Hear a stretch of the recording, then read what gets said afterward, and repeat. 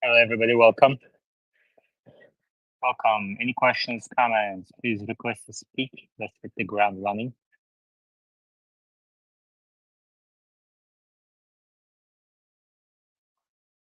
Tesla down 3.2%. Overall markets are up about 1%.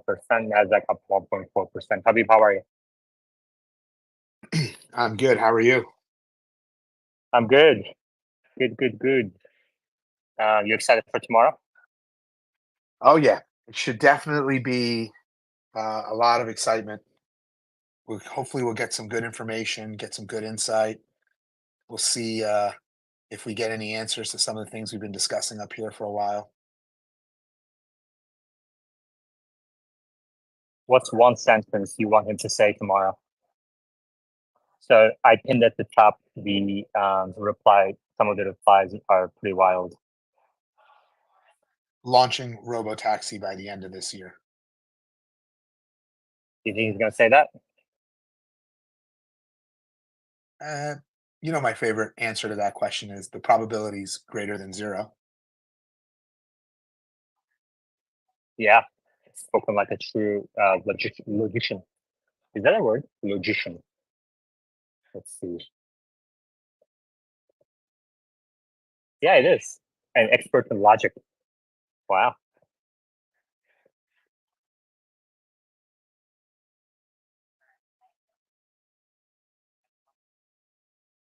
Yesterday's space was great. That was a very nice session.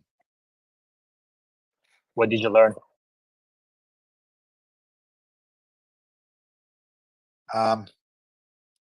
That basically I agree. I think it's inference is going to be the biggest barrier in advancing robotaxi.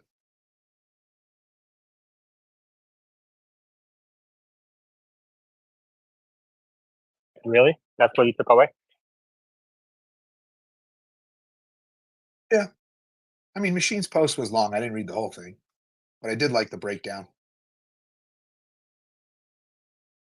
Alan Mobley says the machine rules. Who's the OB? I had a question from yesterday. We were talking about robotaxi. I had an idea. Like, could robotaxi have like a Xbox controller attached to it if there's no steering wheel? And would that work, or is that outlandish?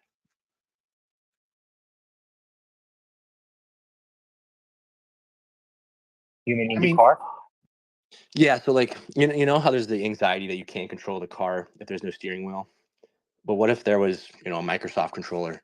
Because I saw the inspiration was I watched this video about Microsoft working with the Navy, and I think they help with like, ships, and they use Microsoft controllers for like drone strikes. So like, I mean, not saying it's the same thing, but just wondering if that gives people like the the aspect of control, because full self driving does seem to be like a Mario Kart.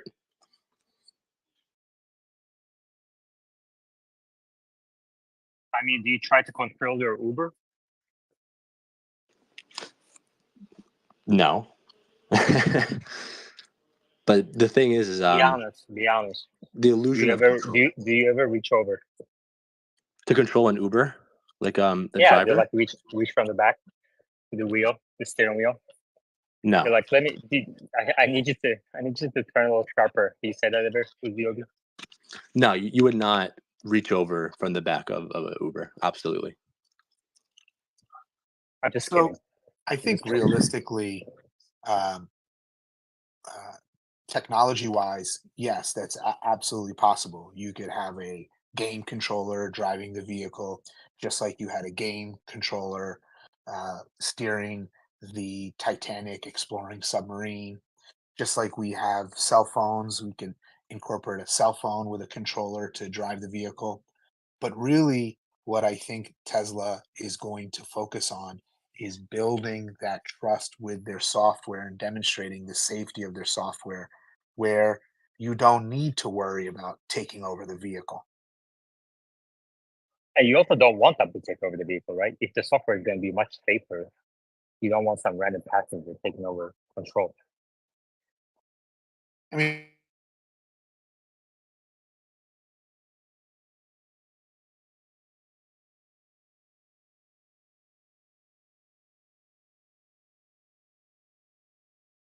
I think he dropped.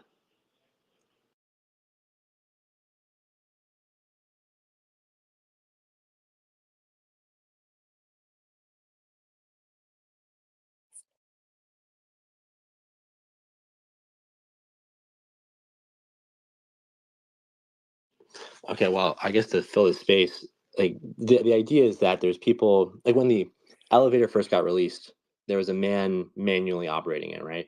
And then you take away the man, now you just have a button, but you don't control the elevator at all, really. It's just you're just choosing a button, right? And you're going somewhere. Somewhat similar to FSD. I just think you don't want obviously someone in the back taking control. So, that's a nice counterexample because that would be really dangerous if someone's driving or if it's already in motion and someone just decides to, hijack the vehicle. But I would think that it would also allow the illusion of more control or another way of driving. Um, just looking at the other platforms that use that. Can you hear me? Yes.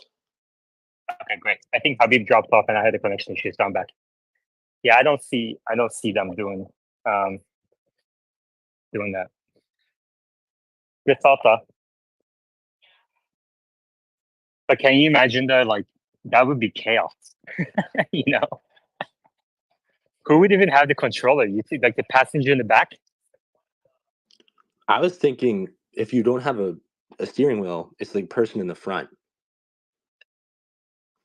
Oh, well, I mean, Cruise, for example, Cruise doesn't have a person in the front. They actually block off, like you can't even reach in. They have a glass window that separates the front seats and the back seats. I don't know how it's on Waymo. I've never seen a passenger in the front seat of a Waymo. Maybe the same kind of control, because you really don't want a human, interfering with what is supposed to be a superior software. Like that's the goal. You know what I mean? So, another aspect of what you're saying though is, like Omar has mentioned before, potentially allowing Tesla owners who add their vehicles to the network to control, like a human remote operator through their phone and stuff. But even that is kind of a stretch, I think. And but we kind of discussed that as a possibility in the past. I wonder what Wes has to say about that.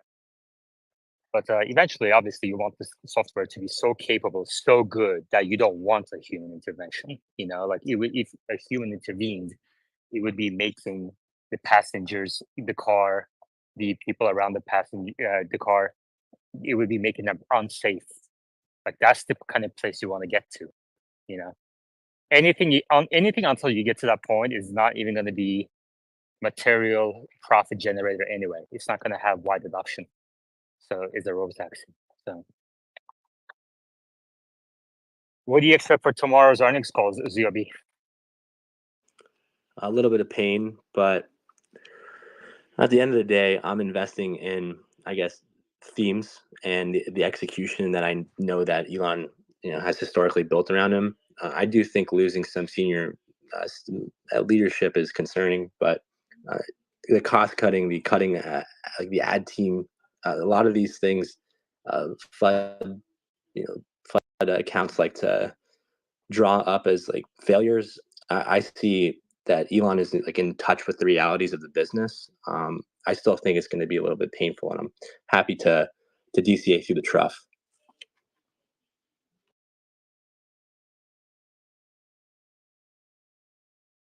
Habib, can you take over for 2 minutes? Yep. Okay. Sorry, I got disconnected a few seconds ago. We were talking about video game controllers, and then when I got back on the speaker board, Uziobi was talking about the some more senior administrators leaving. I don't know. I just saw a tweet from Elon. Actually, it looks like he's kind of confirming that the ad team didn't really meet his expectation. Um, he agreed with a tweet that was saying that the ads were pretty generic and missed a lot of unique features. What do you guys think about that?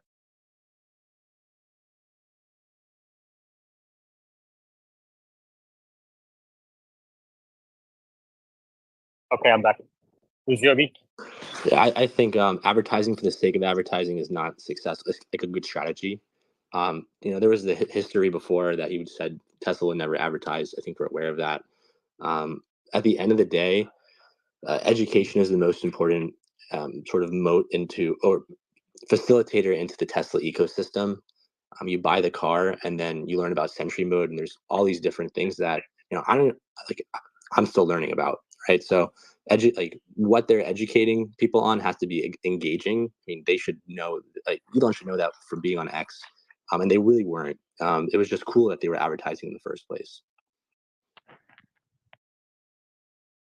Habib, what are your thoughts?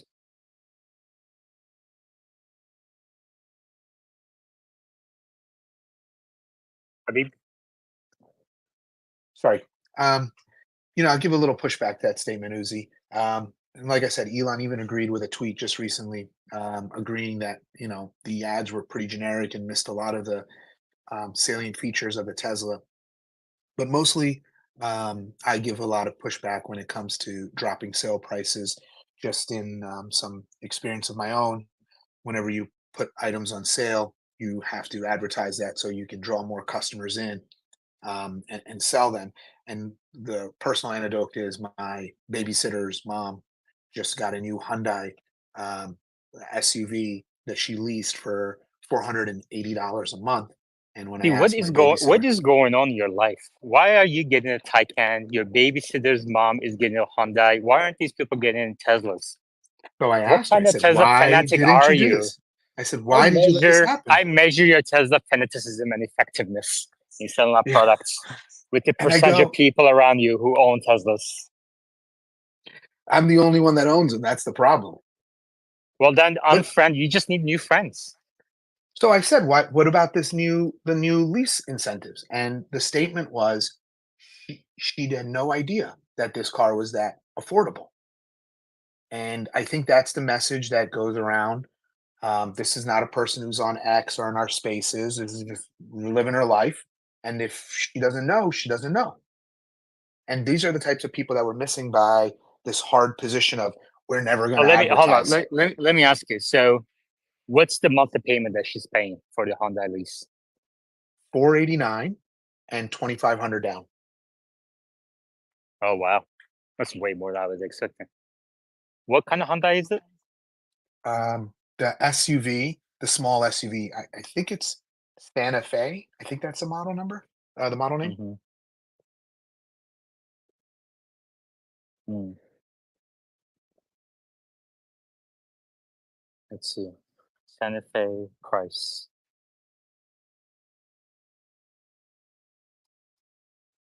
35,000 starting, goes up to 40s. So 35 to 45 range depending on the options. And let's see the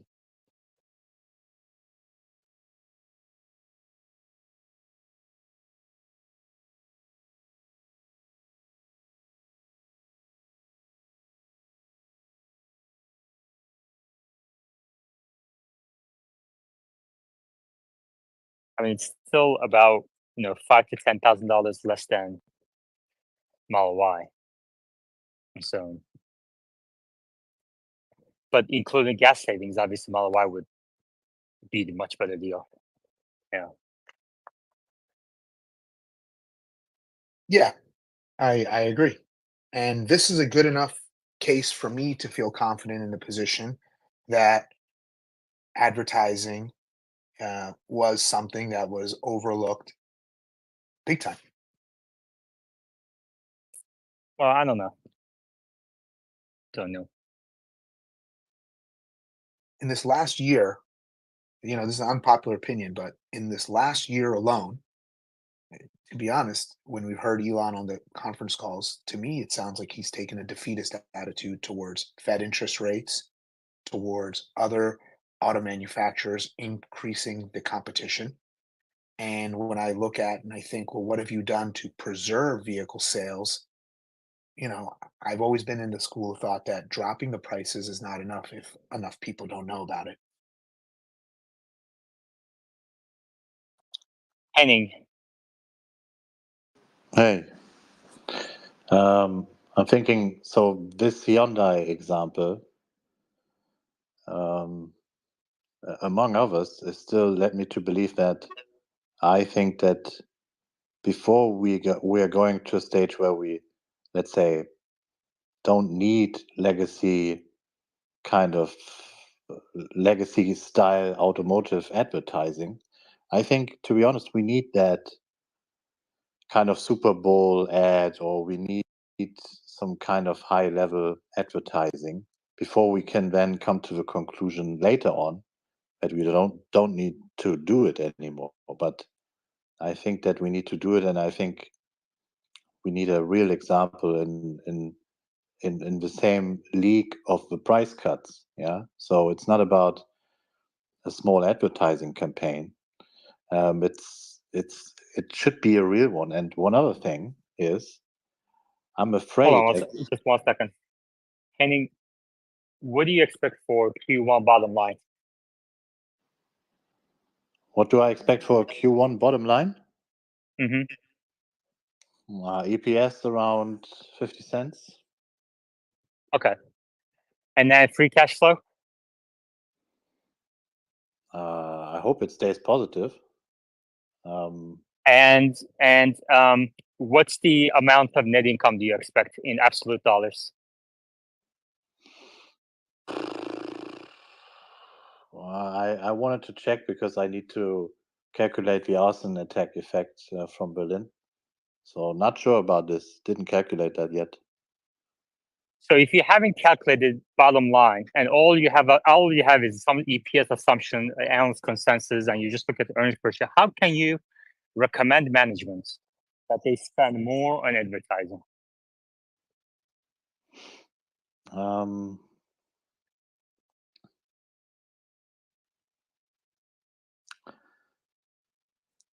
I would have multiple answers, but I think one answer would be that even the current price cuts didn't even get significant demand pulled.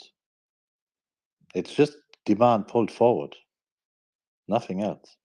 Okay, but you're speculating that more advertising will lead to more orders, even Yes. though, some level of advertising hasn't really panned out that way. So you're speculating, and the reality is the company will probably have negative free cash flow in the first quarter. But more importantly, you just haven't dug into the numbers, which is fine. But I just want to highlight that because I've seen that from everybody. Okay, let me ask you a question back. Go ahead. How do you explain the Hyundai case? Because, to be honest, Yeah, sure. Yeah. Go ahead. So Yeah, I can. I mean, all we've facts been and figures are discussing. there. So Yeah. So I got your question. So we've been talking about this many times here. My position has been that it's not that people aren't aware. It's that people, for some reason, you have to mute yourself when you're not talking to me. It's that most people just simply haven't switched their mindset from, I'm an ICE owner, I go to a gas station, to an EV lifestyle. And I think it's going to change. It's going to take multiple times larger supercharger network and time for that to happen. And spending hundreds of millions of dollars or billions of dollars that these legacy automakers spend is not wise right now for Tesla when free cash flow is barely positive and potentially negative in Q1, going into some real macro headwinds. Go ahead, Henny. okay, so that was your take on it, let's say. So this is why you would say, okay, now at this let's say current negative free cash flow, you wouldn't advise advertising, yeah? Yeah, I don't think advertising is the right choice for Tesla. I agree with Tesla's current and Elon's previous positions. Okay. Okay, Ashay. Just because the sort of the predominant position on the group is a little bit more towards aligning with current Tesla strategy, I'm going to take the other side more strongly, like the previous speakers. I feel like the mind share battle is just begun, And that is how I explain the Hyundai case is Tesla has not won mind share to be able to gain from from the 10% to the 50% or the 60% of the S curve. And I've been saying that for the past couple of days. But what I wanted to follow up with is a couple of examples in history where this was what caused the S curves on these products or technologies to go up. And for a moment, I want to step away from, calling this advertising like some cheesy, car advertising on Super Bowl ad commercials and stuff. But if we go back, almost decade or more or actually 2 decades almost now, to how Apple handled the marketing of the iPod, right? And I was in the industry then because we were supplying chips to their competitors, and the competitors were competing on features and how great their products were and how cheap they were, a great value compared to the iPod, which was kind of bulky and large and very expensive, right? And the product had not made money. So back to your cash flow statement, Yaman, product had not made money, and their ad budget, and they were not, blasting Super Bowl ads or anything like that cheesy stuff, but they were campaigning this product, and their budget at that time was 50 million, which was the size of the entire market outside of Apple for these little devices that were just coming out. And Sorry, they made is your argument that Apple was doing so should Tesla? No, my argument is that is how they captured mind share, right? And Okay, that so bled do you think into Tesla should iPhones. advertise and that your support is Apple was doing it? My support is the second. No, I'm just trying to. I'm not a technical guy in this field, right? So what I see is how these stories in books and things like that, the business books that I've read. I'm not a marketing person, but the other sort of historic example was in the cigarette industry, right? Camo and Lucky Strikes, and what was done during that period to differentiate against basically the same product that everybody was selling, right? And it's not about ad budgets, how much you spend. It's about how you create Okay, so mindshare and how you we connect. have other people raising their hands. Yeah, right. So what's your point in one sentence? My point is, just like we love Tesla, to make 50% of the market love Tesla, you have to create a story that connects, like the iPhone to its customers and the iPod to its customers and Lucky Okay, Strikes to its customers. There's no okay, way thanks. around it. Okay, JB. Thanks, guys. Hope everybody's doing well. Thanks for having the space. I haven't heard this in a while from the community or this space. Perhaps you guys have talked about it, but what about a surprise stock buyback mentioned tomorrow? Any thoughts on that? Because ARK keeps buying. Musk, I mean, Tesla knows they're buying.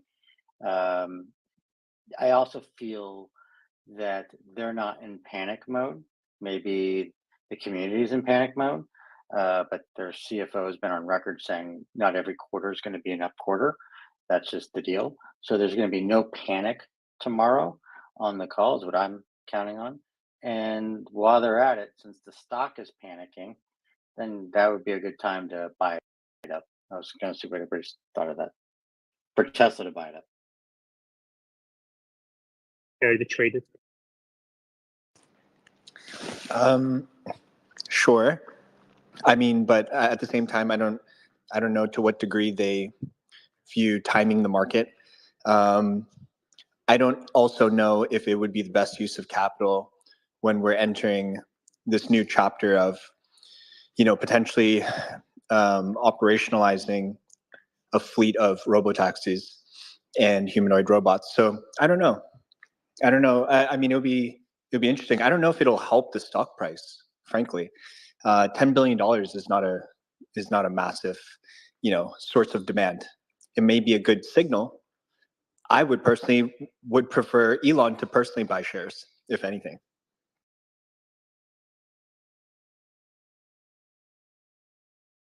Who's the?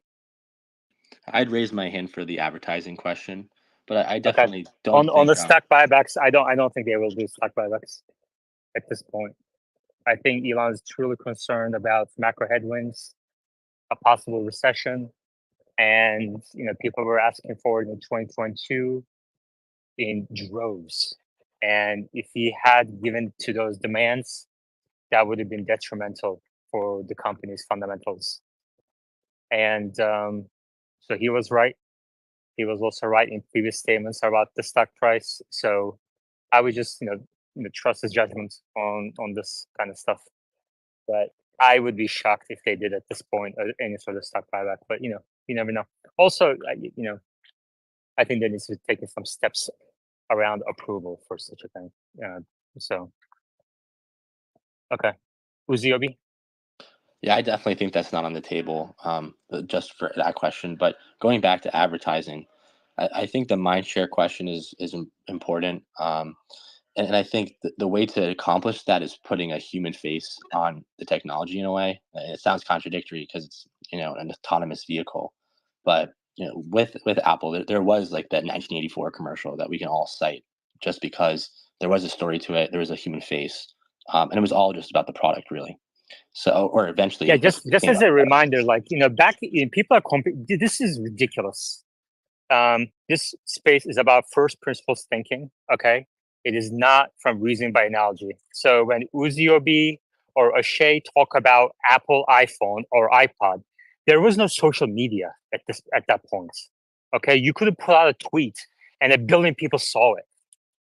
That alone changes the fundamentals of the discussion. And not recognizing that fact is a major flaw in your arguments. Ashay and Uziobi. No, I already acknowledge that I'm not talking about Super Bowl type ads, not at all. I'm talking about how do we connect at a human level? How do we create excitement? That's the first principle of this argument, Yaman. It's not about advertising. I never liked the word advertising, right? The idea is how others or more people than us feel that connection with the product without using the product, right? Before using the we product. have tens of thousands of people coming to these spaces daily. Like, how are you not excited? This is going to be hundreds of thousands of people in a few months. Okay, Well, I trust hope me. so. I mean, and with your help, through the link at the top of our screens, we will get there. Likes, reposts, discussions, sharing with family, friends, colleagues. That's how we're going to get there for free to Tesla shareholders. And we're going to learn the process. So that's the value that we get. And, you all have stocks and everything. So hopefully through that as well. And like, you can't call it advertising, educational advertising, this and that. Like, it's all the same thing, Well, then, are you going to leave some time in the space for very positive kind of messaging that we can talk about the product about? Like, hey, I just came up That's from the a drive. entire thing. That's the entire space.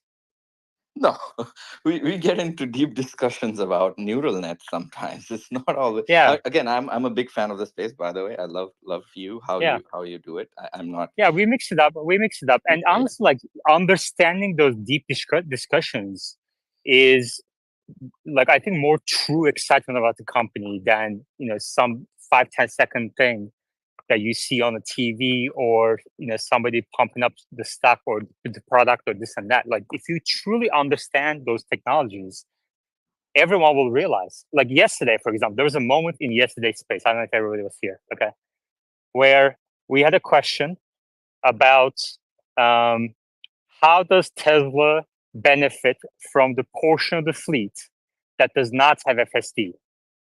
Okay, and the answer was clear to people like Meta, Omar, maybe not Machine, but and a couple of the people who spent a lot of time on this board.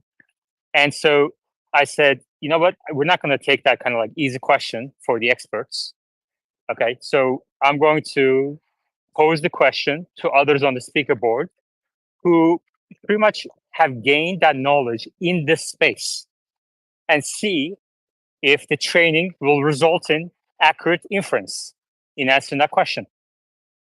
And it did, which is amazing, So when those people are out and about talking to their friends and families and colleagues at the parties and everything, and somebody says there's an AI company, now they're trained with an incredible knowledge base to shut it down with facts and good insights.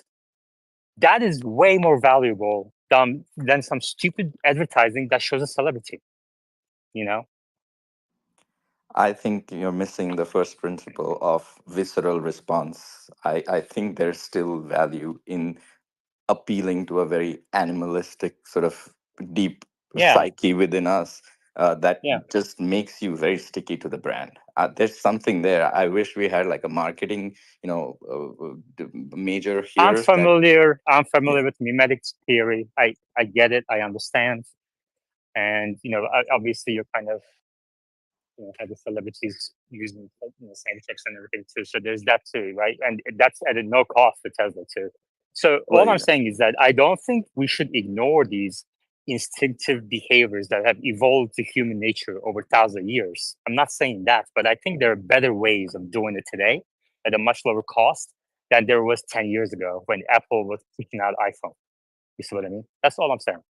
All right, Uzi or B, then JB, then Omar. Okay, well, if you want first principles, I guess the way to look at advertising is through aesthetics, and the way to look at that is through like content and form. So your criticism of what I was saying before was premised on form. You're saying, oh, well, back at the end of the day, you can only advertise on TV. Certainly, that's obviously true. I'm just saying that what we need, or what would be ideal, is that there's a human face or a human element to it that I guess that was already discussed. And I'm going to make another faux pas and bring up another company because it's hard to think out of other particulars. But Figure AI is just a walking ad, and they're not, they haven't they haven't really done anything that it might be meritable financially. But everyone knows what they are, and everyone knows Brett Adcock. And he blocked me, whatever, because he gains attention through leveraging X, right? So he's using the form X, and he's using the content, which is this bot doing basic nonsense. And for instance, Optimus, on the other hand, those videos are very compelling, and you could show it to anyone, and they might say, "Oh, they might take my job." That's what my parents have said, but they understand the value of it immediately. JB. Thanks. A little bit of a deviation. I'm not talking about advertising. Hopefully that's okay. But I kind of pick on Gary Black a little bit, and I want to continue to do so. Gary just keeps talking about how it's mathematically Tesla stock will go down to $125 a share. I just wish he'd be more positive about it. He's pretty negative, and the way he could be going about it is this is exciting that it's going down to $125 a share. The tailwinds still exist, and he's departed from those and just sticking it to us because there is no advertising, sticking it to us, the bulls. And this is this really the time to sell? FSD is finally shaping up. Cybertruck is on the road. Gross margin of Cybertruck is going to be good. Cybertruck is probably going to hit volume production probably by Q4 in theory, one would think. And then the rates are going to get cut at least 1 to 2 times this year. And we're really talking about selling the stock now?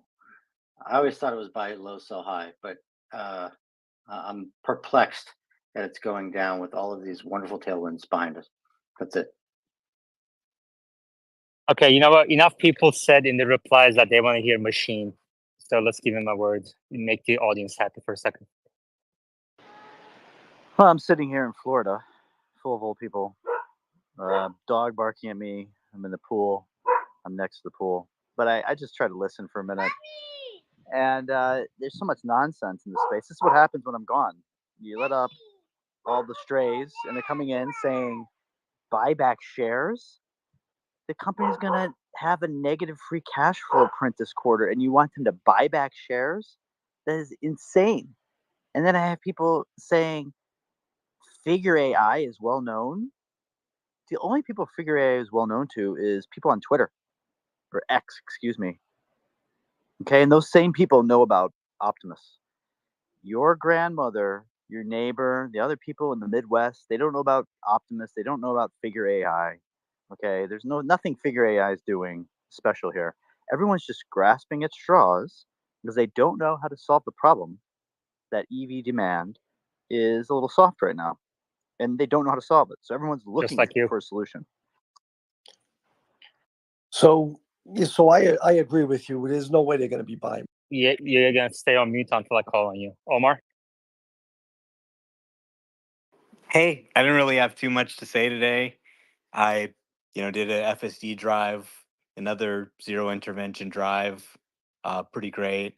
And it was cool to see Consumer Reports rank Tesla as the #1 least expensive car to maintain over time, with breakdowns for the first 5 years and the second 5 years. So, I think we've got a really great product. It's at a great price, super low maintenance, save on gas, which is getting pretty expensive, things like FSD.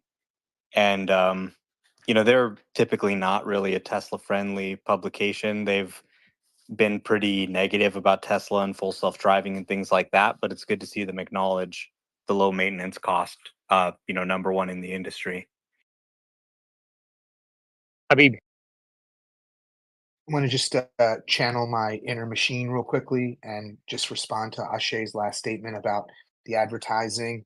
I just wanted to let you know that when I saw the millions of tweets, the tweet that was seen by millions of people of Kim Kardashian coming out of the Cybertruck, that did generate a major emotional response within me and a visceral response. And if I would suggest you to take a look at that ad slash tweet. And if that's not your flavor, there's also one of Pharrell Williams coming out of a Cybertruck, which I think can also generate a visceral response. I just wanted to say that. Thank you. Thank you, Habib. Machine. Yeah, it's hard to follow up after that. I'm a bit distracted by my imagination. But I was just going to respond to Omar and agree with him on Consumer Reports, because historically, Consumer Reports has been negative on Tesla's quality, where they basically overrated sort of superficial issues like panel gaps and paint. And if you looked at their drivetrain evaluation, Tesla had very high scores, but overall, everyone would take Consumer Reports and say, look, Tesla's at the bottom of Consumer Reports for reliability. So for them to come out and say it's the lowest cost of ownership, I mean, it makes sense from our perspective, but I don't think people in general know that. And I actually think that's could be a pretty significant boost for them over. It's going to take some time, but I do think people pay attention to Consumer Reports, and that should be able to help them a bit over, let's say, I don't know how long it'll take, a year or so for that to kind of feed back in, but I think that's a significant event. Any. So just to add, so the core thesis is that once the rates get cut, I think demand should explode, right? It's the best car, best EV, clearly. So we don't need advertising. So then what will happen? Sales will explode. And I have a question here to all of you. Should Tesla publish FSD take rates, yes or no? And why? Because if we have a brand or awareness problem, at least you can see it already at the FSD take rates. So I think they should publish the FSD take rates, because otherwise we are going quarter to quarter and just back calculating the figures and guessing them. And we want Wall Street to at least evaluate the path and those take rates. All right, Machine. Well, along that lines, a bigger question I had that I was going to ask Yaman, which is, what do you think could be aspects or things that Musk could say in the report that actually would totally change the narrative for the stock, in the short term, or no, going into the long term? It's hard to think through things that he could say that people will believe. Anything he says about FSD, I think it's going to be hard for people to believe right now, institutional investors. So what else could he bring up or project that would change the tone? And if I do agree that if take rates started getting higher, significantly higher. I think they should absolutely publish them because that investors that is hardcore data that they could take and project forward what that's going to do to earnings in the next upcoming quarters and year, and that's absolutely essential for projecting out what forward PE, 2025 EPS they're going to predict, and that's what's moving the stock right now down. Is that those things are getting revised downwards. So I think that's the sort of stuff they need to put out if they can help revise upwards the EPS estimates. What can he say to drive what? The stock narrative or what? Yeah, exactly. Yeah, sentiment. Okay, the stock narrative is obviously, it's only going to be short-term stuff, right? If he says anything long-term, it's not going to have any sort of impact on the stock price because the Wall Street doesn't look out that far out. Well, I mean, so they something look like, at a year. What? They'll look out like a year. So if you're saying energy production's going up, margins, take rates going up, like those things, it's not just about the next few weeks. Like that could change the sentiment on the stock, even if it's not something that's happening this quarter. Yeah, I don't think so. I disagree. I mean, Tesla did say energy production is going to increase in the second half of this year. They're going to bring more lines and has had no impact. And that's not even the main concern right now. The concern is about margins. If he had any sort of statements about data that he's seen already, like orders going up, despite pricing actions, but he can't say that because they just reduced prices.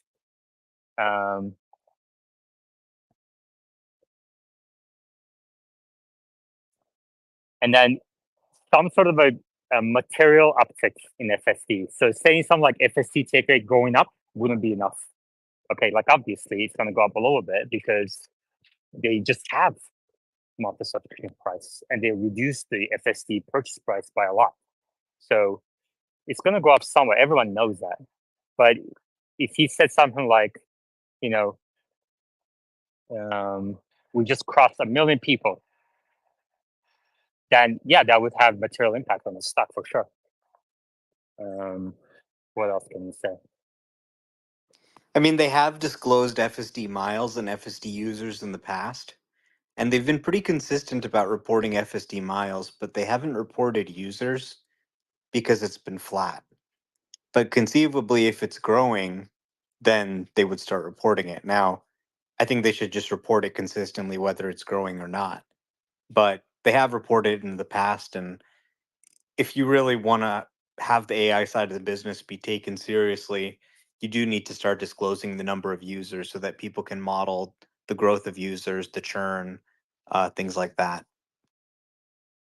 Yeah. And then we're going to see the print on Tesla energy margins anyway, so I'm not sure if there's much we can say on that front. I think that's an area of possible upside. Yeah, I'll try to think of others. Let's see. Let's give somebody who hasn't spoken yet a word. Wes Hicks, go ahead. Hey, Yama, what's up, man? Hey, I just thought I'd jump in on this advertising thing. I think everybody's really looking at it the wrong way. I believe the right way to look at advertising is what accomplishment do you want to make? What are you trying to achieve? And I don't mean that from a monetary standpoint. The real strategy moving forward, I think, for Tesla is to identify the top objections. And I've said this before in here, Yaman, so if I sound like a broken record, I'm sorry, but I think it's important that we move our focus to these specific items. The top 4 or 5 objections that people have for not buying an EV are the things that we need to go after. And we need to educate people, maybe it's range, maybe it's price, if you ask a bunch of your friends, you'll get the same answers. We all kind of know what they are. But if you go after that and you actually change people's perspective on these items, that's really going to help us drive a lot of sales. Or does it end up backfiring and you end up reinforcing the misperceptions with your advertising dollars? How do you mean? Like how would it backfire? Well, I mean, you go out, you say, oh, our range is great. Don't listen to all the people who say it's not good enough. And now you're kind of planting the question in their mind. Hey, range, this is an issue. So you have to do it very carefully. Yeah, you have to succeed, right? As opposed to fail in persuading people. Yeah, 100% agree. Yeah, I mean, like, for me, just not having to go anywhere to get fuel, I can drive wherever, so just show like a mom driving to school. She's late. She's out of gas. She's got to stop. Her kids spill some stuff. It's a disaster. Then you show the EV owner, they charge in their garage, Yeah. they unplug, they pull the car out. Yeah. Tomorrow's earnings day. I don't want to talk about advertising stuff anymore. So if your question or point is about advertising, put it down.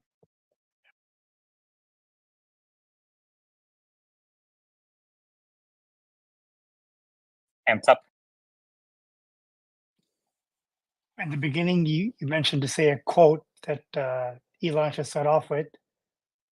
I just wanted to say that he should start off with saying, there is a strong reason why we changed our name to Tesla from Tesla Motors.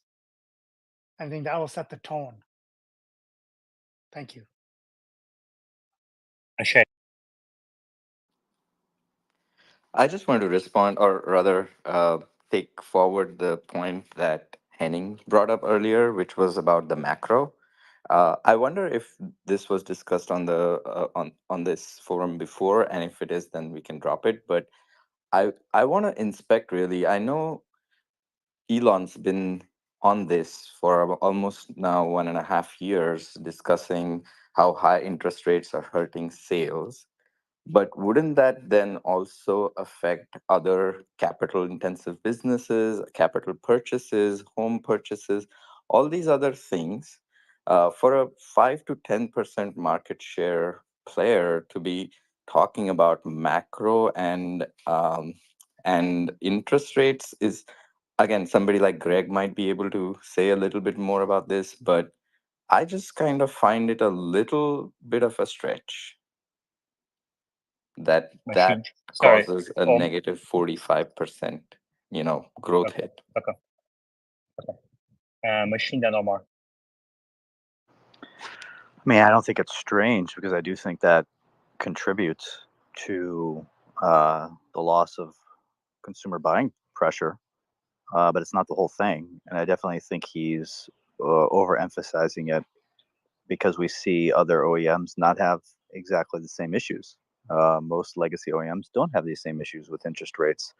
And you can argue things about supply chain for them, the cost of the cars, the fact that I do believe there's overall, not just Tesla, but overall EV demand softening that isn't explained by interest rates alone. Might be explained mostly by FUD. It's partially probably explained by EVs generally perceived to be more expensive and a little higher risk to test a new technology. And people now are being crunched a bit by inflation, and their purchasing power is softened, and so they're not willing to take that little risk on buying this vehicle, and which they also aren't aware possibly that's cheaper. And I think Musk is maybe overly blaming macro per se, but I do think those, if you want, depending on how you consider purchasing power, I do think that is probably partly macro. So I think he's fair somewhat to complain about it, but to attribute all of it to macro would be incorrect, in my opinion. Omar. Yeah, I mean, interest rates obviously impact the price of buying a car. The cost of financing is one of the costs for consumers of purchasing the car, unless they're paying all in cash. But even then, they could be earning interest on those cash deposits. So, pretty much no matter who you are, higher interest rates make purchasing larger items more expensive. And you have absolutely seen impacts in other areas of the economy. I would check out, for example, AJ's page. He's been tweeting out the sales numbers of other brands that are selling EVs. Pretty much every other brand, their sales numbers are down even more than Tesla. So a lot of time people make a mistake when they're comparing these legacy automaker sales numbers to Tesla sales numbers because we're emerging from a pandemic where a lot of these automakers weren't making cars. So they go, well, compared to last year when we weren't making any cars, we're up, 20%. And people go, oh, wow, great. Okay, 20%. But when you look at where they are relative to their peak sales, they're still well below pre pandemic levels. Meanwhile, Tesla is near record levels of deliveries. So you kind of have to look at what you're comparing to. Tesla was able to keep production going through the pandemic. They were able to take a lot of share. But generally, you're seeing an EV pullback, which is multivariate. There's a lot of factors. Interest rates are one factor. The returning supply of ICE and hybrid cars are one factor. Some of the messaging pushback, price, some of the discounts, like really trying to do clearance on some of these EVs, some of these bankrupt companies like Fisker. These things are all having an impact. So the auto market is very complex, but definitely interest rates affect pretty much everything in the economy. Certainly high priced durable goods, cars, homes, things of that nature. But there's a lot of different factors that are at play in why EV sales are sort of slowing down a little bit across the industry. Okay.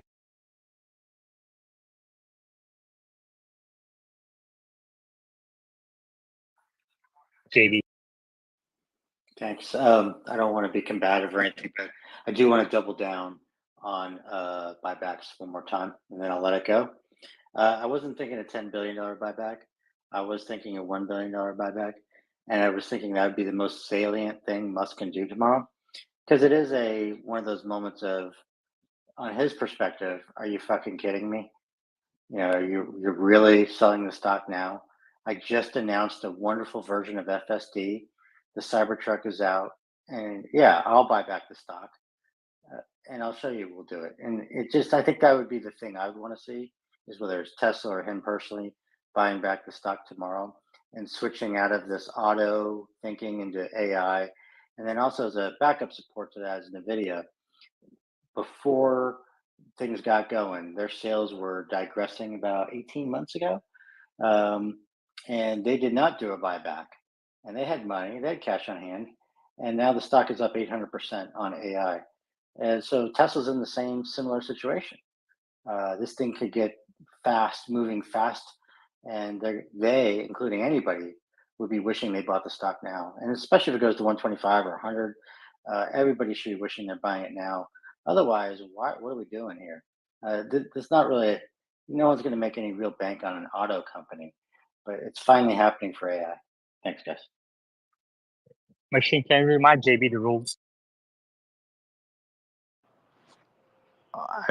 No swearing. I don't know what the rule is there. Sorry, guys. Yeah, swearing demonetizes the YouTube channel, JB. So don't do that. Omar? I really think this is a time to focus on the business and not the stock price. We don't need to pump the stock or worry about making it go up or try and just do some buyback just to try and make the stock go up. It may not even work, right? So just focus on making the business strong. Make the self-driving work, buy the training computers, focus on sales, delivery growth, the fundamentals of the business. When you sort of are chasing the stock, it usually doesn't work out well. Even after this crazy drawdown, the company's trading at a $450 billion valuation.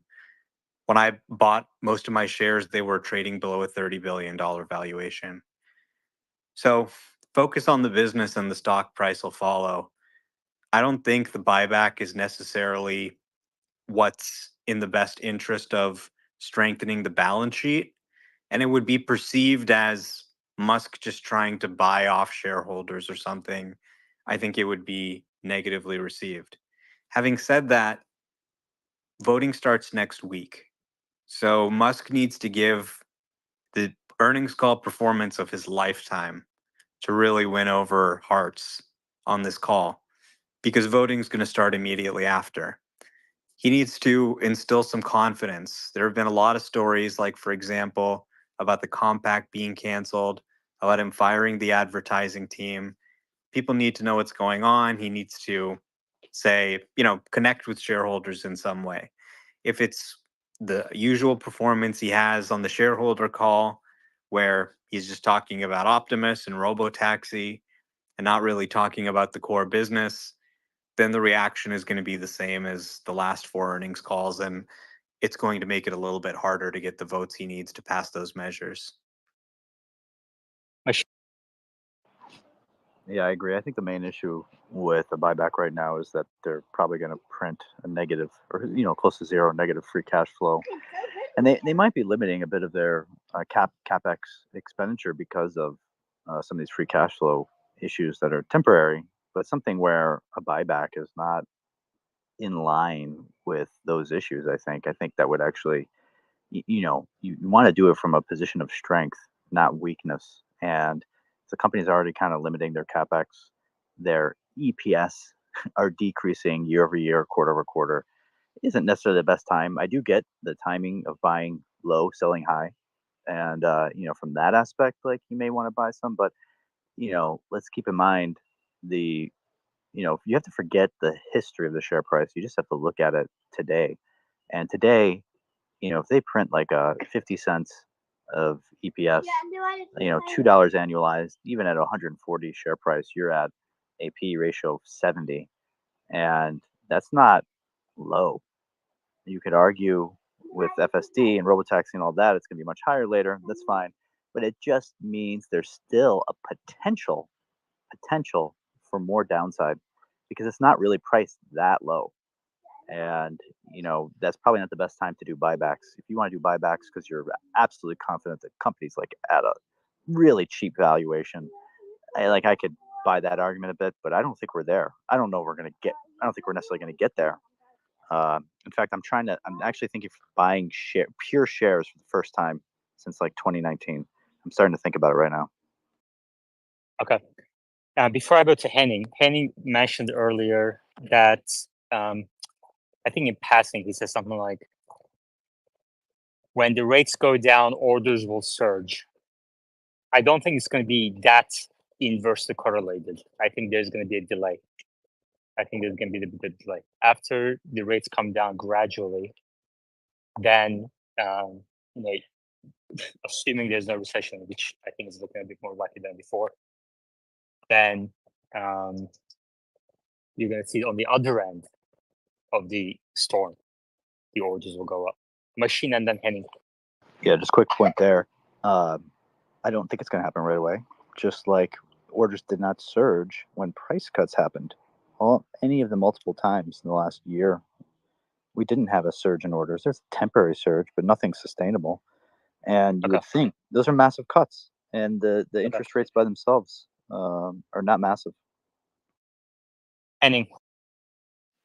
I fully agree. I think it's gradual, so it will not be in a 2 months time frame. So it will expand over time when the rates are cut. So don't get me wrong, it will not happen instantly. And for the earnings call tomorrow, I'm afraid, to be honest, that we won't get a clear guidance, even in this dire situation. I think to really get a clear rating from Wall Street, to protect the stock price, and yes, the stock price is also something to consider here, because you're all doing an investment.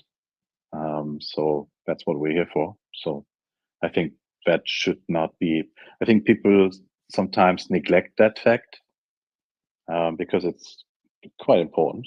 Although some are saying it's not, you shouldn't raise it, but okay. And I think we don't get the clear guidance that we need. But maybe I'm wrong, but I don't think that will happen, because you need hard facts and numbers. And like Yaman said, just unspecific guidance will not help Wall Street and will not help the stock price. And I think if that's not happening tomorrow, we are down double digit for sure. Yeah, don't put words in my mouth. I never said anything about Wall Street or, don't put words in my mouth unless you're specifically quoting me verbatim. And I really don't appreciate your focus on the short-term stock price either, Henning. I don't know if you're the right speaker for the space. Omar?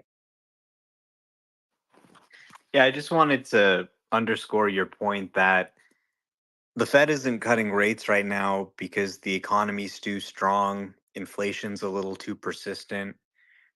Usually, when they do cut rates, it's because of some underlying economic weakness. So they say, okay, we're seeing some weakness, we're seeing inflation come down very quickly now that, for example, unemployment's rising or something like that, and we're seeing less spending. So therefore, we're going to start cutting rates. So it may be that when they start cutting rates, there's another factor that prevents people from buying cars. But then eventually, as you said, as the storm passes, everything will be in a good situation for people to buy cars after that, hopefully. But it's very difficult to predict the future and how these things all shake out. And, I agree. I think the stock price doesn't matter. Okay, it's going down. The earnings are going down. People are very pessimistic about the company. January 2023, it hit 113. Did it matter? No, it went up, it went down. What the market thinks about what's going on at the company isn't really important. What is important is what's actually being built at the company, the products and technologies being built. And right now the company just needs two things, really. It needs A, as many cars out onto the street as possible, collecting as much data as possible. And B, we need as much training compute as possible. Get the data, get the compute, train FSD as fast as you can. That's really the main thing the company needs to do. So I think everything needs to be viewed, I think from Elon's perspective, the way he's looking at it is, okay, these are kind of challenging times. We need to make sure we're profitable. Is this better than a GPU? Right? So you got this team of 40 people making the lamest ads you've ever seen.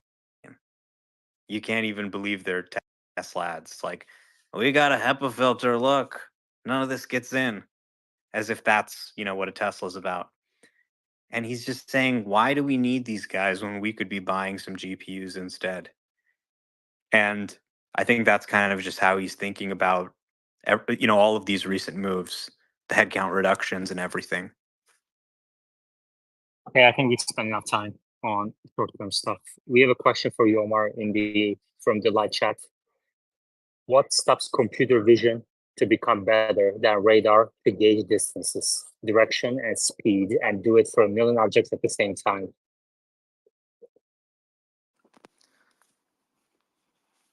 It's not about the sensors, okay? There's a number of different sensor modalities that work. I drive in a Waymo that has a number of different sensors, and I drive in a Tesla which just has cameras.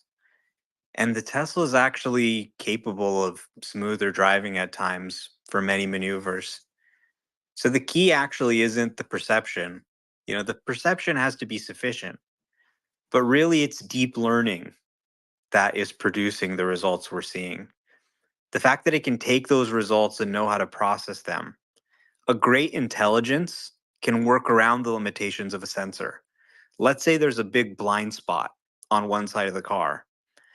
A sufficiently smart intelligence could know about that blind spot and position itself to maximize its viewing angle always and still drive very well and be cautious and be aware of that blind spot. So it's really the intelligence above all that matters. Now, you can have a really great perception system with incredible detail down to the inch representation of the real world. But if you don't know how to translate that into what to do, then it's challenging. And you really need deep learning for that. And vision is really uniquely suited to being good for training deep learning models because the sensors are so low cost and plentiful. So it's conducive to the scale you need. And also, just having one simple sensor modality where it's not like a ton of data, it makes it more challenging when you're combining all these sensor modalities and you have like multiple gigabytes of LiDAR scans, right? Just like a small little image, it's a lot easier to handle. It limits the, inference needs at runtime when you're trying to inference the model. So there's all these benefits. Like people are kind of thinking about it the right way. It's not like about being able to see the world in like, microscopic detail that you can tell every inch. You just need to know like, okay, there's a car over there, there's a guy over there, and here's kind of broadly what I have to do. And as long as the perception system is good enough, it's really about that deep learning process that actually produces human-like driving. So I think one of the lessons from the last few years is that people were just far too focused on the perception system and not enough on the planning and control, the intelligence that knows what to do with that perception system. Wes?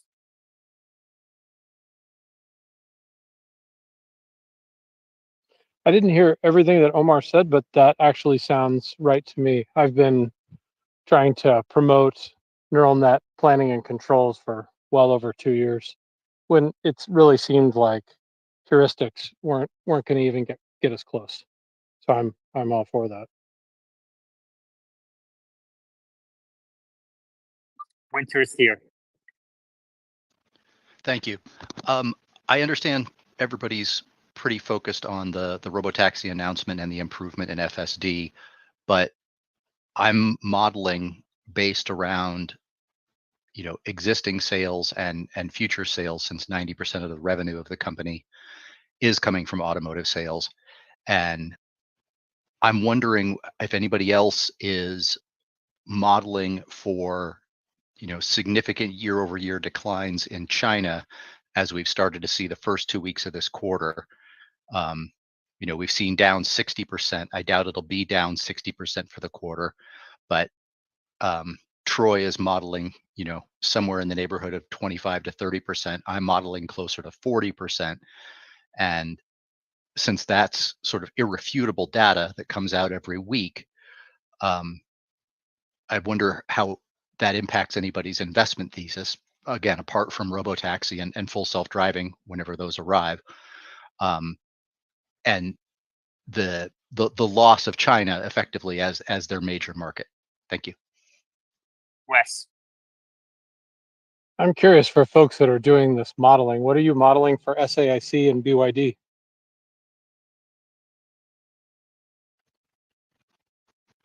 Well, I'm not invested in BYD or SAIC. I'm watching BYD. Yeah, the overall market is down. That's why I'm mentioning this to you. I think it's probably worth your time if you want to model Tesla accurately and appropriately, because both of those other companies are experiencing major downturns too. So it's not just Tesla. This could help you. I'm trying to offer some advice. Okay, but again, that would be irrelevant to the thesis. If the China market is down, and I'm not disputing that with you, my only investment right now is in Tesla. So if BYD or the broader domestic market in China is down, then that's obviously a headwind to all automakers in China. The numbers that I see coming from BYD specifically are that the Chinese EV market, that obviously including PHEVs with BYD, is pulling away from everybody else. So their market share continues to grow relative to the other manufacturers. I'm looking at quarter on quarter and year on year sales for Tesla because that's what I'm invested in.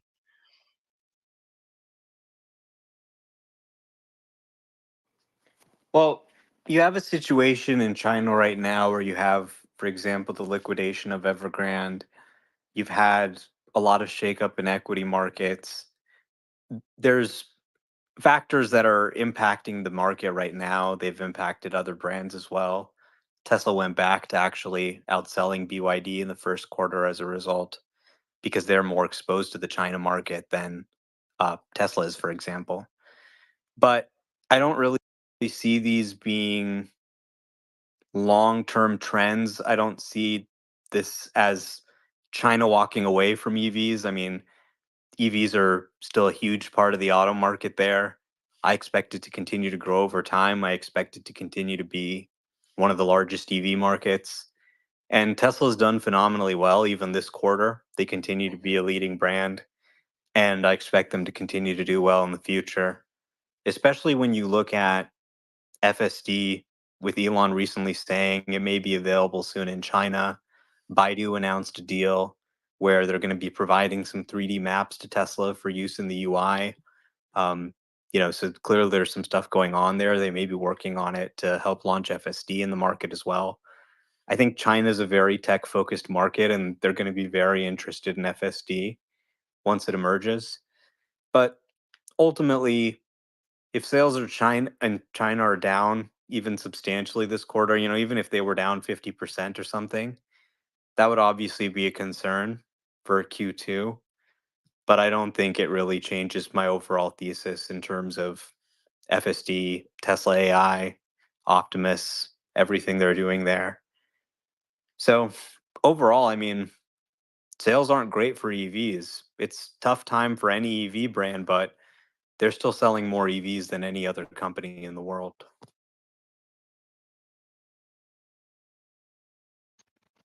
Okay, again, the question was really apart from Robotaxi and Optimus and FS driving and all the other products. I get it. Elon has said we're not a car company, but at this point in time, given the amount of revenue coming from the auto business from a fundamental basis, I have to base my investment on that. If you want to do your investment on a show me story, then that's your choice. I'm not arguing that with you. But when you're saying they sell more EVs than anyone else, plug-in hybrids are EVs. I mean, whether you want to say that they're not a pure EV, so it doesn't Can I matter. ask you a question? You say Sure. you're an investor. Are you actually an investor in Tesla? Yeah. I don't know. An investor in puts. Oh, is that what it is? Are you an investor in puts? I have long and short positions in Tesla. Okay, got you. Okay. Yeah, He's I've the been Tesla around. Q guy trying to pretend to be a bull.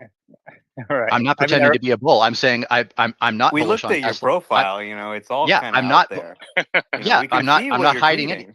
I'm not hiding anything. I'm not bullish on let me Tesla. ask you. Let me ask you this. Are you a net short? I'm definitely net short at the moment. Okay. Well, then why are you saying you're an investor? Because I also have long positions. Hey, that's misleading. So we're gonna move you down to listening mode. It's not a misstatement. But listen, if you want to come up here as a bear, you're welcome to do so. But it's not okay to mislead my audience. How am I misleading anyone? I said I'm a Tesla investor. You came up here, you said you're an investor, trying to plant seeds of doubt in everybody's mind. Oh, China's sales are down so much. You're lying to everyone's face because Tesla Q is fundamentally dishonest. I mean, you guys should be happy. You guys should be celebrating. If I were you, I'd be at the bar right now getting fucked up. The earnings calls tomorrow, Tesla stock's down. Yeah, there's no need to be dishonest, right? You could just say, "Hey, I'm short." How am I being dishonest, Omar? All right, let's turn back to fundamentals. I think everyone knows what's going on. That was my question. My question was based around fundamentals. Okay, ask the question. Suddenly it matters whether I'm net long or net short at the moment. I just increased my long exposure 6 minutes before market close. Okay. So what's your question in one sentence? Well, I think I phrased it is that Omar was saying, well, Tesla sells more EVs than anybody else, but that's not true because plug-in hybrids are EVs. Okay. And so, all right. So that's the main dominate that market.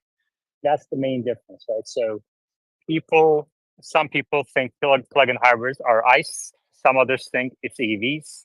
So it depends on your definition. Well, when you have the ability to drive the distance that most people drive most of the time, which is under 40 miles on electric, that's an electric vehicle. I understand your position. Okay. But according to a Clean Technical article, most plug-in owners don't plug in their cars and they end up driving most of their miles on gasoline engine. That's why people in here, mostly here, believe that they're ICE vehicles, not EVs. So if you consider plug-in hybrids EVs, then yes, sure. BYD has more deliveries. But a lot of the bulls in here don't consider that as a feature.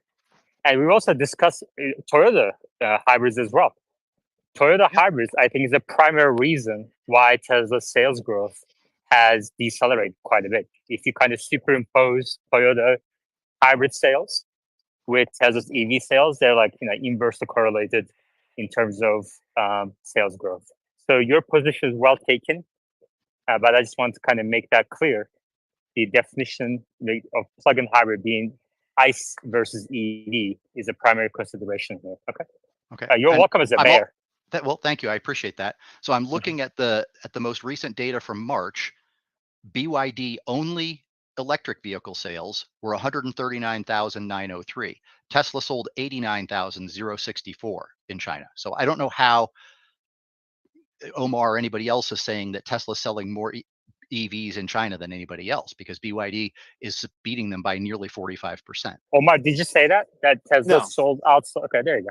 So No, even if you said BYD, that, of course, is outselling them in China. BYD is heavily concentrated into the Chinese market, whereas Tesla's a more global company. They have, in Q1, they had less EV sales worldwide than Tesla. In 2023, Tesla had more EV sales than BYD. In Q4, BYD had more BEV deliveries than Tesla. So that's why I say they're delivering more EVs than anyone else on Earth. For 2023, for great. Q1, that's the data we have. Great.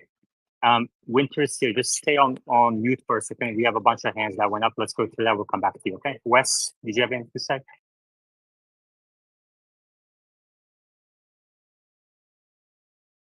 Okay, Lumi. Yeah, no, Wes, go ahead. Sorry, just real quick. Very short statement is that partial hybrid, anything that's partial, anything that has a gas engine, typically has much larger range of gas than it does of battery, and so that's all we see people doing. And you mentioned this before. It just does not advance the mission of Tesla. And so I get that bulls like to talk about that. I like to talk about that, and bears don't. And that's part of some of our investing thesis. So I just want to quickly say that. Thank you, Lumi. Yeah, just to want to address the gentleman who was net short at any point in Tesla's history. Not financial advice, but they should look into the biggest short squeezes of all time. Not financial advice. And I think anyone in this room who is educated, it was actually from a car company before the great GameStop. There was another car company which took that holy spot. My point is that with the onset of higher tensions in the Iranian Strait, my knowledge isn't great with this. I would assume energy prices, especially oil prices, are going to go continually up, which would make the comparable cost between fuel cars and EVs or hybrids much more distinguished. I don't know. That's my opinion, and I'm long term, painfully Tesla holder. I'll put it that way. May. Hey, I'll make it really quick. Let me know if you can't hear me. I'm in the car, so just wanted to say that China has been experiencing recession in the last 2 years. All this real estate or all this liquidation, it is affecting people. It is affecting people's jobs. So the sales being down in China, it's no concern when you have the knowledge of what is going on in China's economy right now. That's number one that I wanted to mention. And why sales down in the U.S. The consumer mindset in the U.S. think 7% is too high of a finance rate.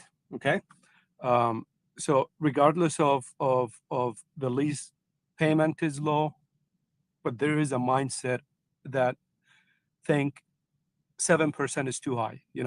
This has been experienced with financial institutions, with mortgages, and with cars too. So yeah, you'll see a drop in auto sales as we've been seeing drop in real estate sales. So so you have to look at certain industry with similarities of financing. 7% is high. And last thing, just I want to address the person who suggests a $1 billion buyout or buyback. I also think it's a waste of money, because a $1 billion can do a lot for Tesla right now. Forget advertisement. I wrote in the comments, if you look at Red Bull social media pages, websites, you don't see advertisement, and it's the best selling energy drink in the world. And they don't do advertisement. Okay. They do some exciting movies, short videos that everybody nowadays knows what Red Bull is. Okay. I think Tesla has what it takes to pull off some kind of knowledgeable training like what Red Bull did. So that $1 billion can go toward buying down rate, which I think it's going to happen soon in the US because it's been going on in Europe, in Germany, and I think in China too. If that happens in the US, trust me, everybody will start buying it. And that's all I'm going to say. Okay, thank if you you. can drop me back Boring down. CTO, go ahead. No, first of all, like my 80% of the portfolio is in Tesla, and it's a painful ride, but I keep buying it because the fundamentals are good. And when we see the bigger picture, the prices are not down because of just one reason. It's because of some of several reasons. Like it all started when Musk starts selling his shares himself for funding the Twitter. Then the Ukraine war, then inflation, then again people think that Musk is not committed himself to Tesla. Then increase in the interest rate, it affects maximum the companies which are the growth stocks, and it's not only affecting Tesla, it's affecting several other companies of similar. Then because of the war and the increased price, the commodity price was increasing. So, but in long term, like the fundamentals are good, and I think Musk is going to commit again in this investors meeting. That's why if you see, he canceled the important meeting into India because he said he need to be there in this investors deck tomorrow to answer the question. I think he's going to address his commitment, and I think that's why if you see his Twitter handle also, he's focusing more on Tesla than ever. Okay, thank you. Yeah, we're looking for unique insights in your expertise areas. Okay. It doesn't help when 10 people come up and say the same thing. I don't think the fundamentals are good. At least not this quarter. Yeah. Usman? Yeah, no, well, so I have two things, right? But I will go to the unique insight that I thought gonna be, man. Thanks for having me, but Omar as well. But I think, next Tesla Gigafactory, I think in the Middle East gonna be in Saudi Arabia. I mean, like, look at like the Middle East and especially the Gulf countries market.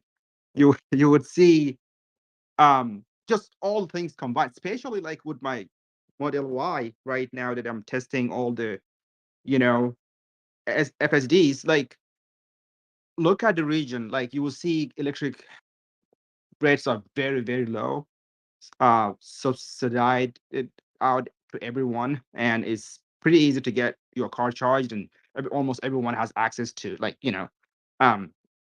garages and things like that, and it's going to be very easy. It's big market. I think to be amazing in terms of to for example, the market itself. To look at it, like ladies driving cars now, it's been amazing the way it is shifting now, and then with FSD to that would be great. I think that's the better suitable market for FSD. I think is in the Middle East, to be honest. Looking at all the things that if you look at the accident rates and new drivers, whole new generation that are ladies, that would female that allowed to drive, for example, places like Saudi Arabia and also in the Middle East in general. Just going to be amazing how FSD can be adopted in Saudi Arabia. So therefore, I think new gigafactory in the Middle East should be in Saudi Arabia. That's one. Second one, that's my question to Omar. Is that Omar? Hey, I don't know, man. In my Model Y now, I've driven already more than like 2,000 miles. Last 1,000 miles, I think it's all FSD. Look, I mean, I don't go anywhere without my FSD. Pull up my phone, get my mobile app, put the address, send it to car, drive on. That's all I do. I mean, it's amazing with the kids, everybody loving it. But the thing is that I feel like right now it it never asked me to take. Well, it asked me to take over, but I never took over. Maybe I'm hard-hearted, but I never took over. I would just tap the steering wheel and it will do everything. I don't. It's already doing every single thing like the Robo taxi. I never took over. Um, even when it asked me to. Okay. I feel like yeah, Omar, yeah, man, one second. Yeah, so I feel like what if, I mean, the new update, do you think that gonna adopt AI in which, I'm a good driver, my driving behavior will dictate how much FSD will ask me to touch the steering wheel? I feel like I don't need to touch the steering wheel anymore. Omar? Well, definitely watch the car. Don't be complacent. It can still sometimes make mistakes. Although I'm having experiences like you, it's pretty good. I haven't had an intervention in like 10 days now. But still, pay attention, be ready to take over. It can still have some issues. But yeah, sorry, what was the question? Nobody knows. All right, Yoshi. Hey, hello. Thank you, Yaman, for the opportunity. My comment is, or question is related to Cybertruck and more on the forward-looking perspective of this new vehicle. I've been following obviously a few accounts like Joe Tagmeyer, looking at the number of the throughput of Cybertrucks. We still see in social media all this halo effect, and question for the audience or for Omar is, where do you guys see in 12 months from now, how Cybertruck is going to be doing? I'm based out of Canada, and all my, Canadian friends, some of them have reservations, and we're still very excited to see this market um, to get open. So, I mean, I know there's a lot of, FUD and a lot of anxiety out there, but we have this vehicle that it is, in the early stages of ramp up. I don't know why we don't talk that much about it. I know that there's a lot, but just wanted to see or hear about your perspective, guys. Yeah, I mean, I've got a Cybertruck downstairs. I think it's an incredible vehicle. Honestly, people are going to love it as they get more out there. I would hope that 12 months from now, they've got somewhere between a run rate of 125,000 to 250,000 vehicles a year, at least, that they're starting to produce the non-foundation series and lower price variants like the standard range at $60,000. I think people are just going to eat those up. This is just a really comfortable, nice vehicle. It's the flagship of Tesla's lineup. I think the best vehicle they make. So things seem to be progressing nicely. They have a few thousand of them. I think everyone would love to see it a little faster, but if they can get next year the non-foundation series and the lower priced variants out, people are just going to be eating these things up, especially with the point of sale credit.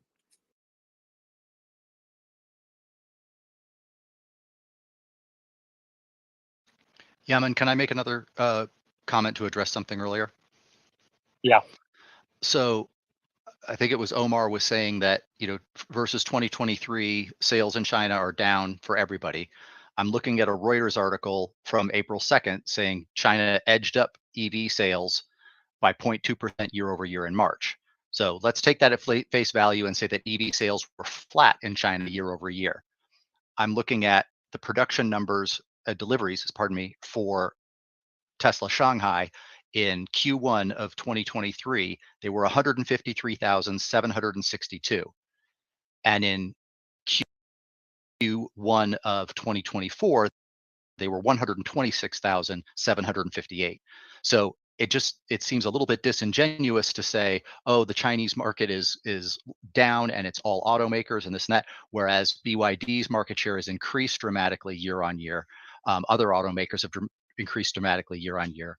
And I don't think that's a quite apples to apples comparison, because BYD and the other Chinese makers are much younger, and so they are going to grow much faster.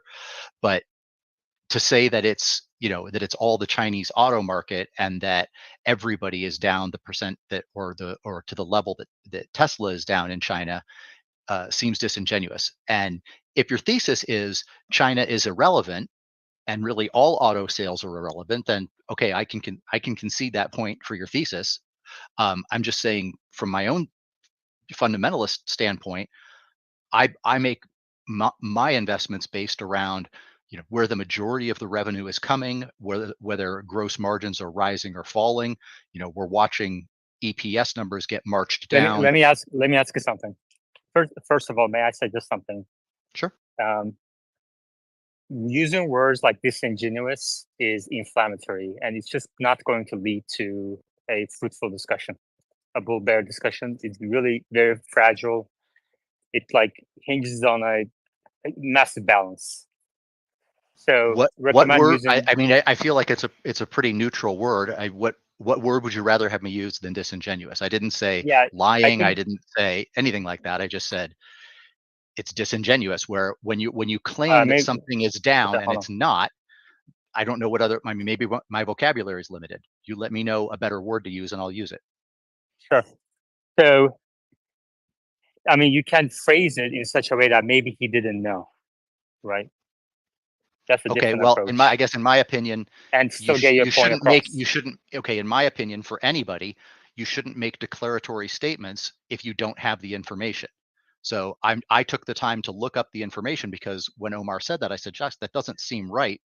And I went back and I referenced it myself to make certain that I wasn't incorrect in my assumption and what I was that's great. And then come up and say, you know what, you said this, maybe you misspoke, here's the data.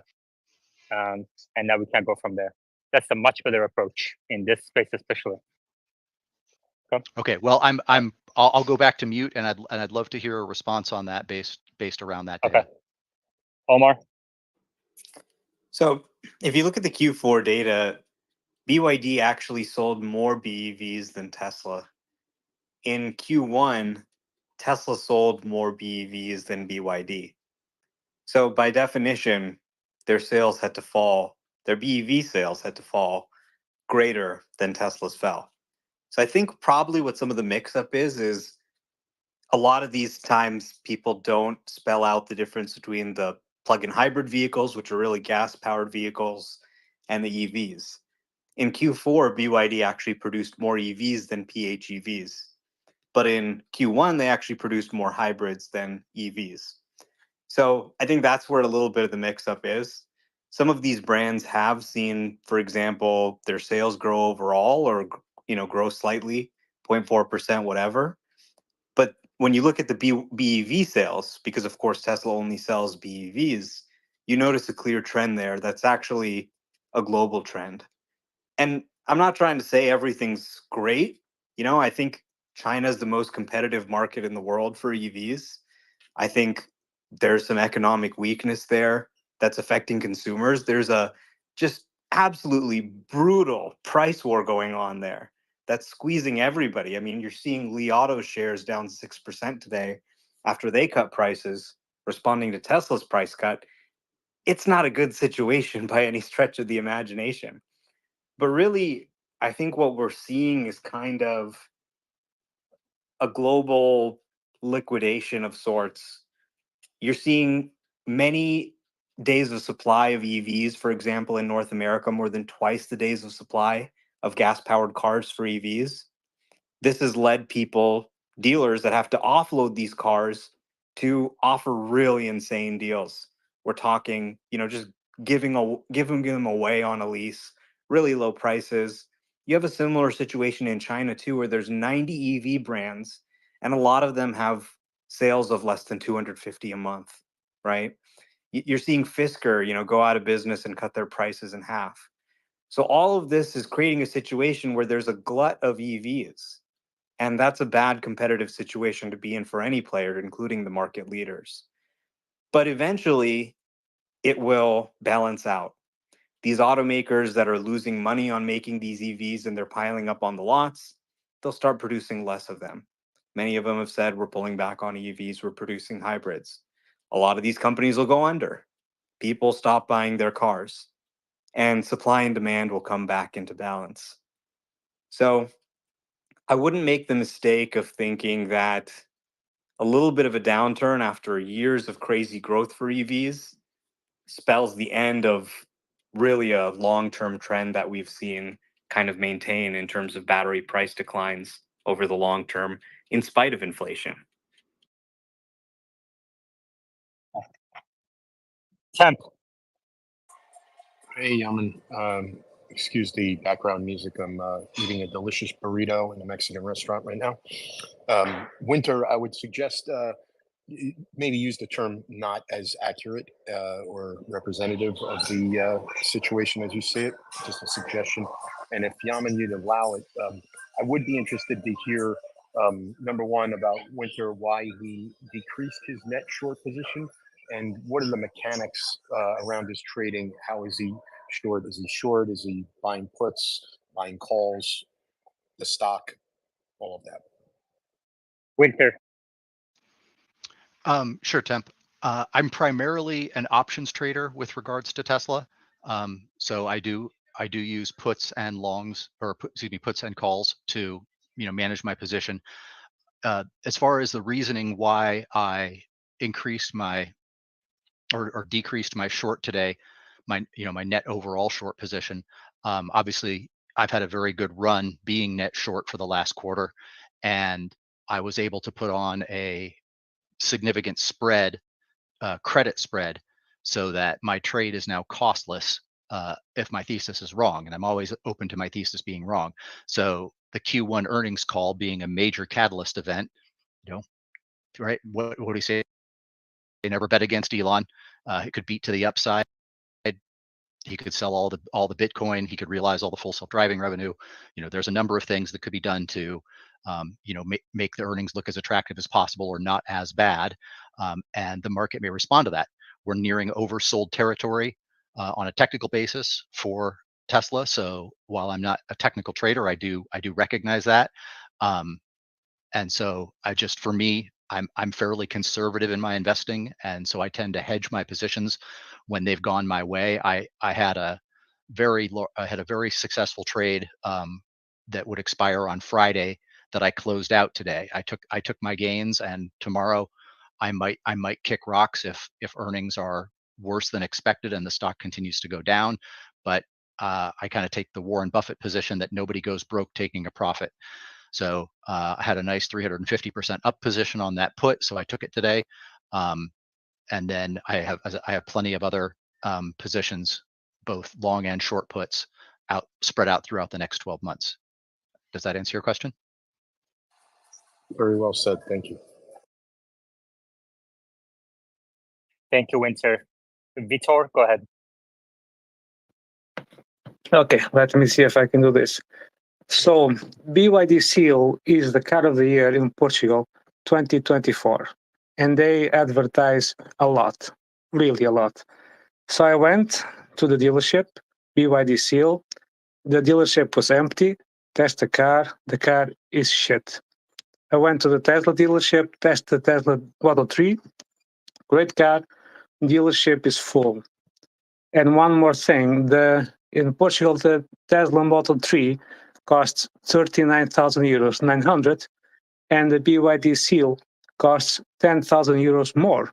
So Tesla is cheaper and better. Thank you. Thank you, Wes. Say, Yaman, question for you. My connection was a little spotty. Can you summarize the Bear or Winter's thesis, like the shortest summary possible, please? Thank you. I'm petting a golden retriever right now. I was totally not focused. But or maybe somebody else could. Sorry, I'm used to you being so detailed. I haven't given my thesis yet. I'll explain. Well, I haven't given my thesis, so I don't know how anybody could. No, I understand. Base it. Okay. But he sounds like somebody who is fundamental analysis focused, and he plays both sides of the trade. He can be net long, net short. Okay, so it actually reminds me a little bit of Machine, but with a bias against Tesla and Elon in general. Yeah, that was my sense too. He clearly has a bias, but the thing is, we want more bears in this space. I want more bears in this space. And Yeah, this I guy agree. That's why puts I'm interested in the thesis. he puts his money where his mouth is. Okay, and that's very important. And then, secondly, he's very focused on Tesla Automotive. Okay, and this is most of the market as well. Most market participants are focused on Tesla Automotive. And he said earlier, most of the revenue. He said, I look at where most of the revenue and profits come from, and that's cars. And that's correct. That's factually correct. However, I bet you this guy can build a DCF, but he hasn't. Okay? Because he also clearly has the capacity to understand that the intrinsic value of the company depends on future cash flows. So inherent in what he's saying is, I believe Tesla will continue to be an automotive company until they show me that they're not. Okay. And that's fairly accurate, Yaman. And I even tweeted a while back that And that's while I was petting a golden retriever, by the way. Right. But what I was, with regards to, being a fundamental investor, yep, that guilty as charged. And sometimes people ask me what would it take you to flip, all long Tesla?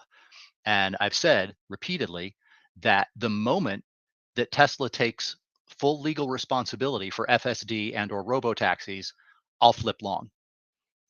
But until that time, regardless of how great FSD is and how much you use it and enjoy it, it's still a level 2 ADAS system as far as legal liability goes. And so yeah, that's fair. But here's the thing. Clearly, I don't think you've been coming to my space that often then. Is that right? I think I've been in 3. Yeah. So this space has been running for 2 years. So, we have close to about 1,000 episodes now. And you've been in 3. And it shows. Because if you actually participate in the technical discussions that we have,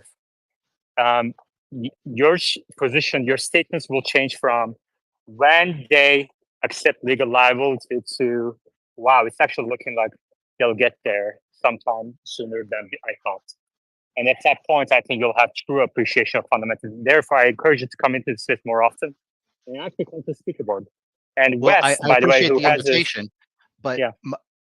And again, we can look at all of the technicals, and I can absolutely, I follow Elon. I see everything that Elon says about FSD, and I see videos for FSD, both good and bad. But at the end of the day, it comes down to legal liability, and nothing. And you don't get to level 3 or level. That's not true. That's not true.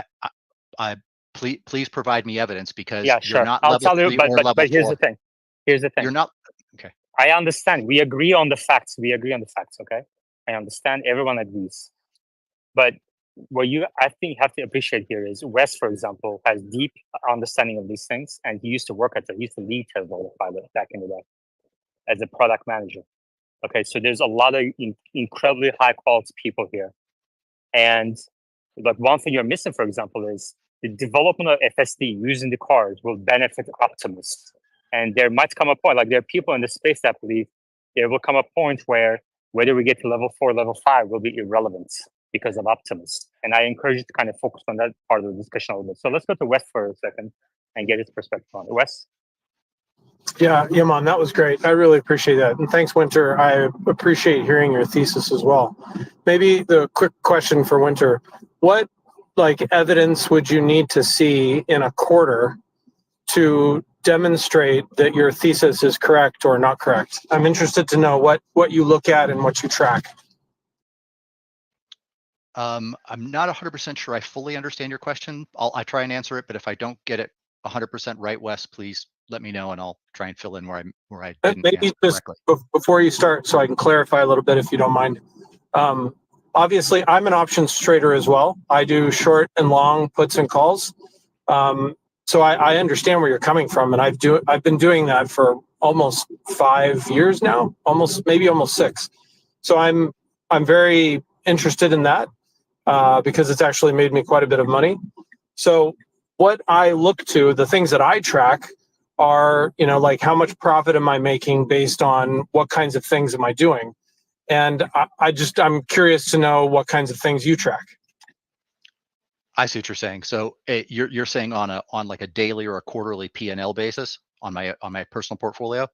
Quarterly, right? In a quarter, how are you going to know what things do you look at, maybe outside of just pure profit, that you know that your thesis was correct or not correct? Well, I mean, my current thesis is that Tesla has peaked near term in terms of global deliveries. So I think Q4 2023 is a near-term peak. I second leg of that is I don't believe that Cybertruck will have the success or scale. I think currently it's capable of producing 250,000 units a year. I don't think we'll reach that anywhere near, even in 2026. I don't think Tesla will produce and sell 250,000 a year. I could be wrong. So that's the second leg of the thesis. The third is that every week, every quarter, more and more competition comes to bear. We just recently saw this with the Xiaomi, their new car that has kind of like the knockoff of the Taycan, and they received 120,000 orders just right off the bat within 24, 72 hours. So I believe that increasing competition, and as Omar pointed out, the price war that's going on in China and here in the US, because Tesla doesn't operate with a traditional dealer network and does not have a captive financing arm, puts them at a fiscal disadvantage to a company like, say, Toyota, that has a captive finance arm, that has much greater control over the interest rates and incentives that it offers to consumers. You can look at Toyota over the last 12 months versus Tesla over the last 12 months, the performance of the underlying stocks. I have no position in Toyota, even though I'm a big believer in the company. I think they're fairly valued right now. So on a quarterly basis, if Q2 reverses the nascent trend that we saw in Q1, where quarter on quarter and year on year losses start going the other way and they start growing again, then that's where my hedged positions come into play, and I'll probably back off of my short and let my long hedges play out. Overall, I just look at the lack of pipeline that currently exists in the automotive space. I understand Optimus is Optimus and XAI is XAI and all of these other products, but until they're active revenue streams, I'm of a show me mindset. I'm like, that's fantastic. I can remember several years back when Elon tweeted, "We're spooling up to 1,000 solar roofs a week." Well, that never happened. We never got there. That's the solar production just never reached anywhere close to that level. And when people talk about energy, and energy is such a high margin business, energy is a very low margin business. And while Tesla may be able to have a brand leverage in the near term, batteries are a commodity. And so while Tesla's buying batteries from BYD and CATL. Let's break so, this. I'm Let's break it up. Let's break it up. Answer the question. I understand. We can go automotive, then we can go energy. We can go. I don't want to have one person speak. Okay, so if I'm just on the automotive side, if I have to sum it up very quickly, I think Tesla went X growth Q4 of 2023, at least for the next 4 to 6 quarters, barring a surprise introduction of a new ready for delivery vehicle. I think Cybertruck sales will continue to disappoint. And I think that just global EV adoption is slowing. So all three of those things right now are tailwinds to my thesis. And if they change, then I'll change my positioning. Okay, Wes. Yeah, I appreciate that. So it's interesting. So you think that Tesla's production has peaked? I believe that. I'm sorry, let me correct you. Not production, deliveries. They can produce as many cars as they want. Well, then that's your opinion. I get your opinion, and I'll be talking right now. So just give me a second, okay? I appreciate you're excited, but I listen to you. I hope you can listen to me. So I get that. I get that you think it's peaked, and you're talking about deliveries. Great, like that's your opinion. And then the Cybertruck production. I think I heard you say production won't reach 250,000 a year. So from an engineering standpoint, it's a very difficult engineering challenge, obviously. I don't know if you're an engineer or not, but it's probably the most difficult vehicle to bring to a ramp, full ramp. So once it is there, it should have very good margins based on the raw materials going in and the price coming out. So I firmly believe that they will hit their max run rate at some point in either Q4 or Q1 next year. I get a lot of your other points. I realize that those are they sound to me a lot more just like deep held beliefs or opinions, and that's great. I tend to look at things from an engineering perspective and what can Tesla do engineering wise. So I have a lot more things that I usually go over in this space, but I understand your position now and your thesis. So I appreciate that. Thanks. Thank you, Winter. We're good. We have a couple of new speakers, so but Winter, stay on board. I want to ask you a couple of questions too. Cusp, go ahead. Hi, Winter. Thanks for being on board. It's really interesting what your view is. I just got one question for you, really. Current market cap of Tesla is about 500 billion. They've got roughly 30 billion of cash, which should grow. That would imply they need to make roughly 15 billion of net income to be on 30 times, more than 50. What time horizon do you see that happening on, or do you not see any risk that this thing could be on 50 times like Netflix is today, structurally going up a number of adoption curves? So when you're looking at a valuation, you're only looking at 15 billion of profit to justify current market cap. What would you say to that? I'll tell you what he's going to say. He's going to say they're not going to make 15 billion and they don't deserve 50 times. So either one of those things, you literally set yourself up for SmackDown. I'd love to hear his view. Sure, Winter, go ahead.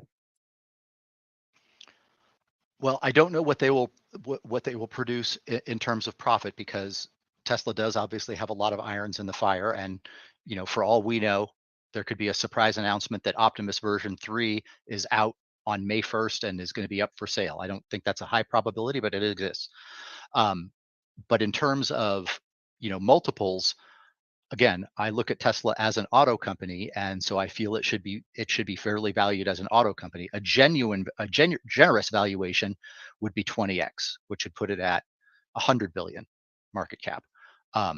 So there's, in my opinion, still significant downside in the auto business with Tesla. Again, if the energy sector takes off, or again any of the products that are still in development take off, if suddenly semi-production starts going widespread, and again, I can only go off of what is provided in Tesla's reported financials. I can't go off of tweets from bulls or bears. I only try and go from what is actually being reported. So I believe that Tesla is overvalued on a forward multiples basis. You're probably right. I don't think they'll probably hit 15 billion in profits this year. I'm currently modeling between 2 and 250 EPS for the year. The street is inching down towards that. I think we're at 274 consensus now. I think we'll probably end the second half at sub 250, but hard to say where it goes, for the full year. Can I ask you something real quick? What does 250 EPS translate in terms of net income? Times by 3.5 to get. Hold on. Stop. Winter, what does 250 translate into net income? I have to look up net shares right now. Exactly, because we don't know their shares. I knew it. What does that tell me? You do not do a DCF. You're capable of doing a DCF, aren't you? I don't run DCF. But you're capable of doing it, right? Yeah. Yeah. Are you a chartered financial analyst or CFA charter holder? No. Very interesting. I love this discussion. This is great. Do you know BYD's market cap? I don't know their market cap because I'm not invested in BYD. I'm not following. But you're an investor in Tesla, and you're talking about auto, Tesla Automotive. So wouldn't you do a comps analysis at all? I'm doing a comps analysis of their competitors in the auto industry in the United So States. And you're saying BYD? auto Are you saying companies, BYD does not? Are you saying BYD does not compete with Tesla? Because like for the first half hour of your presence here, you were talking about BYD sales versus China sales, Tesla sales, blah blah blah, blah. And now you're saying BYD is not a competitor. What you just said. no, what I said was when Omar brought up Tesla beating BYD, I said, I don't think that's correct. And BYD's sales growth is greater than Tesla's because they're a younger company and they're clearly selling more BYD vehicles. is not a younger company. BYD was founded in 1995. But BYD in automotive sales in EV and BNEVs or NEVs is younger than And Tesla. then how many years have they been producing plug-in hybrids since you think that's EVs? How many years have they been producing plug-in hybrids? I don't know off the top of my head. If you want to play a game of gotcha, Yaman, Yes, I'm not saying that. I do. Let's go. Why do you want it? But I don't understand. What is the basis of that? You said you want more. Because you want more haven't bears done on your this. research. I do, but I want informative bears. I don't want somebody who's going to come in here and just talk about forward P multiple on an EPS. That's not what I want. Okay, well, you wanted to know BYD's market cap. That's a knowable number. It's 81 billion. So exactly. What's your point there? The point is that you haven't even checked it. I heard your key. Because I'm not invested in BYD. Yeah, but you should know from a comps analysis perspective. You should know the number. Okay, and secondly, I know how the auto sector is. Secondly, by the way, it's a great data point to support your position that Tesla Automotive is $100 billion worth because they produce about the same EV. So if somebody comes to you and says these automotive valuations to be based on EV sales because the future is EVs, you can immediately say, well, BYD produces just as many EVs and here's their market cap. So that actually supports your position. But then the answer to that is Tesla has FSD and other developments which you dismiss in your forecast. Correct. That BYD does not have. So then it comes down to, okay, is FSD, Optimus, Robotaxi actually valuable to intrinsic value or not? That's really the crux of of this debate, I think.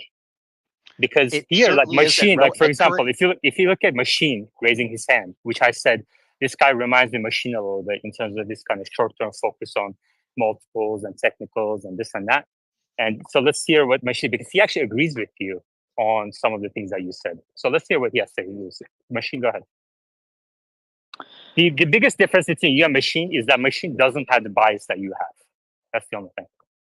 Machine? Yeah, I mean, I think the main thing I would agree on and concerned is over the next few years is how much net income can Tesla produce realistically.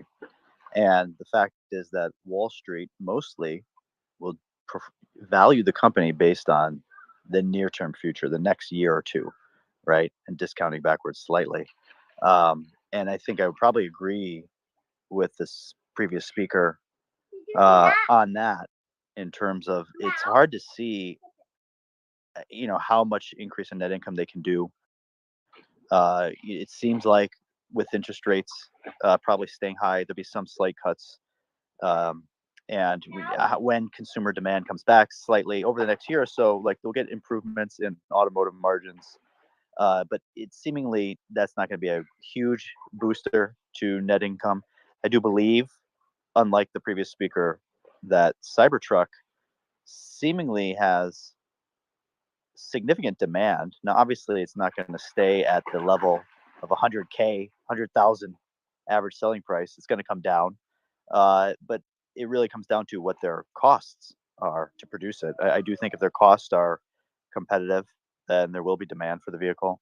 And that could be a significant contributor to incremental increase in earnings. I try to model this out.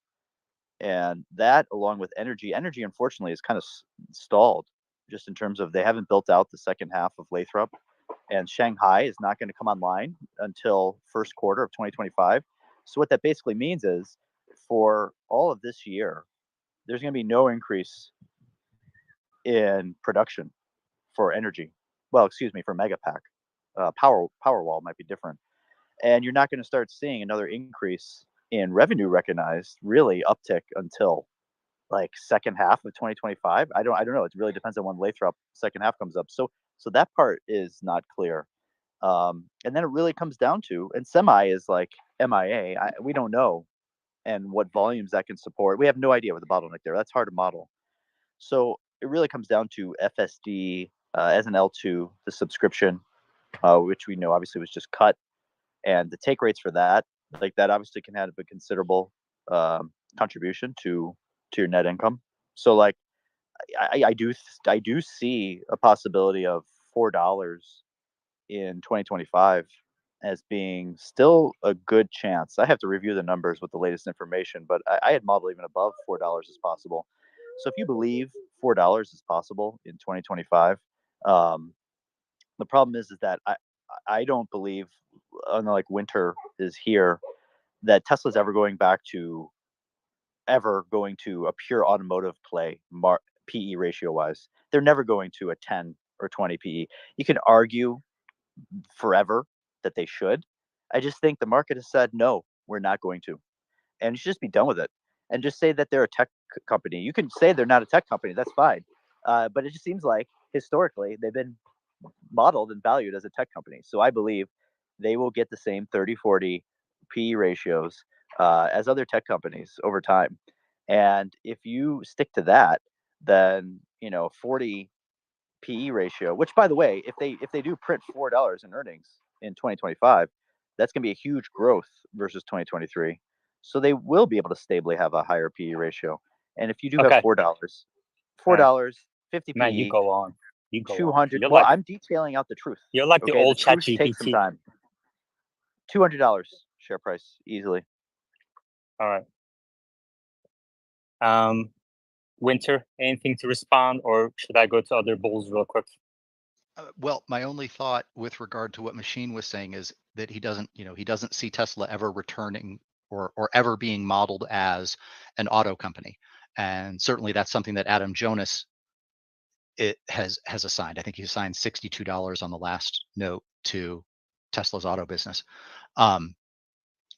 My question becomes, how much runway will Wall Street or the general investing public, and including institutionals, how much more runway will they provide for FSD, for robo-taxis, for Optimus? Because I agree, any of those products come to market as advertised. If we had robo-taxis that were earning you $30,000 a year while you sleep, as Elon promised in 2019, I wouldn't be net short here. Okay, good. Right? I'd be long to my eyeballs. I'm glad you said that. That's great. Because yeah, again, I'm not anti-Tesla. That isn't my point. My point is that there's only so much runway that I will give a company, right? I invest in companies that put out, significant quote unquote breakthrough battery technologies. And sometimes they're right, sometimes they're wrong. I do that in the energy space. That's sort of my area. And when you have to temper your expectations with reality. And at some point, I understand that you and many others here are kind of wildly bullish, and that's fine. But if you look at the entire investor body for Tesla and Wall Street, how much more runway do you anticipate them to give for FSD to come out? So if Robo-Taxi Day comes, 8/8 comes, and they say, here's what the Robo-Taxi is going to look like, and it's a Model 3 with no steering wheel and no pedals, and they run it on a program, and they say, when are you taking liability? And you get crickets. I think that's a net negative versus saying, as of 8/8 or as of 12/31/24, Tesla will be assuming full liability, and the robo-taxis and any hardware for cars are going to be capable of level 4 driving, whatever the metric is that's given out. Okay, that's a very huge long bull catalyst for me, and I would flip long at that moment. Okay, I got you. You're still focused on this liability thing, and that I really want you to come into the space more often. And I'll let a machine explain why that's not the the right way to kind of look at this AI business of Tesla. But before that, Machine, I want to let you know, a lot of people like the representation of old ChatGPT. So from now on, maybe we can call you that. They call me what, ChatGPT? Old ChatGPT, like Old you just keep going instead of, as opposed to the new one. We're kind of be more succinct. All right, I'll be more succinct. You should probably close your short position on Tesla soon, because not that okay, not that succinct. Just listen. Okay. FSD hype is not done. Whether it comes to fruition is another question, but this software is going to improve vastly in the next year, and that is going to garner huge sentiment boost to the stock by both retail and institutional investors later this year, is my guess. And the stock price is going to go back up. So I don't think in terms of long term, that may be a different question. If you really want to hold puts for 2 years and hope that it comes back down after, that's fine, I guess. But there's going to be intermediate here where no, they haven't given up on valuing Tesla for the technology yet. Investors haven't given up yet, and they might temporarily give up right after earnings. All right, but it's going to come back. You're not focused on what you're saying. It's kind of like. Well, I'm relaxing. I don't blame you. You're focused on your kids by the beach. I can't blame you. But we need somebody who's actually answering Winter's points, central points. Winter, I want to ask you a question. So you said energy is your thing. Can you give us more color on that? More color into energy? No, like what's your professional experience like in the area? I'd rather not disclose. Okay. Okay, that's fine. That's fine. Cost. Yeah, hi. Yeah, just one more question for me, actually.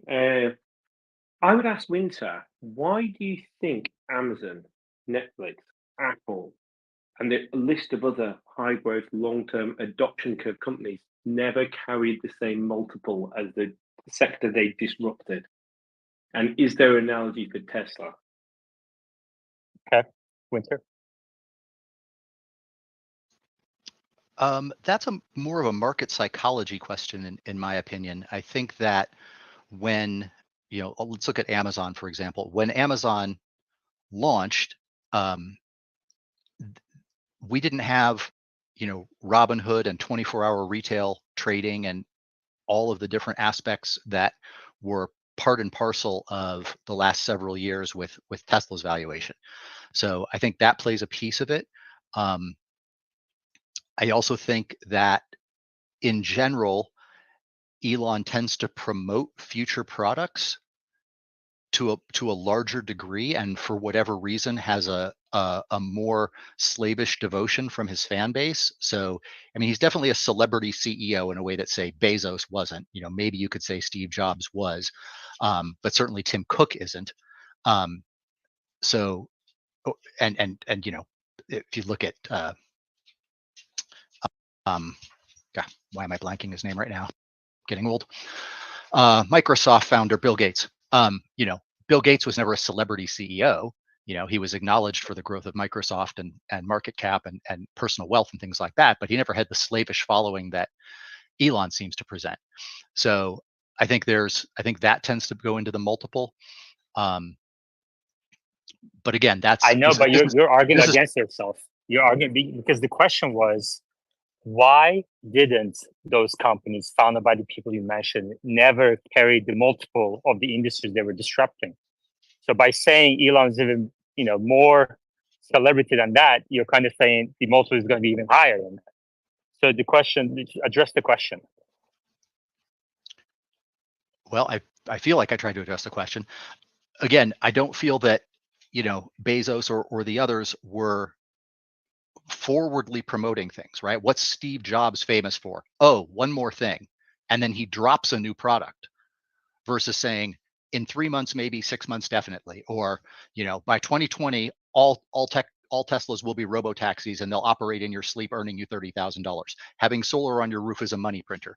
So he tends to promote things in my opinion, to a higher level than these other CEOs that But were let me ask you a disrupting. different way. Why didn't Amazon PE multiple ever drop from like all the way to like 10?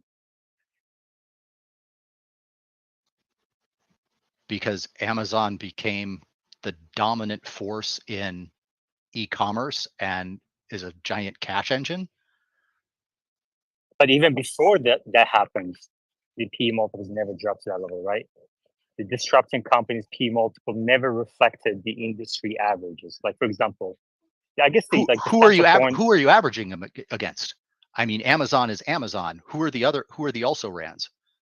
Well, at the time, they were seen as a book company. Yeah, right? absolutely. Just like Tesla is seen as a car company. But again, yeah, and again, if Elon turns out to be Jeff Bezos and says, haha, we really aren't a car company, we're really not a book company, we're actually the world's most dominant online retailer, then I'm going to be wrong and I'm going to lose money. There's no question about that. So you're saying you're not convinced that Tesla will be the next Amazon, Microsoft, Apple, etc. Yeah. That is correct. Okay. Cuss? Yeah, that was really interesting debate. I mean, for me, I remember Amazon very IPO'd, right? That's how long I'm doing. I've heard the same debate. And it's the majority of my performance and my wealth has been built on this debate of this company, which is growing very rapidly and has got the new technology and is taking over the old technology, should be on the same multiple. And I think that's like saying, I'm going to bet that CDs are going to dominate after the iPod came out. So, you're in a superior technology, the iPod or whatever it is, versus the inferior. Why would you give one which is going rapidly and going to go up the adoption curve and destroy the other side the same multiple? What has happened historically is the thing that is dying, the market correctly assigns a terribly low multiple and all the value guys get sucked in. And the volatilities in the higher growth stock, which has cyclicality and misexecution, but longer term, becomes a massive dominant company because it has the best technology. And that's why I'm asking that question. JB? Thanks. I just want to comment on Winter's point. He had said that FSD, he would flip to positive if FSD got legal, if Tesla would back it up legally, I believe is what he said, paraphrasing. The stock market never works for me like that, like it does for him, where you wait until the day when Tesla comes out and says, all right, we're now going to be legally responsible. It's usually like 6 months of leaks from Reuters. Maybe Elon kind of does these interviews where he kind of hints that it could be coming soon. And the stock just goes flying up on each and every day that it's hanging in the balance that they're going to do fully back up each one of these FSD vehicles. So like if it's $140 today, you'll end up buying it at $600 a share before that actually happens. I've never had any luck with that. I just believe like it's going to happen because of spaces like this where people have eloquently made some points. Go ahead. Yeah, cut me off. Sorry. Wow. I'm not used to that kind of acceptance. Well, usually people just fight it a little bit. But you basically said stock market is forward looking. And if you wait until legal liability, then you're just gonna be behind, which is fine. Great point, but just one thing. And certainly the market did react that way on Elon's promises. I mean, I believe it was 2018, correct me if I'm wrong, when he said a Tesla can drive coast to coast with no intervention, with nobody in the car and no interventions from New York to LA, right? The stock rises on those statements. The stock rose massively on Robotaxi day. Like those announcements do drive and push the stock. Trust me, I lost money based on that. Like that's real. That's not true. So what's Robotaxi day? You mean April 2019? Yes.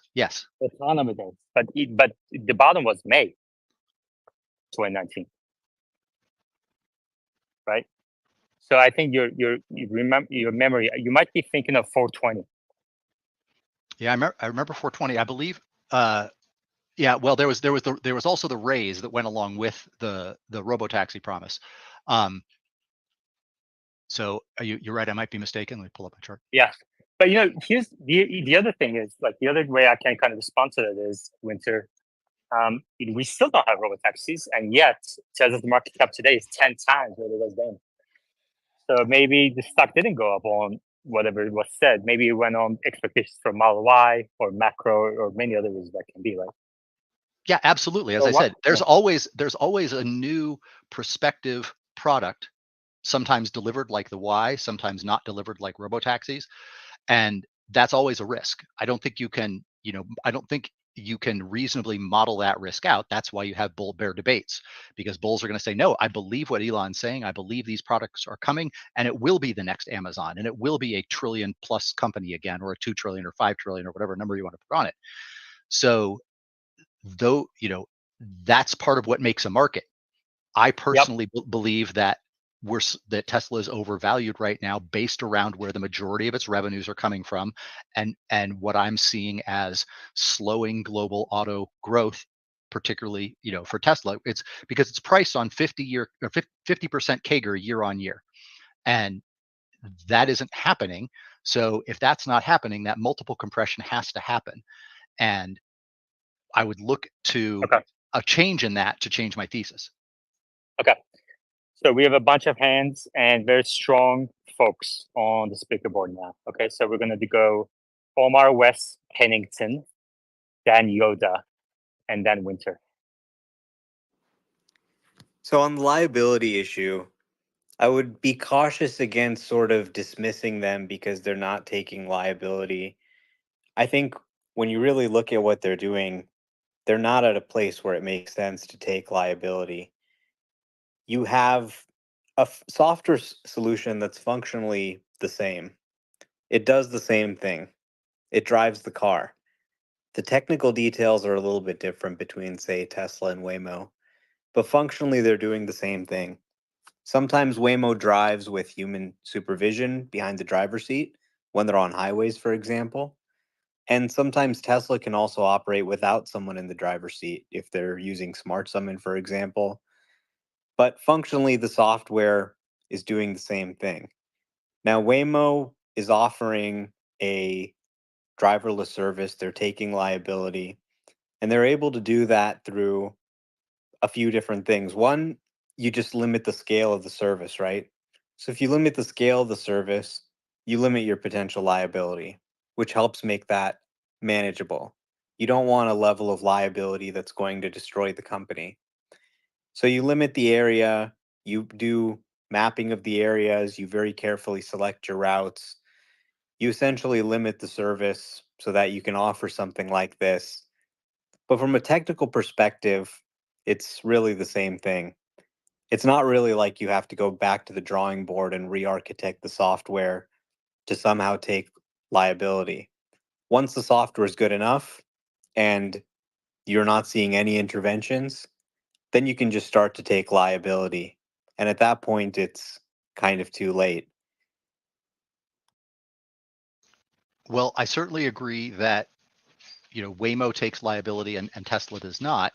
I guess my question would be, if Elon wanted to gain support from people who are skeptical of FSD and robotaxi at this point, why not do a limited, because he does limited beta rollouts, why not do a geographically limited rollout for, say, San Francisco or Los Angeles or Malibu or some area where there's a huge amount of data, and say, these cars can actually do FSD and we're going to take liability. Okay. So let's stick to the order of speakers I mentioned. And Wes, go ahead. Yeah, from an engineering perspective and from a product management perspective, the product is not a geofenced product. And I also wanted to mention, I just completed a trip from Seattle down to Portland and all around Portland and back again with 0 interventions. So the system could have had liability. Now, one of the engineering reasons that it doesn't is that it's not feature complete for liability. It doesn't have a couple interesting things that are not implemented yet. And as much as I'd love to go over them, this isn't an engineering conversation.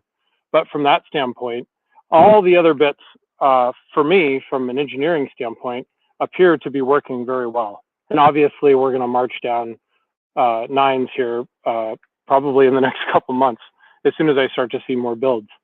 But I also want to make the comment on, I really think that, Winter, your argument is kind of minimized when you use these derogatory terms like wildly bears and Elon slaves. And I really hope that we can move away from that.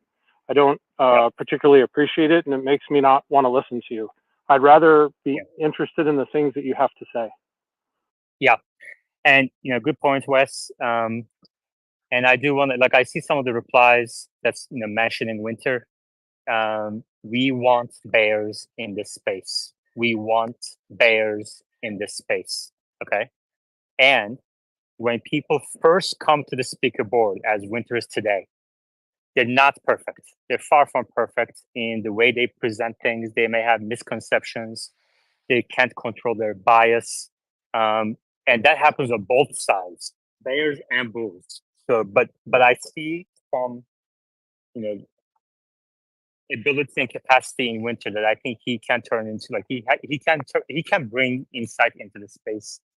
And first step, I think Wes has mentioned, the word choice needs to improve a little bit, but that's okay for now, for today. Okay, Pennington, then Yoda. Yeah, I think what Winter was saying about Tesla really needs to get approval. They need to cover insurance in order for the stock to go up, and it can't go up unless the sales for cars go up. I'm not sure if that's really true. If Tesla could demonstrate that the software, that the next generation of products is so fantastic, the stock is going to go up regardless whether or not they're selling more cars. I think that's sort of irrelevant. And I think that's where Elon tomorrow really needs to come in and sort of just set the roadmap over the next couple of years. I know we can't say anything with absolute precision, but just to the best of his ability, just try to say between now and then, this is what we're going to have. This is what we plan on emphasizing and investing in. And then whatever happens will happen. But it's very difficult to just say that absent Tesla covering insurance, FSD can't be a tremendous driver of growth. But Tesla right now and Elon is in an absolute proven mode. Well, let me just clarify, because maybe you misunderstood what I said. I said for myself, that's the metric that I need to flip long. I need to see Tesla take liability. And they could do it in the Las Vegas tunnel for all I care, right? Remove drivers from the Las Vegas tunnel and start taking liability on a closed 1 mile loop. I mean, that's something. That's a start. And I never said that the stock can't go up unless their sales go up. Obviously, the stock performs wildly. It's a high beta stock. So that can certainly happen as well. I'm only speaking Let me for ask you a myself. question. Do you believe that Tesla can start a robotaxi service in the Las Vegas tunnel today if they wanted to? That's up to Tesla. I mean, No, like I said, they have to. From a technology perspective, I would think. I certainly would think when you've got no cross traffic, no kids running into the street, no other wild variables, you're literally in a tube on a set route. I would think they could do that. Okay, so why do you think they're not doing that? I think at this point they're required by Las Vegas to have drivers in the vehicles with them. But let's assume, for the purpose of discussion, real quick, that requirement, just ignore the regular. So you think it's a regulatory, or there's no technology reason why they can't do it? I don't believe there's a technological reason why they can't do it, unless it's something that I'm aware of, or I've been misled regarding FSD's capabilities. Gotcha. So let me ask you this: how long do you think it would take if Elon decided today that Tesla will do a local kind of like Waymo-like service? How long do you think it would take for Tesla to implement that, if that's the direction they want to go? You're asking me to speculate on an area that's definitely not my area of expertise. So I'm not an AI engineer. I'm not a software engineer. I'm not an automotive engineer. So I don't know. Obviously, Elon has a lot of resources and capital he can apply towards something. He could shift his stance away from vision only and reintegrate radar and LiDAR. He could do a complete shift change on things. Or again, it it could just say, you know what, we've got the firepower to handle the liability. We're going to do a closed circuit. I don't know. So I'm hesitant to speculate on that, Yaman. I don't foresee robo taxis coming at least within the next 12 months. But again, I don't have enough insider insight, and I certainly don't have enough engineering expertise to answer that question. Okay, got it. I think most people in this space actually agree with you that people don't see robotaxi service starting in the next 12 months on that statement. Just kind of put that out there. Yoda. Yeah, three quick fire questions for Winter. The first question is, do you personally think the future of driving will be manual or autonomous, say in one generation, 20 years?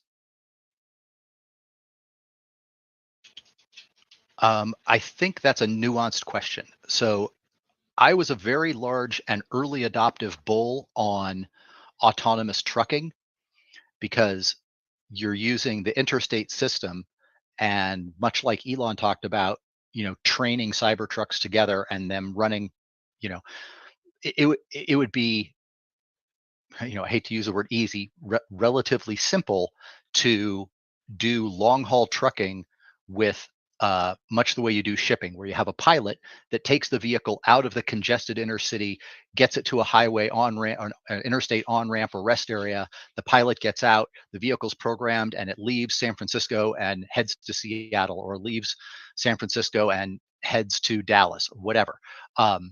So I think I would look for autonomous trucking first, because obviously the same way that autopilot and full self-driving started off as a highway system, I would look to see autonomous driving occur there first, versus personal, soccer mom, throw the kids in the vehicle and just go to run the errands for the day, and I'm going to do housework. So I don't know. I'm not trying to be evasive, but I do think it's a nuanced question. I think there's industrial applications where we would see more autonomy first. Similarly, how we're seeing autonomous industrial robots like Stretch from Boston Dynamics working in warehouse environments that are specialized for loading and offloading, versus a humanoid robot like Optimus taking the place of human employees. Mhm. Does that answer your question? Yeah, there's going to be a transitional phase depending on use case, commercial versus personal. But in a generation, like 20 years, I I think I'm hearing that certain use cases will precede others, but that the future of driving will be autonomous. And I don't disagree with you there. And Yeah. let me own up to a personal blind spot or myopic standpoint. I was working in Shanghai in 2003, and I had a meeting with a Chinese mobile executive, regarding handsets and digital video technology. And at that point, everybody was carrying the Nokia handsets, and in China they had a flip down with a screen that you wrote on, but it was still an LCD screen, and they had cameras, but they were terrible, and this and that. So this is 2003, and we were talking about video conferencing technology and business to business and business to consumer and consumer to consumer technology. And he said, in 10 years, 2013, I see everybody, not everybody, we see a massive shift. I think he was talking 80 or 85% towards handset use, and that people will really shift away from using laptops and desktops. And I just could not see it. I couldn't. In hindsight, 100% wrong. Obviously, iPhone comes out in 2007, and today probably half the people on this space are taking part on their handset. So I'm 100% wrong on that, and I admit that I can lack foresight on things. Like I said, I'm a fairly conservative investor, so I tend to be of the show me mindset, and I've missed opportunities, and I will miss opportunities on that going forward. Right. That's a blind spot that I have. So you could absolutely be right. It could be Demolition Man, where you're shocked if someone decides to self-drive their vehicle versus autonomous driving. Okay, so But maybe I mean, you're talking 25 years. You roll the clock back to 2004 and look at the difference in technology and capabilities in telecom that we have now. versus then, Yeah. or vehicles Let's for that do matter. so he has 2 more questions for you. Yeah, question 2. Assuming that's the future, do you think Elon and the team that he can hire and inspire, are they the right man, woman for the job from a technical standpoint of solving autonomy? I think that if we're looking on a 20-year time scale, I would look at other companies that I feel have better leadership and corporate governance and that have other cash centers and revenue centers, whether that's, Amazon doing a spin-off company like they did with Blue Origin, or Google, or Meta, Apple, anybody that has their core competency somewhere else where they have a massive amount of free cash flow and can dump tens of billions of dollars into a project over a 10 or 20-year time horizon. That's not to say that Elon couldn't come out the winner. I'm not putting my chips anywhere on that board right now. I don't have longs in any of those companies based around a transition to autonomous driving. And I have to say, my position on autonomous driving has shifted bearish over the last 10 years. It's proven to be, and Elon has said, it's proven to be a much harder problem to solve than he thought. And I agree with him. Okay, thanks. The final question, assuming insurance companies are risk minimizing, profit maximizing organizations, do you think they would advocate for autonomy with regulators when the data suggests so? Oh, absolutely. If if the data is showing that autonomous driving is that it's like a safe driving discount now. Oh, you pay 5 cents per mile when you're driving the car, but you only pay 2 cents per mile when you're on auto drive. Absolutely, they're going to do that because they absolutely are profit maximizing, risk minimizing. That's what the insurance industry is. So for sure they would do that, given the data, if given a strong set of data. Great, thanks. I yield. Okay, Temp. If Wes, if you're still around, I'd like to hear your opinion on AI, and you just kind of dropped a little message there where you said the next 3-4 months you're going to see a whole lot of improvement, and in the context of Meta's new model, Llama, just open sourced 3 days ago, running on much smaller compute power. Maybe you could, roll on that for a bit. I'm happy to if Yaman is okay with it. I am.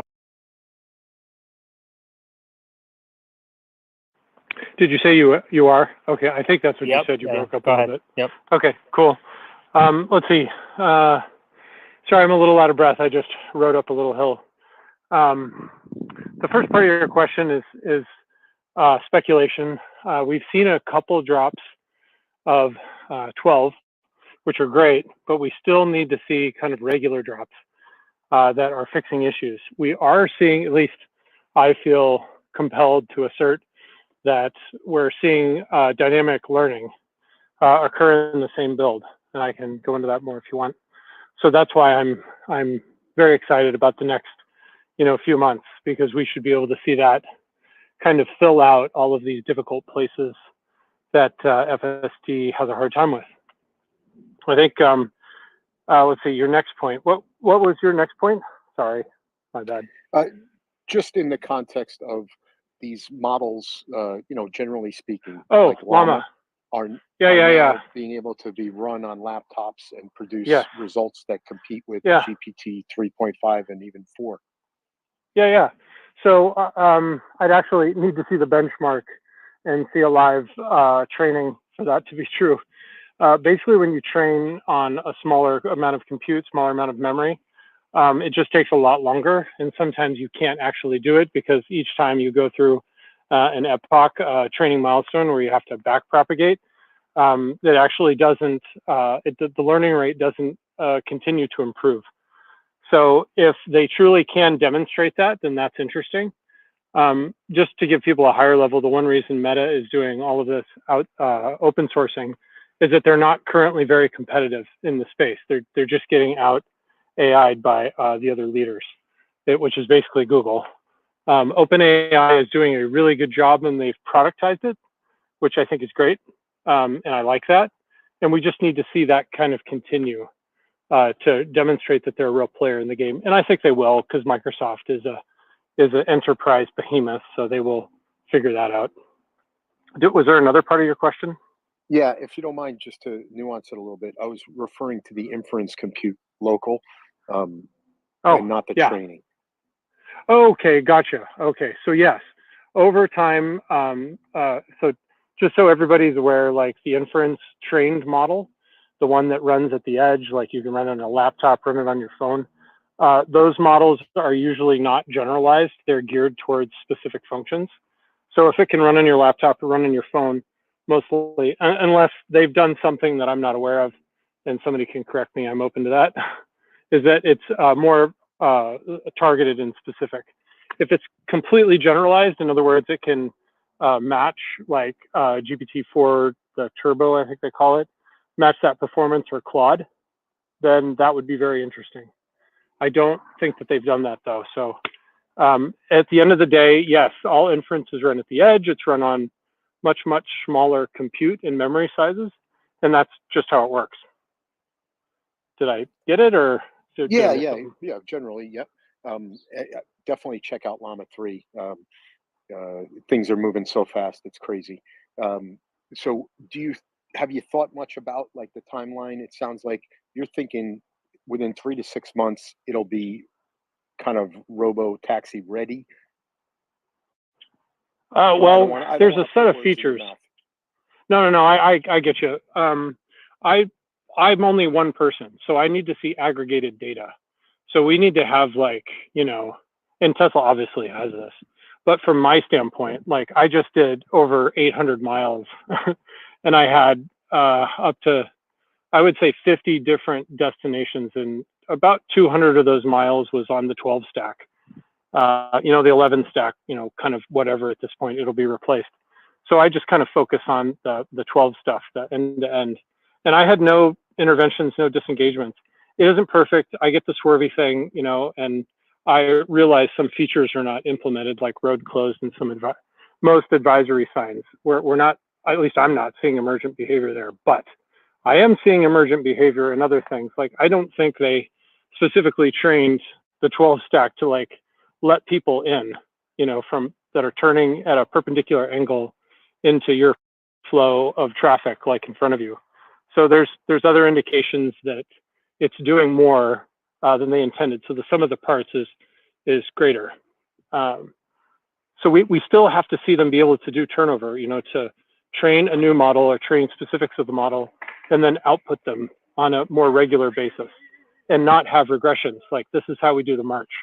This is how we get to, 5 and 6 nines of reliability. This is something that I did at Google with GPUs so that we could actually train models at like, petabyte, exabyte sizes, things like that. Thank you. Charity, did you have anything to say? Not on this topic specifically, no. Okay. Winter, I have a question for you. So, obviously you're focused on automotive sales and margins, and you believe Tesla Automotive should be worth about $100 billion. And you're not going to incorporate Tesla's AI initiatives until Tesla takes liability. But today, Tesla is generating revenue and benefits from FSD sales and subscriptions without accepting, technical liability. Do you see that growing in the future and just not becoming material? Is that your position? And if that's the position, what would change your view that it will actually become material in the coming years? Well, we've watched Tesla recognize deferred full self-driving revenue over several quarters as the versions have rolled out. My current thesis is that they're going to recognize all of the remaining full self-driving revenue this quarter to try and offset the decline in gross margins. Again, based around the actions of Tesla, if adoption of FSD was strong and people were, and they felt that they were getting much closer to full FSD, unrestricted, non-supervised, whatever term you want to use, I don't believe they would have cut the price for subscriptions by 50% and 33% off of the full purchase price. That's not pricing power. That's not this is saying, hey, this is a product people really want, so we're going to slash the price. Elon had said publicly, the price of FSD is only going to go up as we get closer towards full self-driving being feature complete and done. So to me, that's a bearish sign when they've went from 15,000 to 12,000 and then 12,000 down to 8,000. When you have a product that is extremely high margin, and really, I believe it was Elon, he was on a podcast that said the difference between Tesla being the most valuable company in the world and effectively worth nothing is full self-driving. So I don't, unless we start seeing a really large increase in take rates, and potentially this price cut could drive that. It's too early to say. It just happened over the weekend, so who knows? But barring a massive uptick in take rates on full self-driving, I don't see that being a material factor in the financials for the company. Okay, great. Thank you. Hunter. I just had a point on that last specific topic that he said about lowering the price. So I think there's a bullish point to take from that they are now confident enough. Initially, I think they were incentivizing people to not necessarily pay for FSD. They wanted people that had the mindset to train it, not necessarily just regular consumers that would be highly critical and potentially getting a wreck. Now, I think it's potentially a bullish position to see they are now wanting as many people to use FSD as possible because they want the data and they're seeing the benefit of increased data improving the model. Yeah. And another way to kind of say what Hunter is saying is some people in this space with experience in machine learning have said a bullish potential reason why Tesla might be trying to drive adoption by lowering prices is to collect more disengagement data, because Tesla is no longer training compute limited. I'm sure you keep an eye on NVIDIA. NVIDIA financial systems have benefited in recent quarters from a demand supply imbalance in terms of higher prices and higher margins for H100s, which also means Tesla as a customer might have been delayed in getting the H100s that it needed to train FSD at a faster pace. Now, so this potential bullish thesis goes, now that Tesla has H100s that it needed and is scaling its own Dojo production, so it's no longer training compute limited, it now needs more disengagement data. And you can't get disengagement data just from shadow mode of FSD. You actually need people to buy, subscribe, and drive it, use it, so that you can learn from human feedback. What do you think about that potential explanation?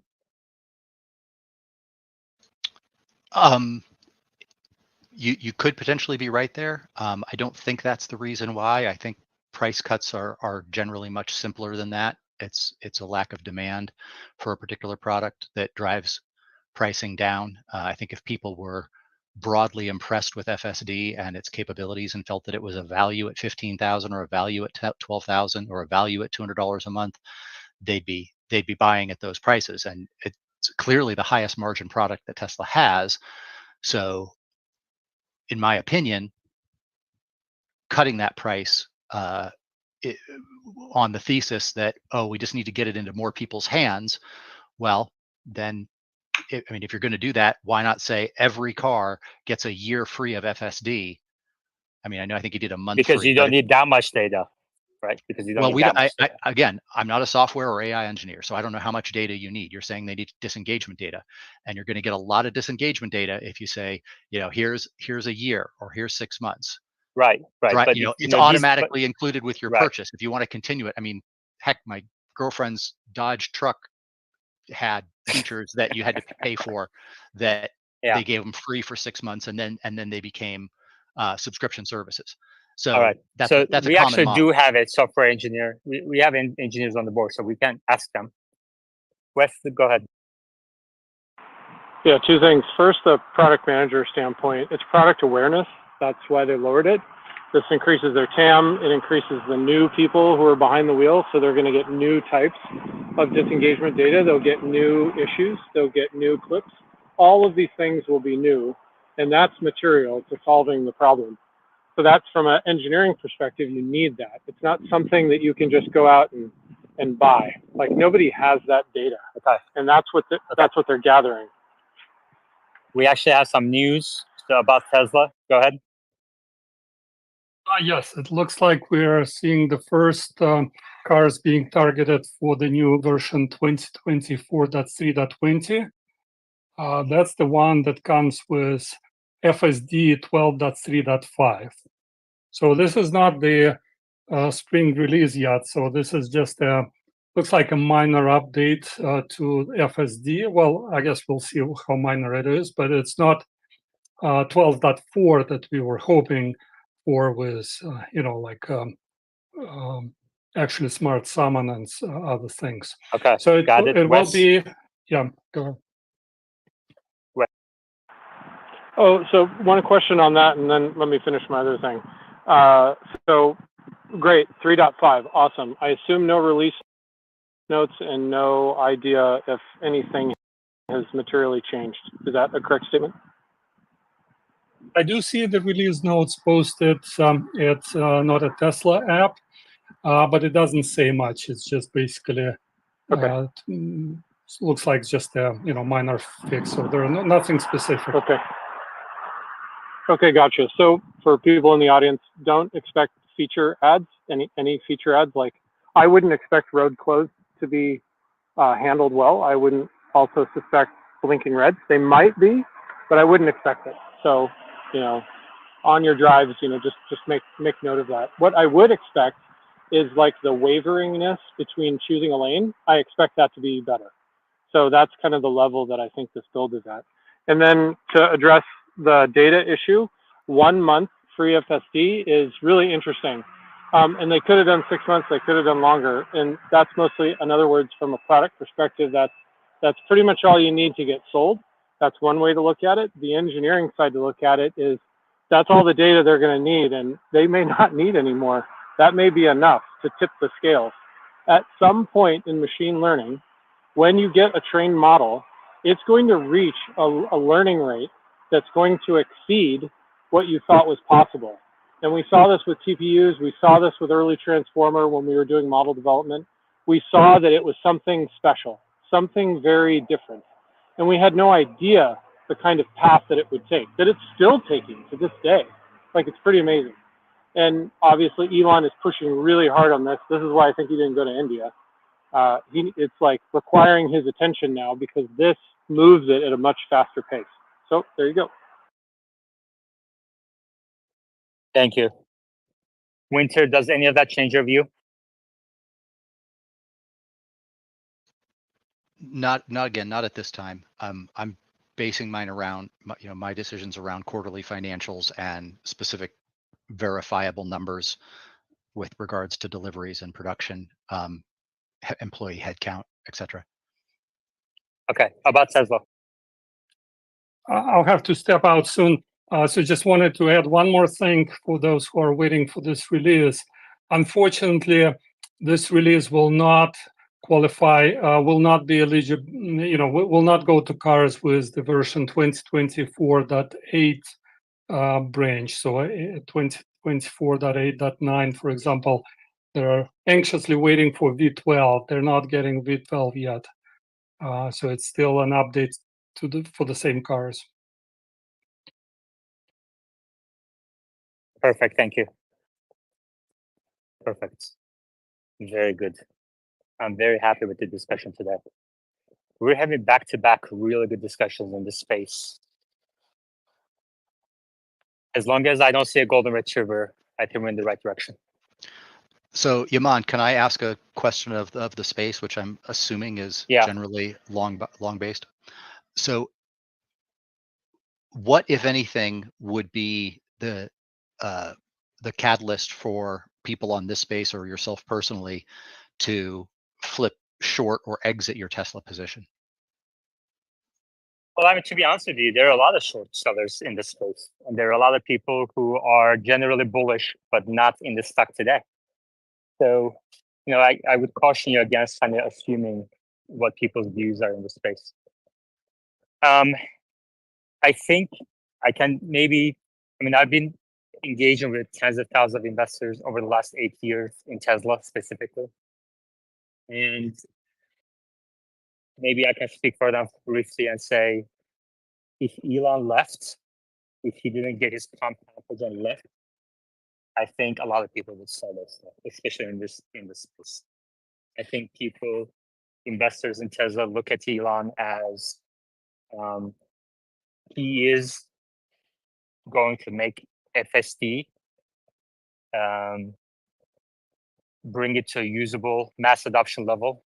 He's going to bring Optimus to a level where it's going to change the world, like the history of humanity. And that's their long-term investment thesis. So it's essentially 100% Keyman risk? There's a lot of Keyman risk in the stock for sure. There's no question about that. Especially now that Drew, Baglino, and a couple others left as well. So now, having said that, I don't know if I agree with you that it would be worth $100 billion if Elon left. But for it to be a 10x kind of opportunity, I think you need someone like Elon for sure. You've kind of seen, examples of people rallying so much support for him to get this comp package, right? We're talking 1,000 investors signing on. So now let's look at it from a kind of Wall Street perspective, and maybe focus on the shorter term. I think if you saw, like, Drew Baglino was focused on, great, obviously an incredible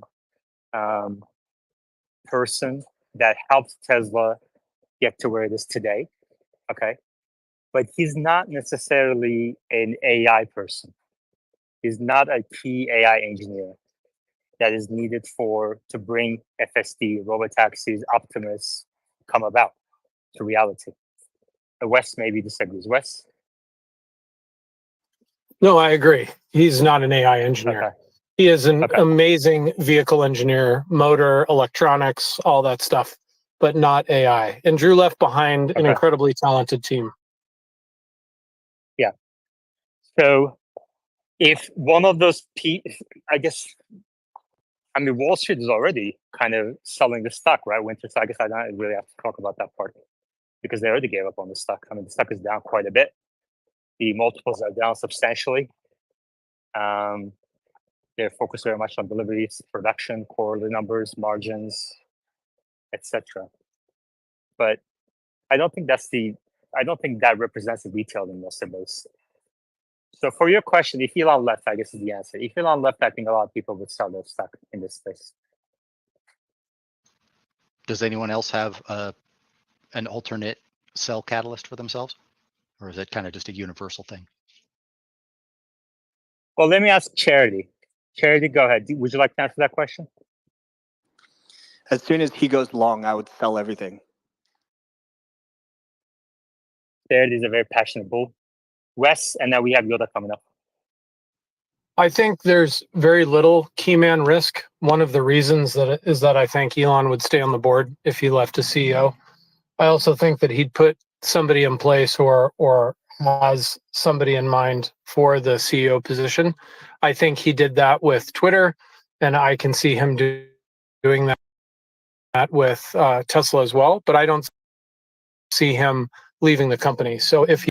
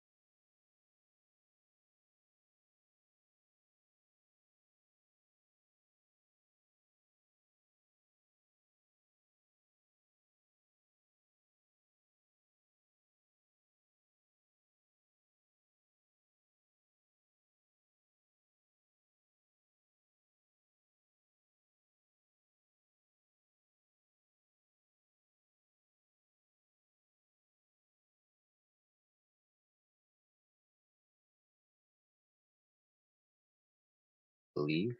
So the mega trends being migration from ICE to EVs, the mega trend being manual to autonomous driving, the mega trends of the world needing energy storage to curb the peaks, and of course renewable energy is related to that.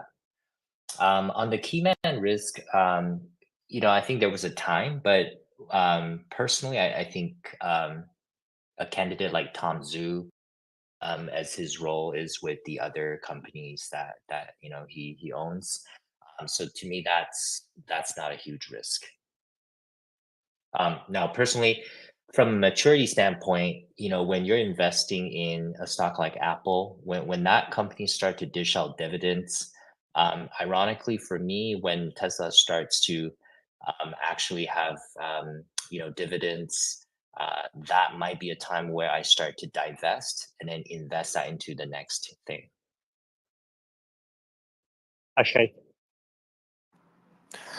Yeah, Yoda did take a couple of points I was going to make as well, which was Keyman risk until FSD is to a point where the end is in sight. So beyond that, I don't think it matters if Elon is still at helm or something unfortunate were to happen.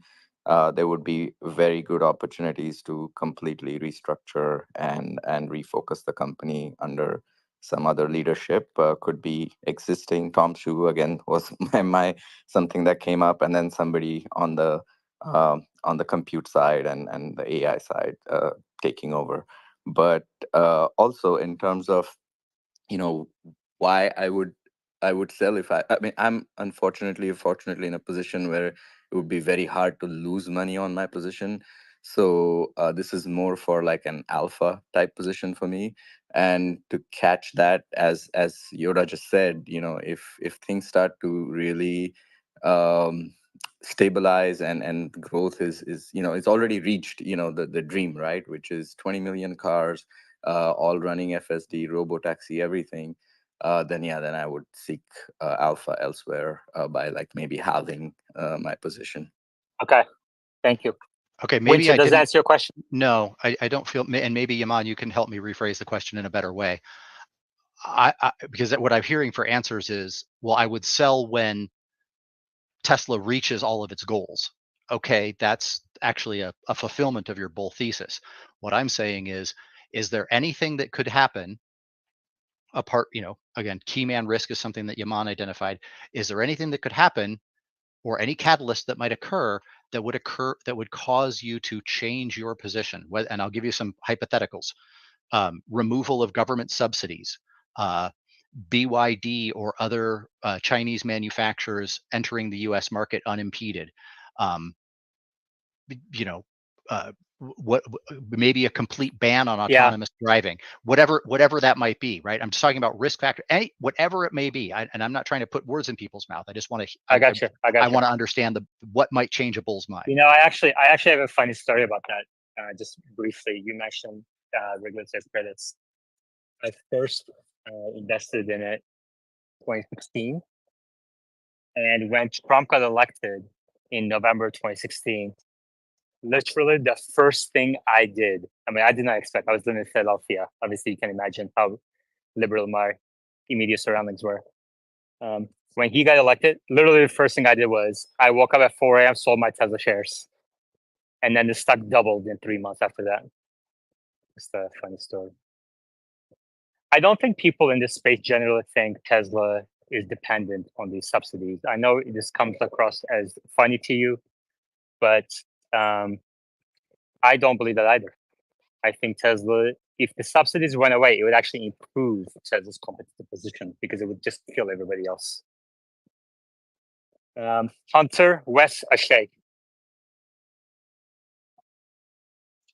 Just to the current question at hand, something that would probably change my investment thesis, or a few things that would change my investment thesis. If Tesla loses its place as one of the top places where engineers want to work, that would be concerning to me.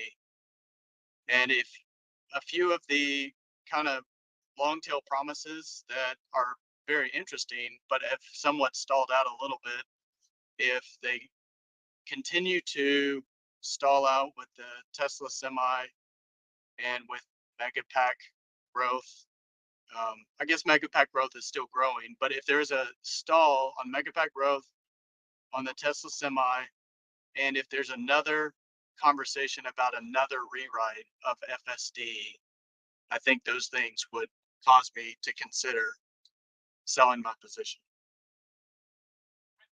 Wow. Interesting. Thank That's you. amazing. That's what I was looking I'm for. going. Was some Okay. a well thought Gotcha. out I got you. thesis. I got you. That's really interesting. I wonder what Wes has to say about a potential rewrite of an FSD causing Hunter to potentially selling his shares. Wes? Yeah, maybe I'll address that first. Like that actually wouldn't worry me. And I'll tell you why. Like the likelihood that they'll have to change the architecture, I think is not zero. I still think that there is a chance that that could happen. Now, is it likely at this point? I'm not seeing it because, like I told everybody, I'm on my 8th day of no interventions at all. So that being said, I think it is scaling. It does appear to be scaling. And we just have to see the data, and hopefully Tesla will say that. But I do like the kind of thought process, the mental test of like, what would cause me to divest, because I've got a very large percentage in Tesla. It's a large reason of how I've built my wealth over time. And one of the ways that would be is if they started to walk away from FSD. Like my two buddies are still there. Ashok is leading the team, and Deval, he came up with the full stack neural net solution. So I think that if one of those guys were to potentially leave and then go to a competitor to start another version of FSD, or just walk away from autonomous driving like that, I would really consider taking a deeper look into like what's going on. And then the other part that kind of worries me is if Jeff Don were to not get his research group re-upped for another long-term contract. He's kind of the reason that Tesla leads, the world in battery development. And it's not necessarily CATL, and it's not BYD that lead this in the cocktail, the electrolyte cocktail. So that's a good discussion for Jordan Giesecke. But Jeff Don kind of leads that front from the last. I think he's been there 9 years now, or maybe even longer. He joined right about the time that I did, so he's been kind of the reason that we've been pursuing this amazing path of more and more efficiency over time. So those are kind of the two big things for me. Okay, good. I agree with you. As I was talking about earlier too, Ashok was in my mind when I was saying that. Who's the second person you mentioned, Wes? That he came up with the end-to-end? Walter mentions him in the book. He came up with the full stack architecture. Okay. All right, Ashay, Ahmed, Antonis, and Hunter. I do appreciate all the circumstances changing and then that changing the investment thesis arguments that came up since Winter asked the question. For me, circumstances have always been very difficult. I've been following the company since first saw the original Roadster, and I jumped in around 2017, 2018 after Model 3 production. And those circumstances were way worse than any of this that we discussed right now. And just the fact that Elon kind of pushed the boulder up the hill, of just changing the world to an electric drivetrain is ridiculous. Anything else for me just dwarfs in comparison. Architecture changes, FSD competition, all of that is going to happen. Again, back to Keyman, and if something happens to him before FSD is solved, I would change my thesis, but until then, he is the mega trend. Ahmed. Yeah, I think obviously Keyman is a risk, and it's not very clear who can take over after him. I mean, it wasn't also clear in Apple's case either, and it took a little bit to see the value of Tim Cook, but obviously it was there. So it might be the same case here, and it's just the Keyman is overshadowing everyone else at the moment. The other thing I heard about the rewrite being an issue. I think if they don't rewrite at some point, then that's more of an issue to me than if they actually do rewrite. Like the model needs to change, right? It needs to be updated. I think as the roads get used to autonomous vehicles driving, it needs to be rewritten. Another risk also that would cause me to divest is if they stop innovating and pushing the envelope and are happy with where their business is. I think that's where companies go to die. The fact that they keep trying new stuff and they keep failing, and every 4 to 6 year cycle, everyone's scared shitless. That shows me that they're actually trying to do something new, and I like that. Awesome. Great answer. Yeah, Winter, I think you're kind of starting to see the different perspectives here. There are people who invested at different stages. What they say are going to be very different from each other. It's a very diverse group. And I really love that, actually. Hunter.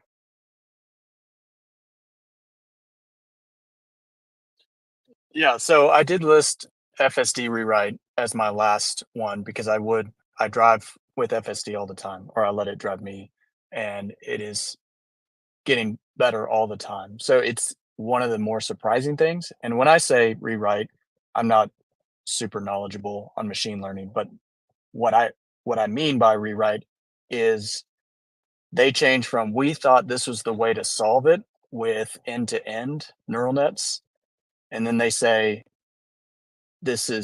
we're going to have to change it to something totally different, not incremental improvements. That I think will always continue to happen, and I hope will continue to always happen.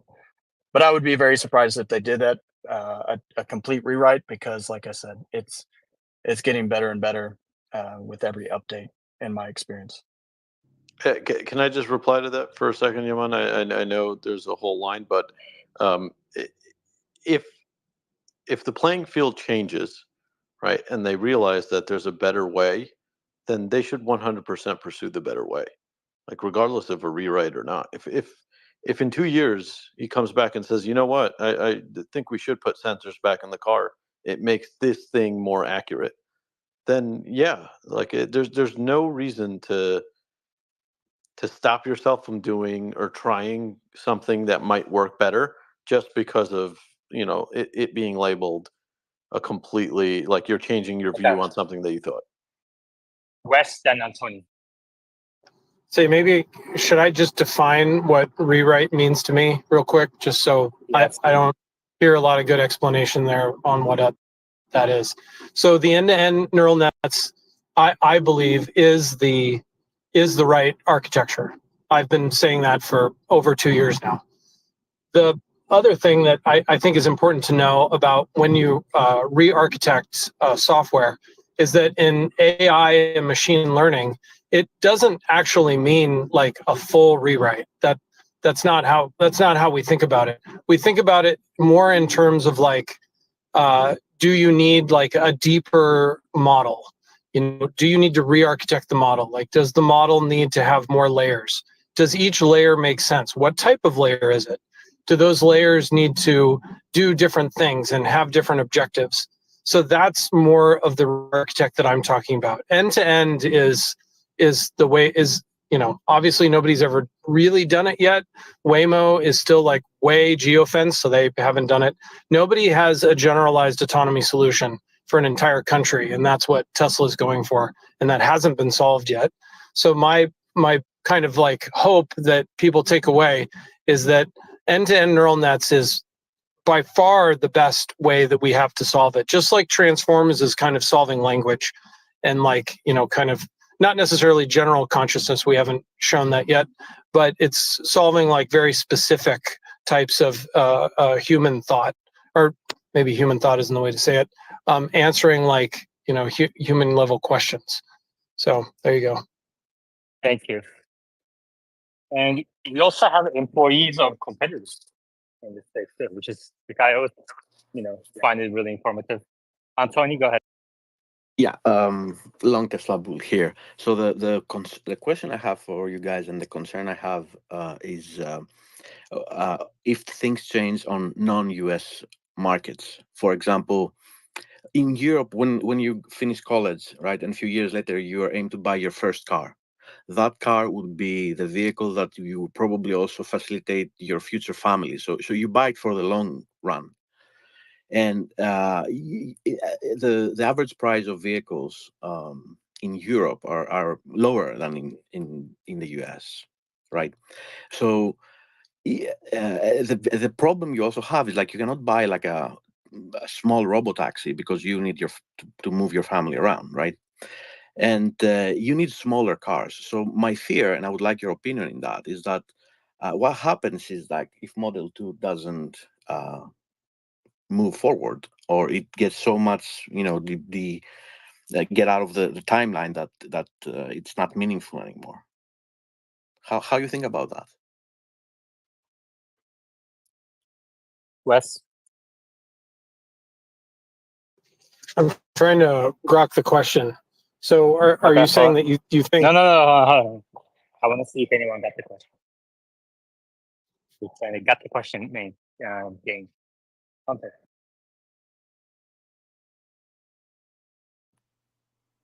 You want me to reframe the question? No, not yet. Hunter? I think the financial impact of just Europe alone, I think the largest impact is where Tesla is trying to currently solve it. So I think in the near term, it's irrelevant. I think by the time it is substantial, that they will have probably a smaller vehicle for the European market. Tony, does that answer your question? But it's for all non-US markets. Like the smaller vehicle in terms of, you know, volumetrically smaller. It's needed in all non-US markets, not just Europe. You know what's really funny? As soon as I said we're going to play a game of who got the question, a couple of people dropped off the speaker boards. It's so funny. Charity. Damn it. Well, I was just going to say that, you know, the U.S. prices are higher because the number one, actually probably like the top 5 top selling units are pickup trucks, which average around $60,000, $70,000. But I don't know what the question was. I honestly, I don't either. I'm just hoping somebody will get the question, and so I can learn as well. Yeah, questions should be limited to 10 words or fewer.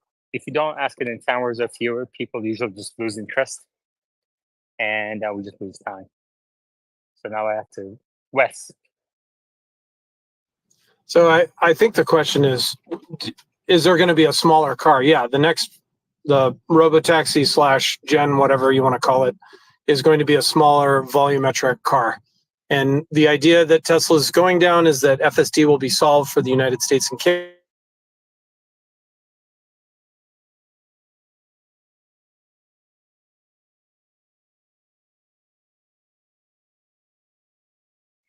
Did he break up for you guys too? Yeah, it did. Yeah, Yes. the robotaxi is Charity? smaller. I mean, sorry, Grant. My question is, what do you think We're Elon could? we're looking for an answer right now. The what? Sorry, I missed it. We're looking for an answer. Oh, I didn't hear it. Sorry. Yeah, I think. Let me guess. I think Anthony asked, what will be the financial impact on the company if compact car is pushed out or canceled? Is that close, Anthony? Yes, and I illustrate the Okay. fact that it's needed for Europe and for other territories other than the US Yeah. because you need to carry your family around. So you're not gonna do it with a small robotaxi. You need the car. Yeah. Well, I mean, the company. So is the compact car canceled or not has obviously been a huge topic in recent weeks.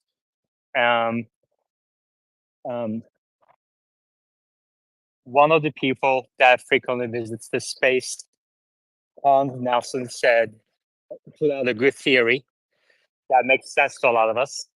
He said Tesla might be saying, or maybe letting the rumor, not refusing the rumor that is canceled, because Tesla does not want people to wait for a smaller compact car, and Tesla wants people to instead buy the current production, which is Model 3 and Model Y, and that makes sense. Like, you don't want Osborne effect until the vehicle comes to market. Now, in addition to that, Franz, our designer, in a reply to someone from the audience in a recent event, the question was, is it canceled or not? Franz says, don't believe everything you read. Don't believe everything you read. So, he didn't come out and say, no, it's not canceled, but he basically implied it's not canceled. But combined with Franz's theory, it makes sense that maybe they just don't want to talk about it. Wes and Ashay. Yeah, Tesla canceling the next gen car would be like them saying that they're not going to or motors or inverters. Like, it's their ultimate expression of the company is that vehicle, that platform. Yeah, Wes was breaking up, but he basically said it's very critical to Tesla's mission. You want affordable EVs. Ashay. So yes, Wes, that's a great point, and we got a little bit of an indirect confirmation today from the Bloomberg article that was published, and they did seem to say confirm most of what we've been discussing last couple of days. So compact car is not gone, but the really interesting part of it, and we'll dig into this maybe in the next few days, was that using the components and techniques that will be developed for the next generation platform. There is a chance that Model 3 and Model Y could go down the price curve, right? And that to me is really what really caught my attention, because if we go back to the earlier example of the Hyundai compact SUV that person got, that is how you treat that use case. Is you still have a large sort of crossover form factor, that the compact car is great in China, India, Europe, everywhere else, but to have that number one car in the US, a Model Y that can be a $30,000 Model Y, that would be the ultimate a dream for this. And then the compact car would just be another offering in a different form factor. But that's my fear exactly, right, guys? My fear is that you have to win the other markets. That's the concern I'm trying to raise and see how you think about it. Gotcha. Yeah, we understand. So you're saying even if Model 3 prices decline below 30,000, you still need a compact car. Is that what you're saying? Yeah, exactly. Okay, gotcha. Wes? So I think Tesla learned their lesson with the Model Y.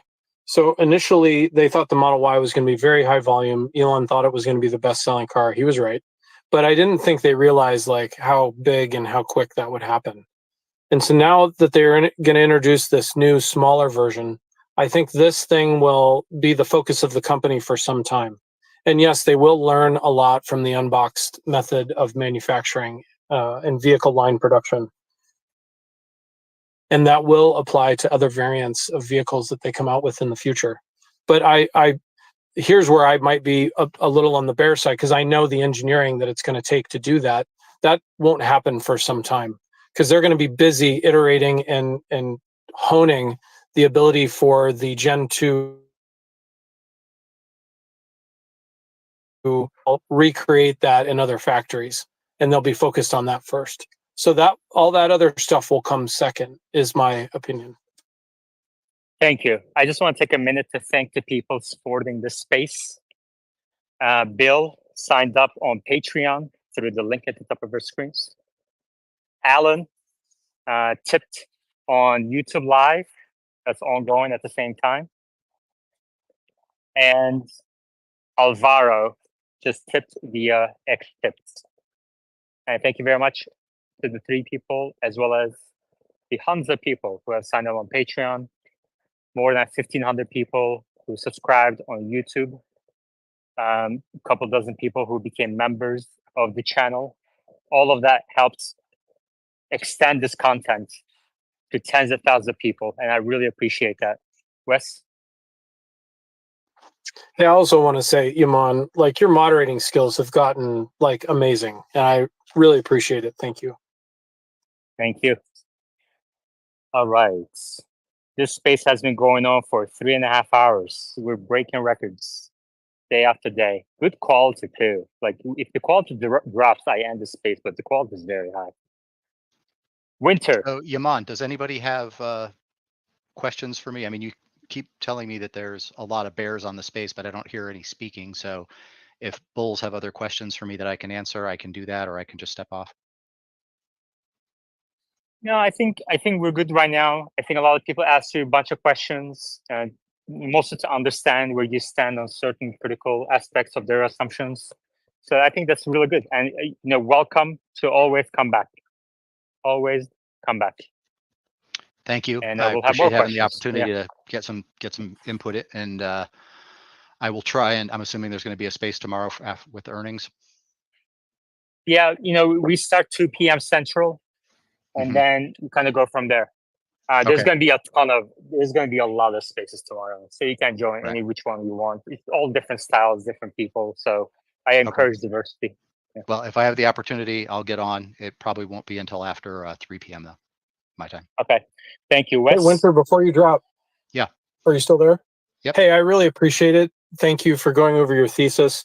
And I want to let you know that as an options trader, I think we both know that bear or bull, you try to maximize your profits in option trading. So I've also known that, like this earnings is most likely going to go, it's going to be a downward push because, most likely it's not going to be a great quarter. But I think the thing that might make us a little bit different is that usually when I make profits on options, I make that profit as the stock goes up, or I just.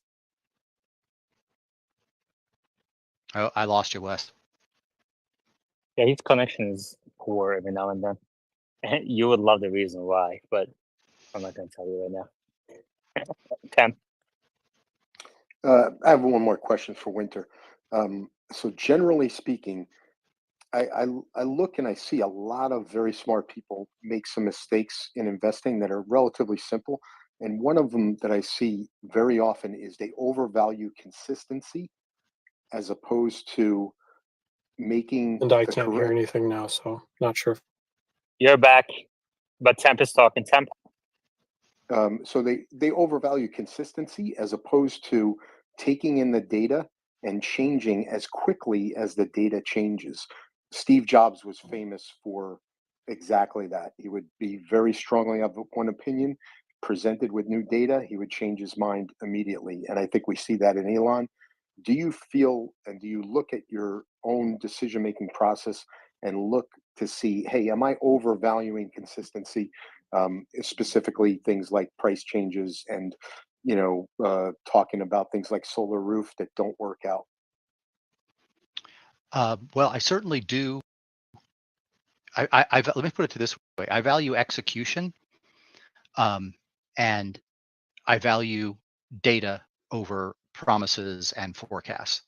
So, and that limits me from getting 10 baggers, 20 baggers on individual equities, and I'm okay with that.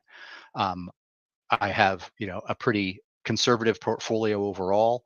I'm right now I'm highly fixed income. I only have about 12% of my portfolio in various options plays, of which Tesla's maybe 4%, and that's long and short. So that's not, for me, I'm not trying to find the next Amazon. I'm not trying to find the next Google, because I'm old enough to realize that for every Google or every Amazon, there's 1,000 corpses that didn't make it. And I've bet on some of those corpses, and I've lost money. And I'm now at a stage where I need to manage my capital in such a way that I can use my experience and the limited skills that I have to model what I call asymmetric risk in the market. And when I see a company like Tesla valued at the levels that it was valued at 4 months ago, that seemed asymmetrically high to me. And so I went net short and have profited from it. I've tapered that short now. But as far as trying to find the next Elon Musk or the next Steve Jobs, had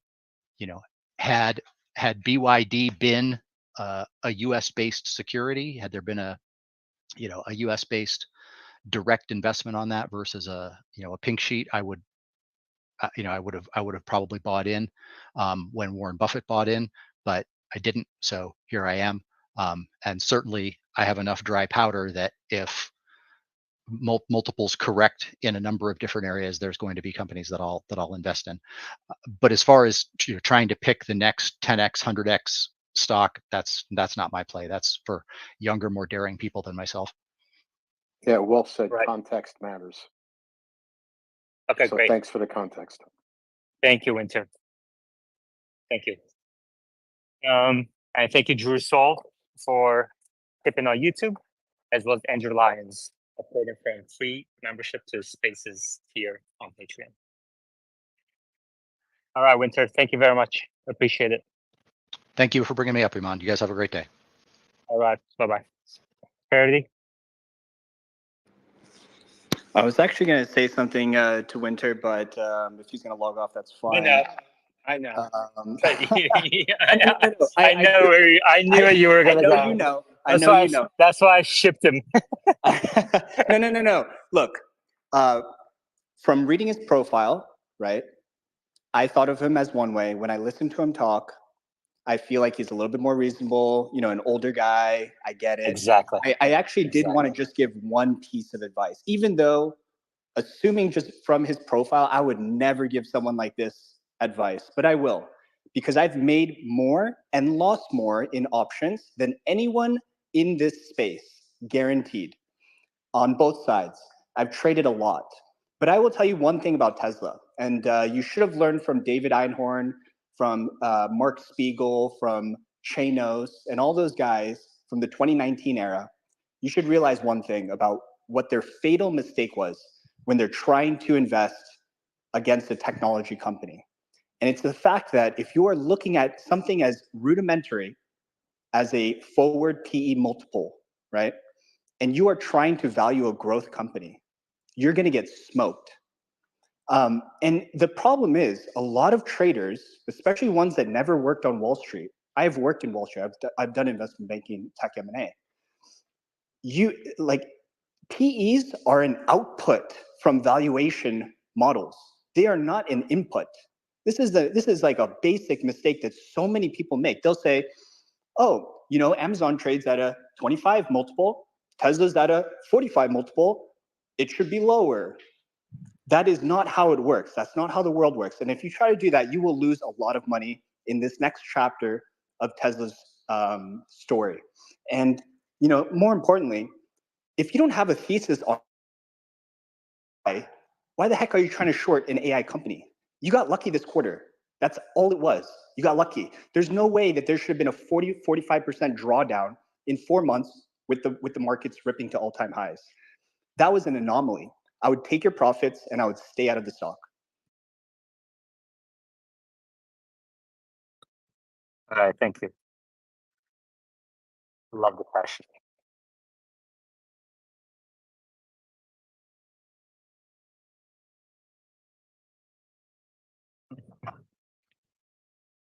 Shay. I have a question for Charity. Very, very good point. Just a follow up. Would you then kind of summarize your advice as saying if you can't if you don't understand a company enough to go long on it, then definitely don't go short? I mean, I think that's one way of thinking about it, but I think even just on a very, very simple basis, right? When you look at a DCF model, you have to understand that when you're talking about a growth company, a lot of that valuation is going to be in future years. So if you're waiting for it to show up on the financial statements, it's already going to be too late. It'll be priced in ahead of time. So, people like Morgan Stanley, right? They only assign a 20% valuation of their price target to the auto business. So if you're someone like Winter who's looking at the auto business and you're saying, oh, look, growth is tapering off, EPS is coming down, I think that their multiples are going to compress, blah, blah, blah, I'm going to go short.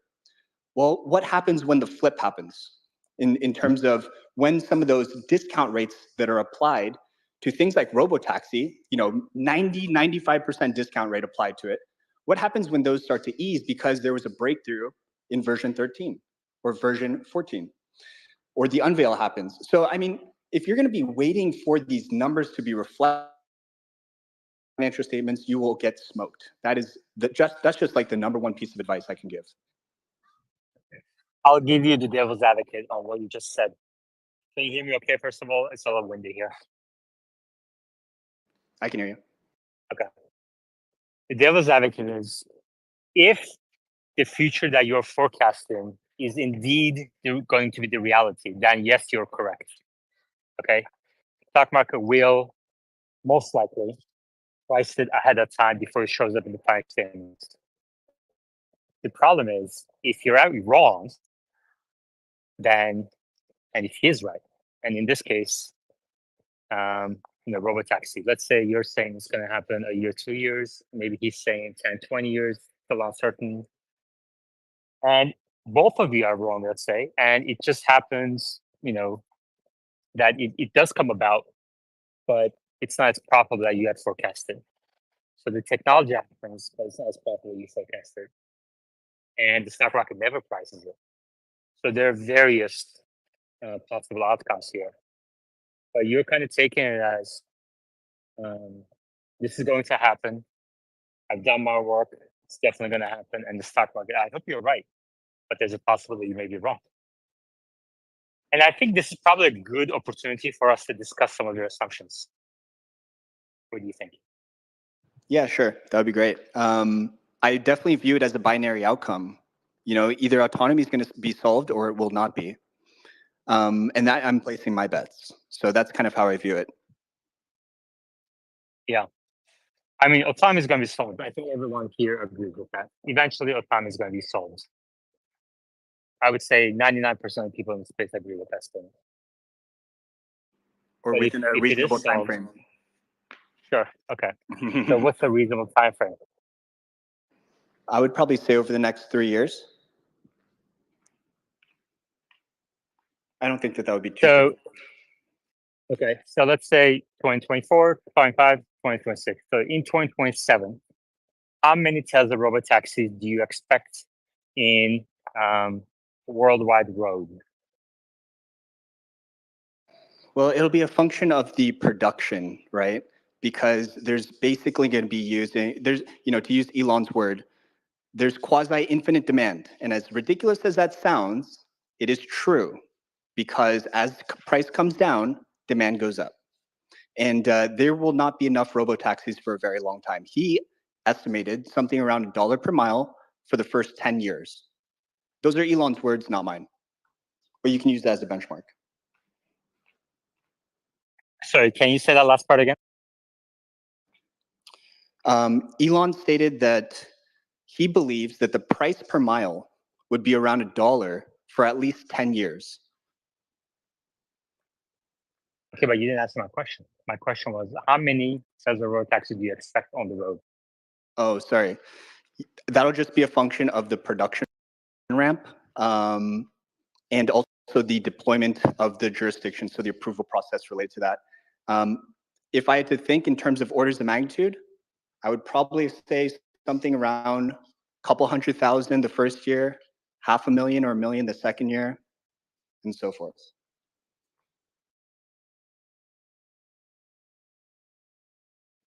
Okay, so a couple 100,000 in 2027? I would say that's pretty reasonable because I believe at the end of 2025 is the scheduled target for production of this next generation vehicle, right? So if we say that the production basically starts to ramp beginning in 2026, then I think by end of year, I think you'll probably get to that run rate of somewhere in that ballpark. Okay. And growing. So then, okay, let me kind of switch my interrogation strategy here. Because I wasn't expecting the answer. But so then let me ask you, how many robotaxis do you think Tesla needs to have to be material to Tesla's financial statements? Sorry, to be material in their financial statements? Right. Could you help me understand what you mean by that? Yeah. So, I come from audit background.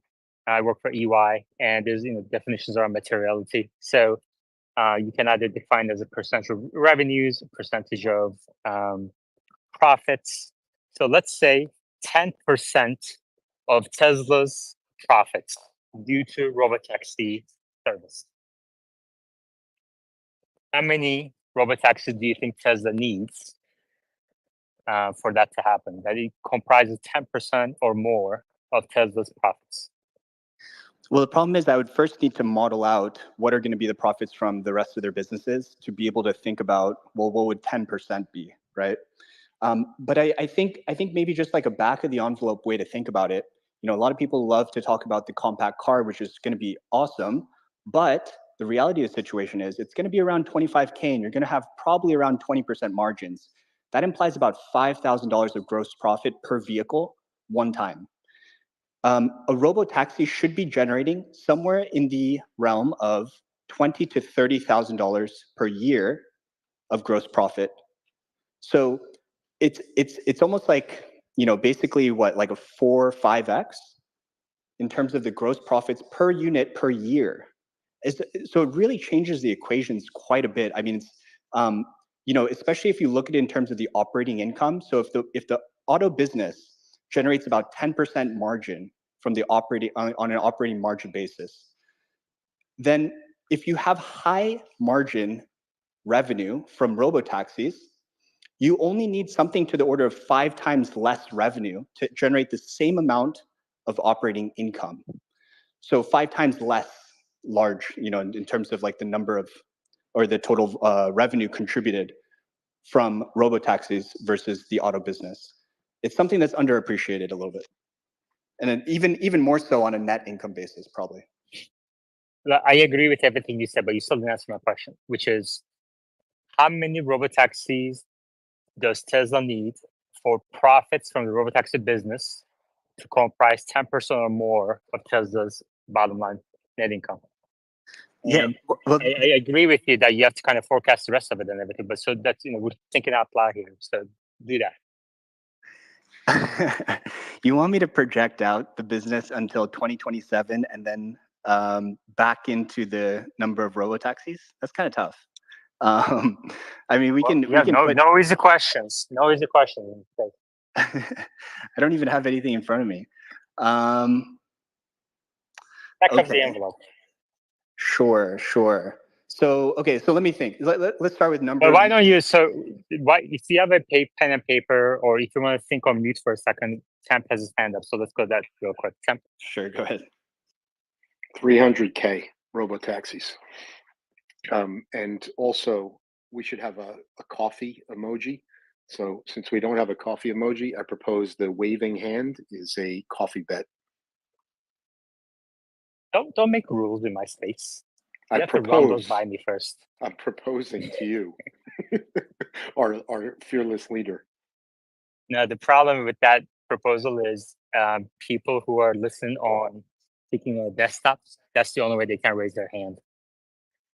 And then it already has multiple functions. Like sometimes people wave when they're leaving too. I'm like, are you asking to speak or are you leaving? Or now you're like adding one more. No one uses the fist. We'll use the fist. Yeah. Yeah, maybe. We do need a coffee emoji. Okay, Charity, how is your back of the envelope calculation on? Almost done. So here, I'll just read out loud. So by 2027, let's assume 3.5 million cars are sold.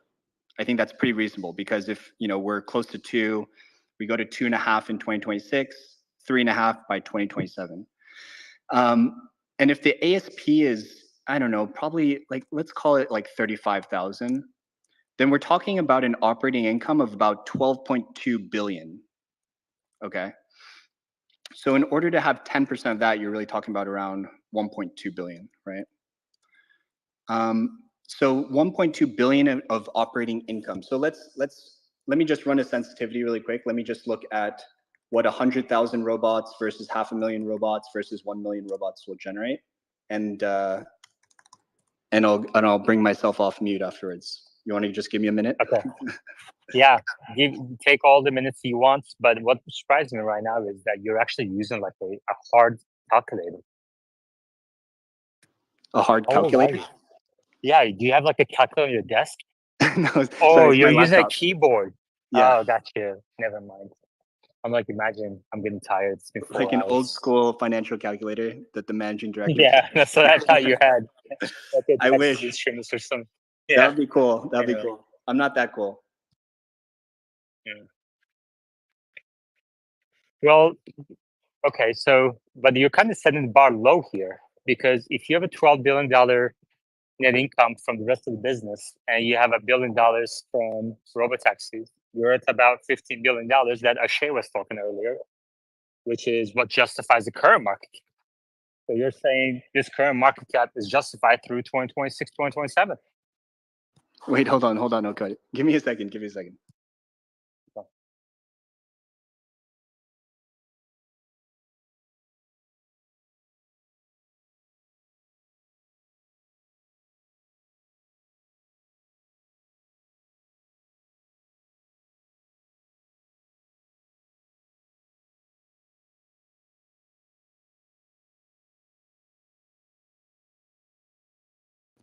Okay. Ready? So we said 10% would be around 1.2 billion. Okay. So how many robotaxis would it take to generate that much of operating income? So I did a quick spread of 100,000 units, 500,000 units, and 1 million units. I assumed 20,000 in gross profit per year and an operating income of 15,000. So, something around, a little, maybe like 70% operating income margin. Okay. And that's going to be a blended mix between the Tesla owned vehicles and the consumer owned vehicles. Now, we could taper down operating income down to 10,000 just to be conservative, but let's just start with 15 and let's just see where it goes. So 100,000 units would generate 1.5 billion in operating income. So right off the bat, we're talking 100,000 units in 2027 to generate 10% of the operating income.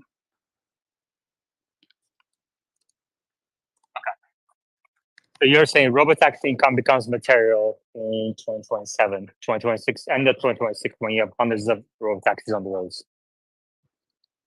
But like I said, you kind of added up to $15 billion there, which according to SA justifies the current market cap. So you're saying we're not going to go up for 3 years, 4 years? Wait, help me understand that point. So what is that about the 50 billion? Where did that come from? Yeah, actually, maybe you weren't here earlier, but Ashay talked about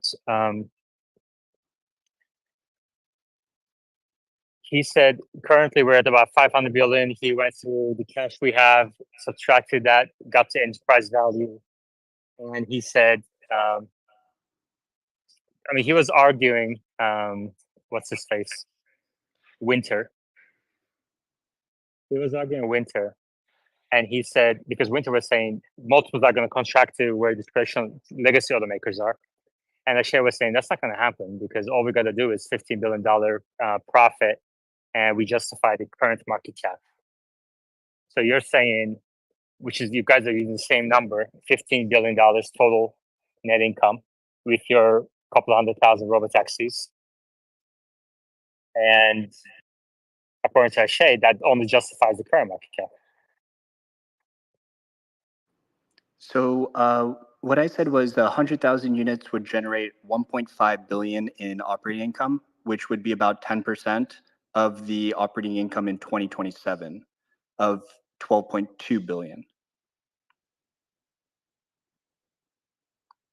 So I think what you're saying basically is like, okay, if you apply some sort of EBITDA multiple, right, to that 12 billion, what are you going to get? Well, his PE multiple is 30.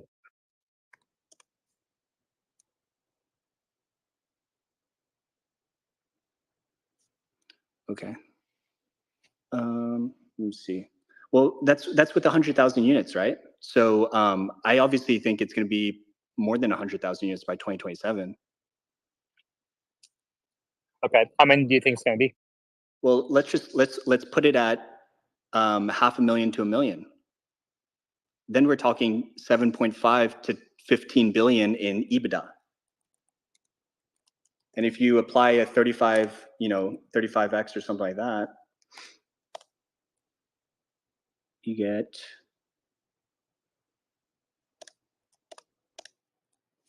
$260 to 500 billion. So basically, for every 1 million units, you're talking probably in the ballpark of $500 billion in market cap for every 1 million units. And that's conservative, I would say, because we're just saying the gross profit is 20K a month or 20K a year. So this is recurring revenue. Maybe it gets a higher multiple, maybe it doesn't, but AWS would probably be a better comp over time. I don't know. Okay. All right, let's focus now on 1 million units, 20,000 gross profits, and you got to 20 billion, and you're saying that's about $500 billion in incremental market cap. Then let me kind of step back for a second and say, I've heard that napkin math you mentioned in the other space the other night in Adrian's space. What do you think about each incremental million you add? You're obviously going to have to reduce your price per mile and possibly margin assumptions as well, right? So it's not going to scale. The market cap isn't going to scale linearly like that. It's going to be sublinear because of that, right? Because you're flooding the market. Actually, I would disagree with that just because you're going to be launching different markets. So your first like easiest TAM is going to be like the top 50 markets of Uber. And you're going to go and launch in all of those until that's done. And then you're going to go to the next 50. And then you're going to expand further and further out. So I don't think that the units will compete against each other. Yeah. Okay, so you're saying for the first several million robotaxis, we're going to be able to support $1 per mile, right? I think that would be conservative, yeah, because remember that that post about 25xing. So I mean, even if we're talking like 2x or 3x or 4x, right? Something super conservative, you're still talking about multiples versus Uber's business and Uber's TAM. So I think it can support at minimum anywhere from 3 to 5x of the total number of Uber drivers. I think that would be pretty reasonable to assume if you're charging $1 per mile on average. Okay, Grant.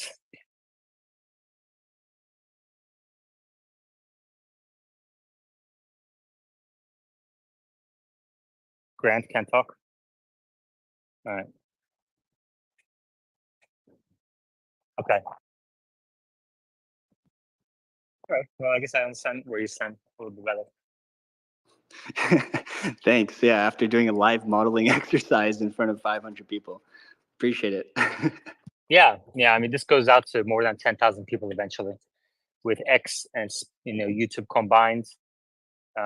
people listen to the recording and everything. It's impressive. I mean, I think everyone admires the work you've put in to build this. So So great yeah, job. thank you. So, but I thought you had said in the other space, 1 million robotaxis add up to $1 trillion incremental value, right? Yeah. So let me put, that was my old report from about 2 years ago. I have different inputs there. But what I have there is at an EBITDA multiple of 20, and if you're generating around 6,000 in net revenue per month for a full-time Tesla-owned robotaxi, that means that you're generating 75K a year in terms of revenue. So I applied a 60% EBITDA margin after breaking down a local P&L, like what would it look like for parking, for insurance, for maintenance, blah, blah, blah.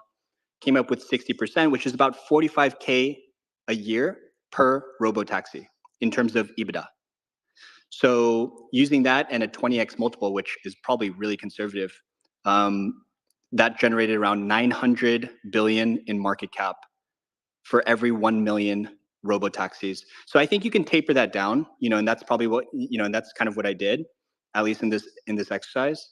But I think you can apply, the best way to do it is probably applying some sort of sensitivity range on some of the core assumptions, and just looking at it, triangulating or creating a football field of some sort to your liking, just based on that.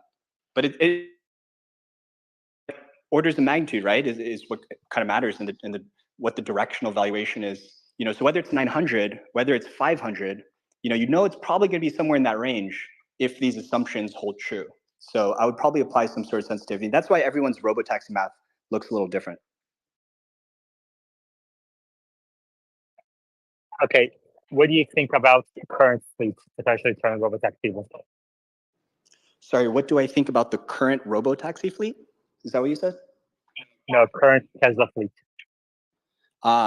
So there's 6 million units globally, right? So if you assume maybe around half of that is going to be in the United States and Canada, which is probably where this is going to start, then you have a TAM of anywhere from 2.5 to 3 million units. So, and growing, obviously.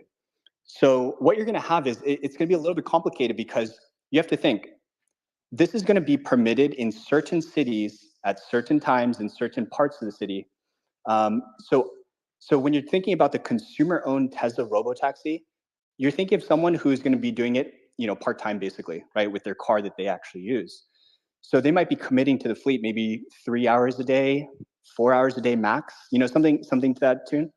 So the thing is, it's going to be mostly seeded by the Tesla-owned robotaxis. They're probably going to be the ones to start off for the foreseeable, and then invite the owners, the local owners, to essentially, contribute their vehicle towards the Tesla network whenever they want. I believe Elon said, it should be as simple as pushing a button to go and make your car, work for you while you go in the office or something.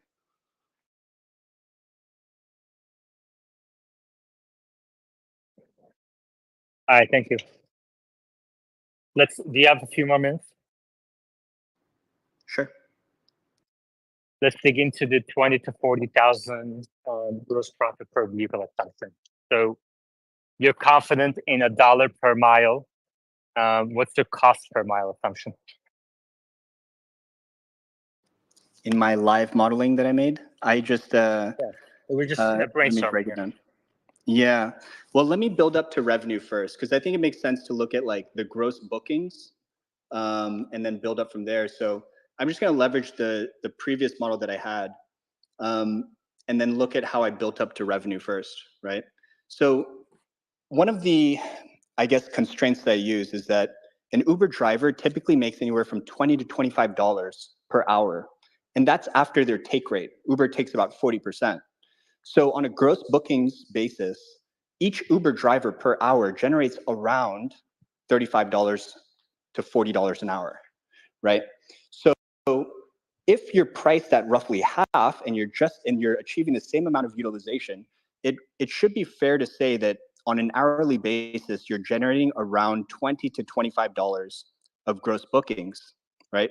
So the price per mile that I've used is $1.25, which is still basically 40 to 50% off Uber. So it would attract a ton of demand and it would probably have high utilization rate. So if you have that, then the gross revenue per trip is around $7, $8. So on an hourly basis, it comes out to $22, or $220 per day if you're operating it 10 hours, per day. You're probably charging and maintaining for the rest. That would yield about $6,000 of gross revenue per month. So what I did was I created a separate model for a local P&L just to illustrate what would be the essentially the EBITDA margin after you account for things like everything from payment processing fees to insurance to maintenance, depreciation, the car payment itself, storage and parking, everything like that. I'm still getting around 75% operating profit. So obviously, it'll vary, and I think people like CERN, who is a fantastic analyst, especially for the robotaxi space, I think he has obviously different assumptions, as do many others, but you can apply some sort of sensitivity, whatever makes sense for you. Can you help me understand the $6,000 per month figure? Yeah, so the 6,000 per month gross revenue. So the way that that's built up is just some simple arithmetic using some of these assumptions. So $22 of gross revenue generated per hour, which implies about $1,500 a week, which is a little bit over $6,000 per month. 6.3 is what I have. If you're hitting those numbers like I mentioned. So yeah, that implies about 60,000 miles per year. So the average driver is around 15. So you're saying the utilization is something around 4x, which is pretty in line with what Elon said. He said 5 to 6. So, I still think that that's conservative. I agree with you about the miles. I think I disagree with price per mile because you're basing your assumptions on current Uber bookings, but at the same time, you're assuming a massive increase in supply. So I agree, although I agree that demand will increase, but it depends on price per mile declining. Well, I do have the model assumption priced at basically almost a 50% discount to Uber. So you can imagine, right, if you launch in San Francisco with a fleet of, let's say, 200 vehicles, and Uber probably has, let's say, 2,000 vehicles, you're going to get a lot of people through word of mouth and through marketing to go and download the Tesla app and give it a try, because you're gonna look at it and you're gonna be like, wow, I need to go to the airport. Uber charges me $60 and Tesla is around 35, right? You're gonna use it, or at least people on the fence, who could use the savings, most people do, will use it. So I personally believe that it's gonna sap a lot of demand fairly quickly when it does launch, and I feel like utilization rates will be pretty high.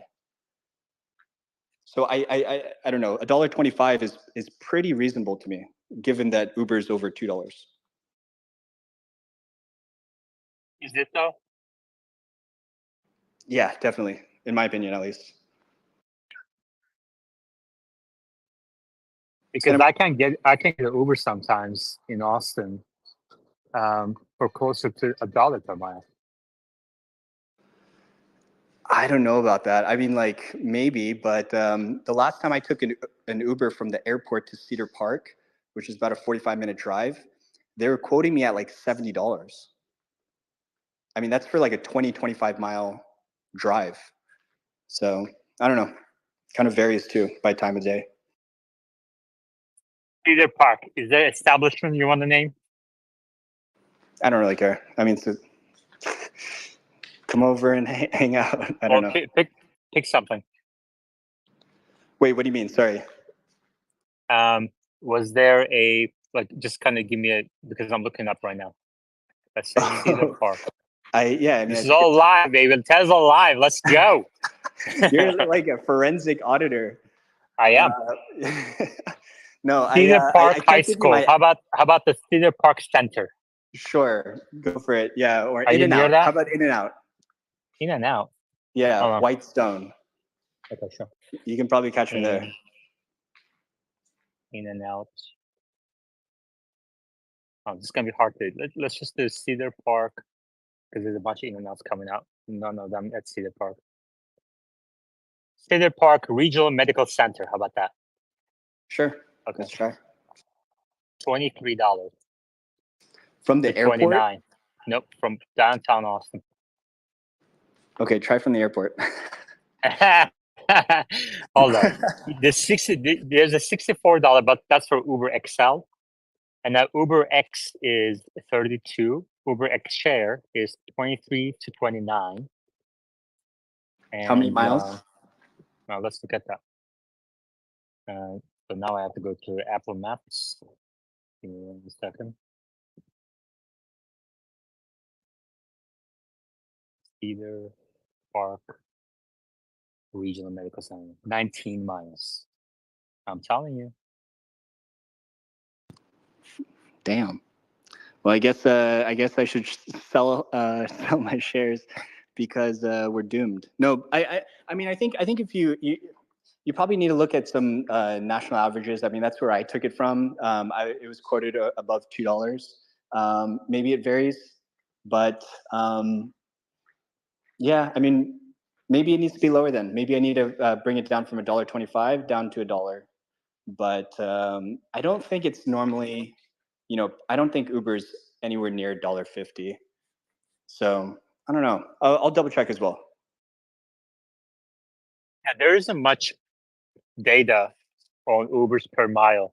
I don't think they share it, and I think the reason is because the range can vary so much, and also changes a lot over time as well. So yep, I tried to kind of take a look at maybe like well-traveled routes from a downtown to an airport in a bunch of different cities to keep an eye on it over time. But then if you kind of take a step back a little bit and kind of think about it, where it's trending, Wes and I disagree on this. Wes believes that the per mile price of Uber will increase. I think that it's going to decrease even before robotaxis. And the reason for that is because I think the competition is going to be a used Tesla driven by human on the Uber network. So if you think about it, a used Tesla price are coming now declining below $20,000. Okay, with 100,000 miles on it, let's say, and you can buy that as an Uber driver, and it's going to last for another 100,000, 200,000 miles, whatever it is, if charged properly overnight, and add FSD on it, subscription, or you purchase it, whichever you do. Okay. Now your supervision needs, like the human input, is minimal. Okay. Like very minimal. So it can be done by a minimum wage worker. So whatever the minimum wage is in your area, add that on there. And your electricity cost, but you're, in Texas, it's free overnight. So the current price per mile in Uber is not the competition when robotaxis come about. It's going to be used Teslas driven by human, run on electricity. Can I make a counter devil's Yeah. advocate? I'll take a shot at this, okay? So bear with me. So let's assume that robotaxis are now a thing, and you can purchase a vehicle and basically have it pay for itself, plus maybe make you an additional, few $100s, depending on how much you want to use it. And that's kind of the value proposition. It's like, okay, cool, I get a free car that saves me a lot of money. I can use it when I'm not, having it off, doing robotaxi rides. So in that world, do you think that Uber drivers would continue being Uber drivers, or do you think a percentage of them will opt to just purchase maybe two or three? I understand your point. Now the thing is, Tesla isn't going to be the only EVs, right? Like BYD is selling EVs for $10,000, less than $10,000. So if Tesla kind of, depending on revenue share that Tesla takes versus pays its driver, maybe some Tesla owners will add to Uber network or drive on the Uber network or add to the Tesla network. But some will buy used EVs of other brands and drive those on the Uber network. So you're saying that they would do both, like basically operate their own fleet and drive. Is that right? Yeah. There are a bunch of different things that they're going to be able to do. Like they're not going to be tied to, from a hardware perspective, they're not going to be tied to Tesla unless, and this is what I've been kind of trying to drive home in these discussions, is that Tesla can't just compete on price per mile, because that's going to go down to like very small levels and you're not going to have a profitable business. It has to be a valid proposition in the car.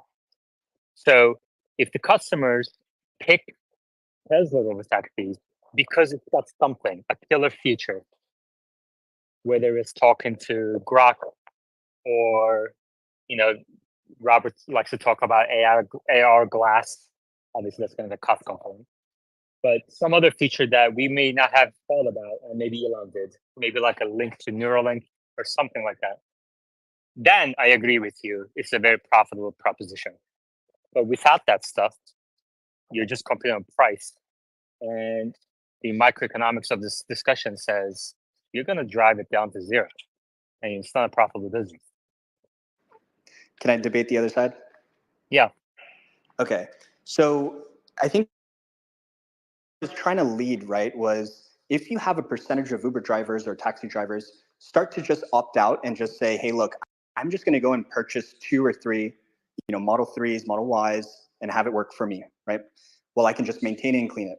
If that happens, that means that the supply of drivers for Ubers and other platforms will decrease. What does that mean? Well, that means that they need to incentivize drivers to come onto the platform, which means they have to increase price. So it'll have an opposite effect. And I'm not sure if I buy what you're saying about the used EVs. Maybe you can help me understand it better, because I think what you're saying is, look, the cost of an EV is going to be so low. BYD selling cars for $10,000. Okay, so then you're going to still have the human driver working for minimum wage, you're saying, and then some, but it's going to be a lower amount because their operating cost is so low, because the EVs, you don't need to pay for gas. It's basically charging, close to free overnight, and you can use it during the day, whatever. So I don't know if there would be a ton of people, right, to do that, because you're basically earning subsistence level income, barely breaking even, driving a really small kind of cheap car that only has maybe 150 miles, of range, and realistically, maybe closer to 120 based on real world driving. So how many rides, how much income can you actually make throughout the day without having to take a break to go to a supercharger and then pay the full cost of what it actually takes to charge, as opposed to charging at home? So I don't know. So I don't know if that's really the main competitive threat. So I think that's still kind of proved out a little bit. Well, how many people work on minimum wage in the US? Probably a lot. Well, let's look it up. Fine.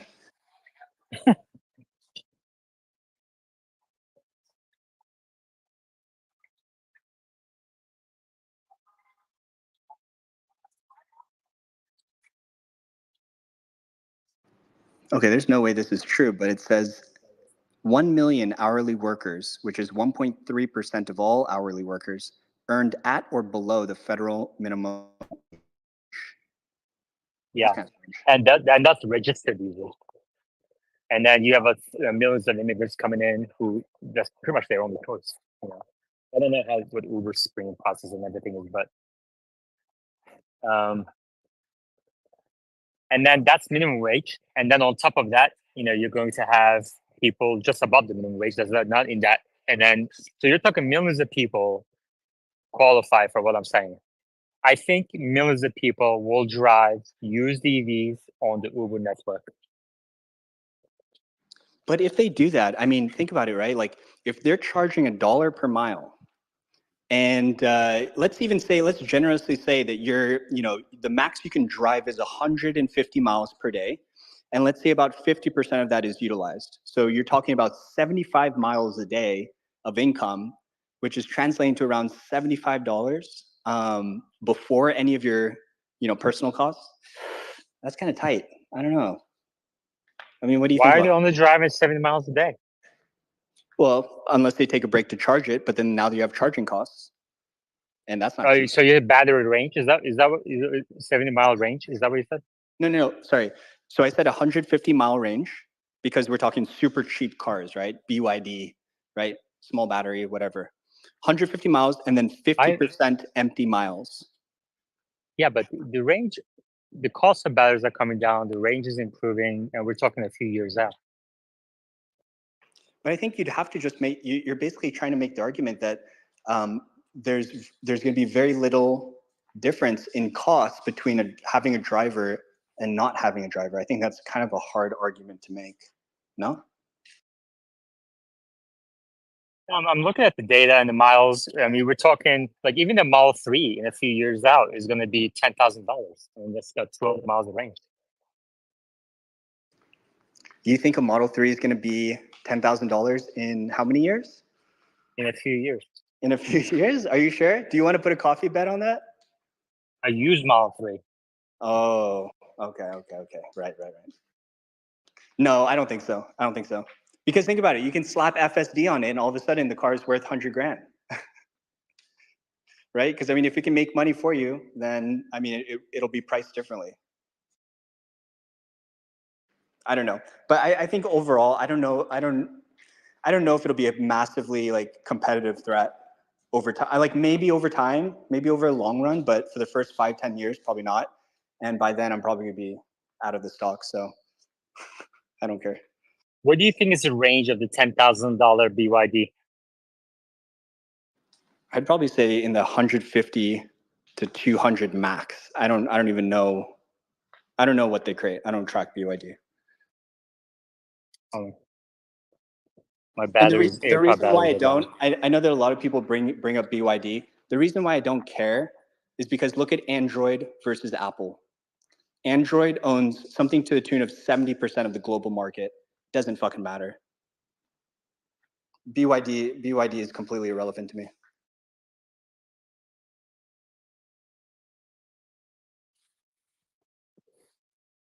Okay. So let's say, for example, in a few years, you're going to have $10,000 used EVs that have 200 miles of range. Okay.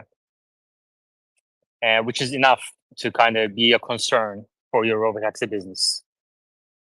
Right. So $10,000 divided by, let's say they last about 200,000 miles. That's 5 cents of depreciation cost. You're charging overnight. And in a few years, with a bunch of mega packs and power walls and more solar power, your cost per electricity, especially if you're an Uber driver, you do want this lower cost of electricity. So you're going to make the investment anyway. You're talking a few cents per mile. You're talking about minimum wage earning because people? They go, let's say, for example, 1 kilowatt hour, they go a few miles.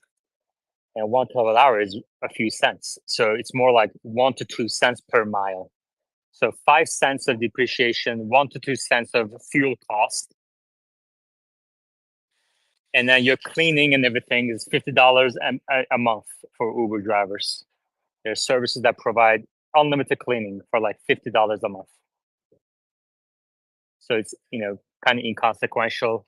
And then you have insurance cost. So your cost is going to be like 10, 15 cents per mile if you consider minimum wage folks driving on FSD or some sort of similar ADAS service. I'm going to need to double check those numbers, but I will tell you, VA, here's one thing, okay? So let's zoom out for 1 second. Let's look at who the players are in the space. So who are the AV platforms? It's probably going to be Uber, right? Lyft is going to go out of business, guaranteed, because they don't have any other verticals besides rideshare, and they're only in the United States. They're the first ones out. So there's only Uber. And then maybe Waymo will have some pockets, some certain markets. Cruise, I think they're basically out. So Think about Uber, for example. So as soon as this starts launching, Uber's markets are going to go dark one by one. And it will be a matter of time before their most profitable markets are engaged in price wars, which disables them from funding their smaller markets. So they'll have to start pulling out of markets, and they're not going to be able to pay for their operating expenses, their corporate expenses, because their gross profits are diminishing from the price war. They have to pay out more drivers. They have to bring down price and then reduce their take rates. So over time, it's only going to take maybe a few years for Uber to effectively shut down most of the markets or pivot or do something else, because they're just not going to be able to compete. So I don't know if there's this kind of like army of minimum wage working people who are going to buy used EVs and then drive them all day to make $5 to $7 an hour, maybe $10 an hour if you're generous. I probably wouldn't make that bet.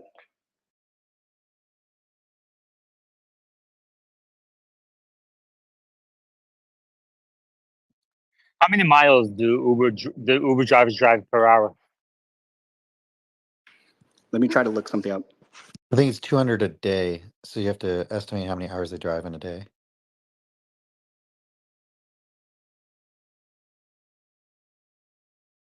Yeah, I think, the labor cost here is, I think, less than 50 cents per mile. So you have your depreciation, 5 cents, few cents of fuel, few cents of insurance, few cents of cleaning. You're looking at somewhere around 50, 60 cents per mile of cost, marginal cost. Do we know the average trip price? Because the average trip is 5.4 miles. I saw that data recently. See, that's right now.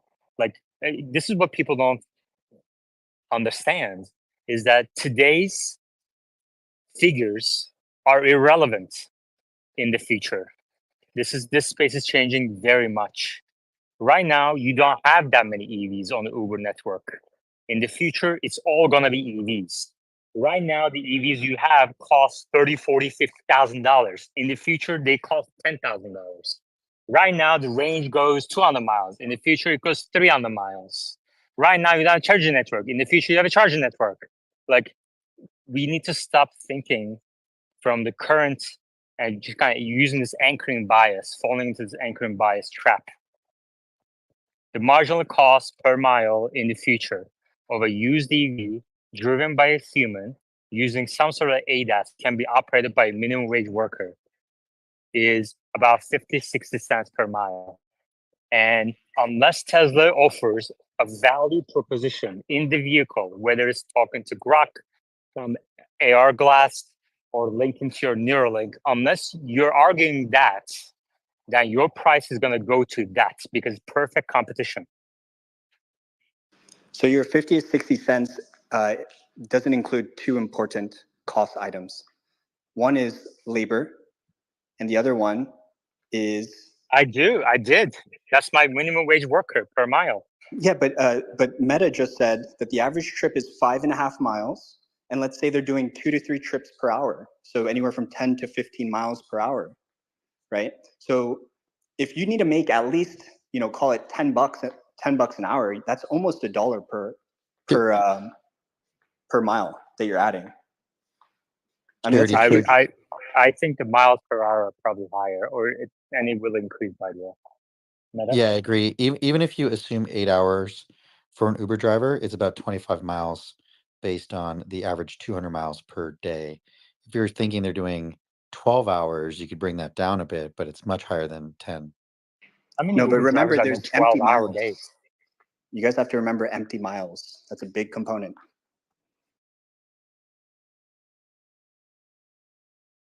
So you're underestimating it by half because on average you're picking up customers, right? So that's non-revenue generating miles. You have to account for that. That's a fair point. And then the other component, the other cost item is the take rate of the platform. So that's going to add another 30%, 35% at least to the cost per mile.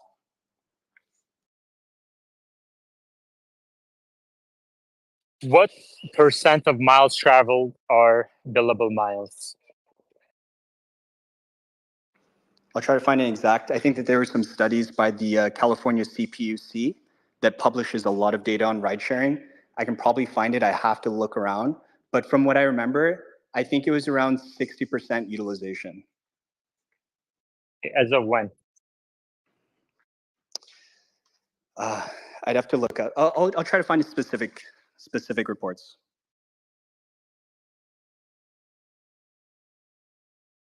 But I'm not going to be able to find it in the next 30 seconds, just FYI. I'll dig around though. Okay. In any case, do you agree that it will increase? That what will increase? Sorry. Percentage of miles that are billable. As price goes down, yes, I would. Especially because if there's more density, if there's more supply side, that means that your average trip to pick up the customer is probably going to be a shorter distance than if there's less cars on the road. So.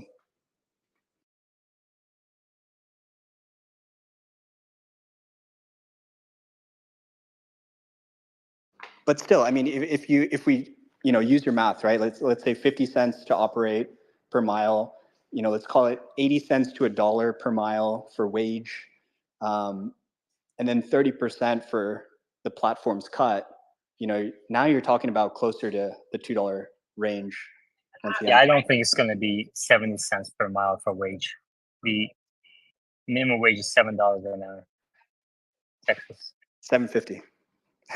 And rising, right?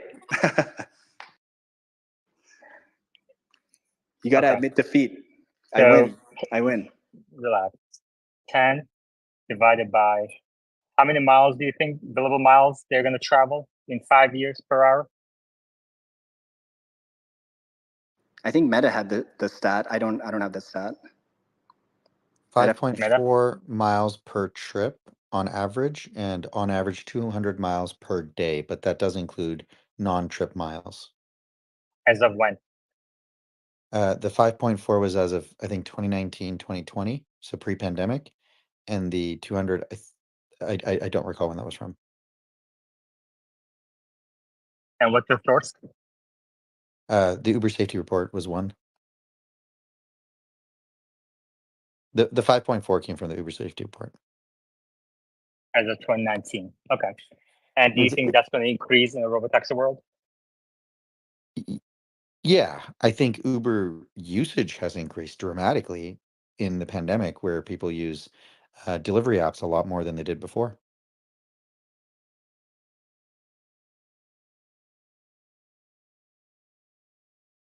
Not to mention robotaxi kind of can do road trips, and that's a big mile addition. If we were just talking about per mile, no one's going to do an Uber ride from, say, Los Angeles to Vegas all the time, but they might do a robotaxi. I mean, 200 miles a day is kind of that's tough. I mean, like, I'm just looking at it. If you're driving for 10 hours a day, that means you're doing 20 miles an hour. And let's say your utilization is around 60%. You're basically saying you're almost going a mile per minute.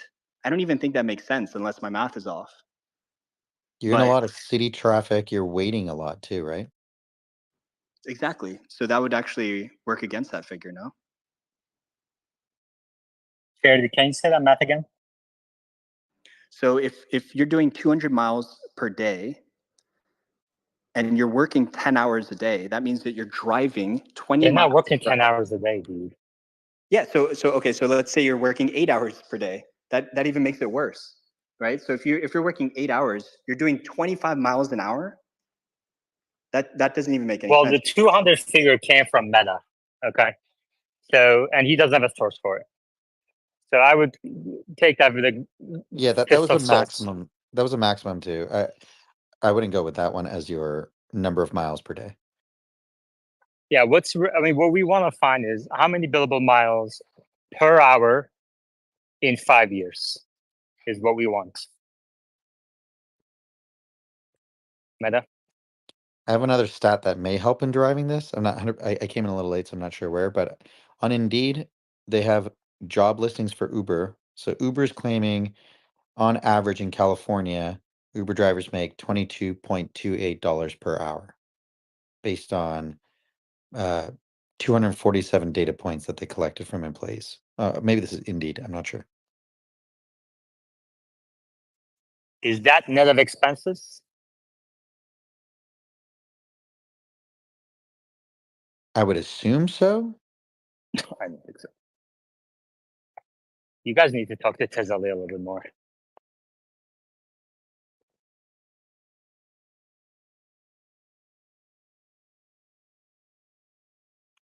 Either way, I think this warrants a little bit of a model.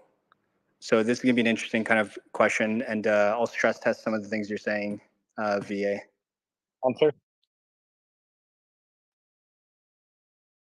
Yeah, I'm driving right now, or I'd look it up myself. But does anyone know the utilization rate of passengers versus transporting stuff?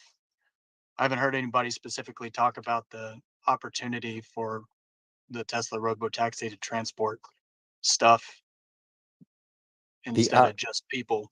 The hourly It rate doesn't matter. is lower. What the cargo is doesn't matter because you're still competing against used EV plus human driver.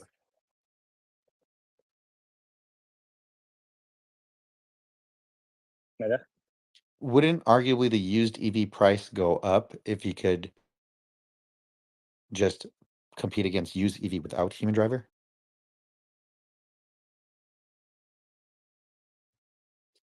What do you mean? I think you're looking at today's used EV prices plus a driver, and you're forecasting demand in the future as that is the competition.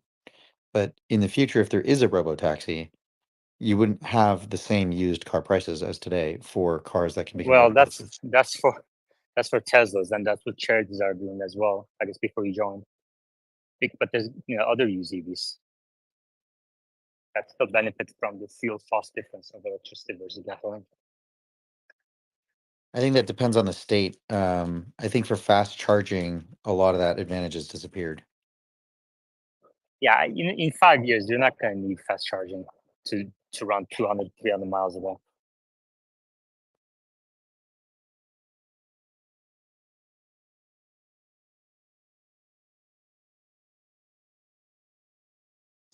I mean, VA, I think, still going off of the math that you said earlier, 50 to 60 cents to operate, then you have labor, then you have the platform's take rate. So, I mean, I just don't see a world where you're below $1.50 a mile.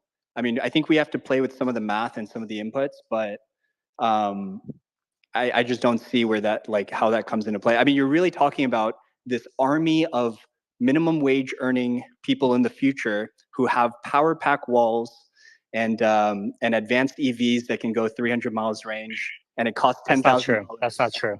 They don't need power packs. Okay. They don't need It's kind of walls, they don't need excessive. power I packs. mean, No, but nevertheless, no. But these guys still have to work their ass off, right, to earn minimum That's wage. what minimum wage people do. I don't know But if they you can guys go get a know chill anybody. job. They can be a barista. It's really relaxing, versus like You hustling and think bustling. barista is this more relaxing than sitting in the driver's seat and have ADAS drive you around? Have you not talked to any baristas? No. I know it's hard. That's the first thing that came to mind. I don't know. I live in a coffee house. Cashier. How about a cashier? Bagger. You never done a retail job, sir. Charity case. If you work as a barista, you have to work in a coffee house where there's a Yaman living there. Think about it. Have you ever worked a retail job? It's hard work. You have to deal with people. I've worked in restaurants. It's tough. And then the other thing is we also have. There we go. There's our man. I must have looked like 5 times if you're in the audience. Says Ollie. Hey, Yaman, I was I'm always late listening to your space, so I listen on YouTube at 2x, so I had to catch up a little bit. So for the people that say you make minimum wage on driving for Uber, I drive for Uber and I make about $35 an hour average. Boom. See, I told you, So Yaman. I have no idea where you guys are getting that from. Yes, that You're making includes you're making again. This is really frustrating. This is really frustrating, and the reason is because like this is the most frustrating things that happens in this space in general in these arguments is people fail to take into account what the other side said, and they just repeat their original position, and it just doesn't move the ball forward. Okay, my point was in the future the supply will increase such that and the job will get so much easier because of these ADAS systems that a minimum wage worker will be able to do it. And TSLA comes in and says, this is what I'm making today. And all of a sudden, everybody's declaring victory. Okay, here's how I'm going to win this argument. Ready? So let's say that you're right, and there's this fleet of minimum wage working people with the cheapest possible EV car. You're covering your mic. Sorry, can you hear me now? Yeah. Yeah, so let's say that you're completely right. There's this competing force, through Uber, bunch of minimum wage earning folks, busting their ass in a very, very cheap EV, used EV. So it's an older model. And it's roughly the same price, if not a little bit more expensive than a beautiful, clean, empty Model 3, Model Y, right? Next gen vehicle, Robo taxi, right? Which one are you going to take? You're going to take the Robo taxi. So I win. Okay, what about Waymo? Waymo? Who? Who's that? What's their cost per mile, you think? I am not going to do another modeling exercise. You got to ask someone else now. Way more. How about that? That's their new name. Way more, not Waymo. Okay, Temp and then Meta. We also have to account for minimum wage has been increasing dramatically recently, right? You have $20 an hour fast food worker minimums right now. And I do have some data if That's not you're minimum interested. wage. Where in the world is $20 an hour is minimum wage? It was just passed in California in April. Yeah, California. California? Correct. But just for fast food workers, not for minimum wage. So what's California minimum wage? But across the board, minimum wage has been increasing. That's just what is it today? 15. Okay, so it's not 20. Is it really 15? Jesus. There's also been a lot of campaigns to increase minimum wage to 15 across the country for what it's worth. It's 16. Oh my goodness. I win. Charity, Temp, I think keep the going. point. I think the point that Temp. Yeah, so I can read a few data points if you're interested. Current amounts. Should I go ahead? Meta. Were you able to hear temp button, Keyman? Was he talking about reading more minimum wage data? I think so, right? Current. Go ahead. Current figures from Uber and Lyft on the earnings of the drivers, the costs. Go ahead. Yeah, go ahead. So, blah, blah, blah, recent pay transparency. In a November earnings call, Uber said typical U.S. driver earned $33 per hour across the U.S., not accounting for driving expenses. Lyft quoted 31 per engaged hour and 23 an hour after accounting for expenses like gas and maintenance. I think I'll leave it there. What's the second figure?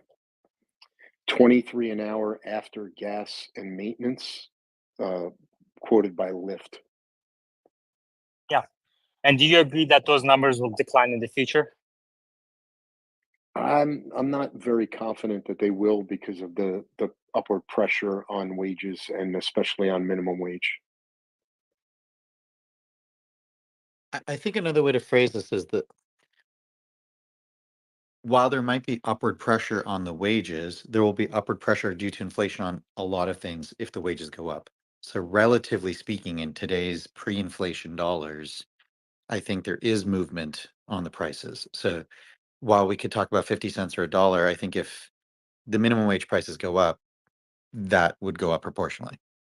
Dude, you guys are nuts. This is crazy. I cannot believe we're arguing this right now. This is like I'm like pulling my hair out, and I have zero hair, and I'm still pulling them out.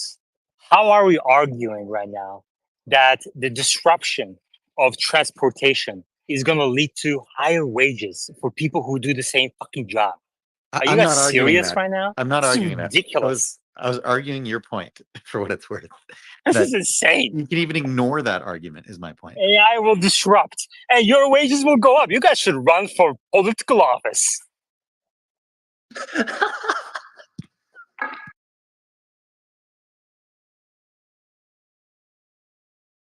Just to be clear, TSLA, when you said you were making 30 bucks, I think you said per hour, that was net of fees or pre-fee before fees?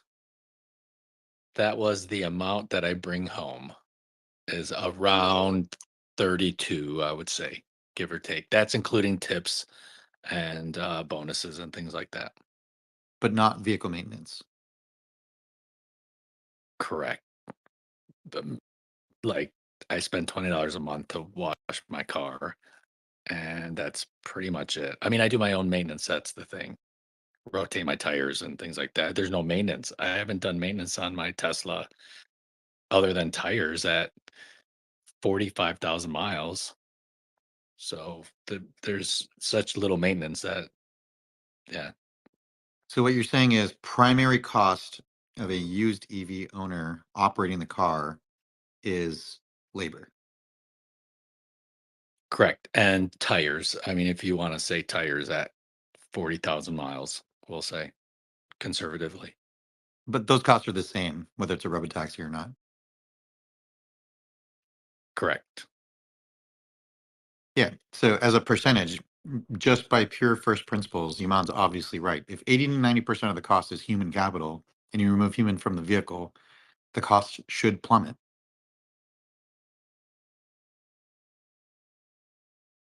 Well, that's not what I'm arguing. I'm arguing labor costs will also plummet because the competition for robotaxis is going to be usually driven by humans. Because some people just won't want to ride in a robot. They'll want the human touch for a while.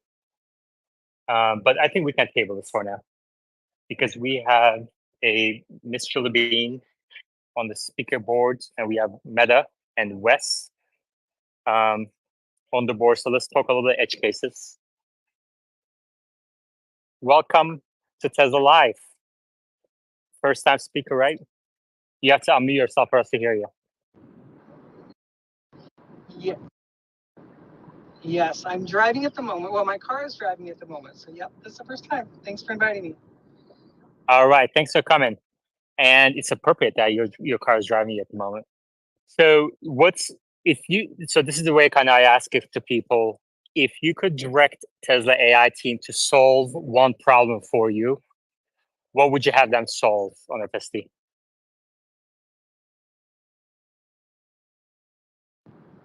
For it to be make decisions quicker. At this point, there are times that it doesn't make the decisions as quickly as it should, and that would be my first request. Meta, what do you think about that request? Just to clarify, when you say make decisions quicker, do you mean about staging and lane placement, or do you mean like reaction time in like near-term decision making?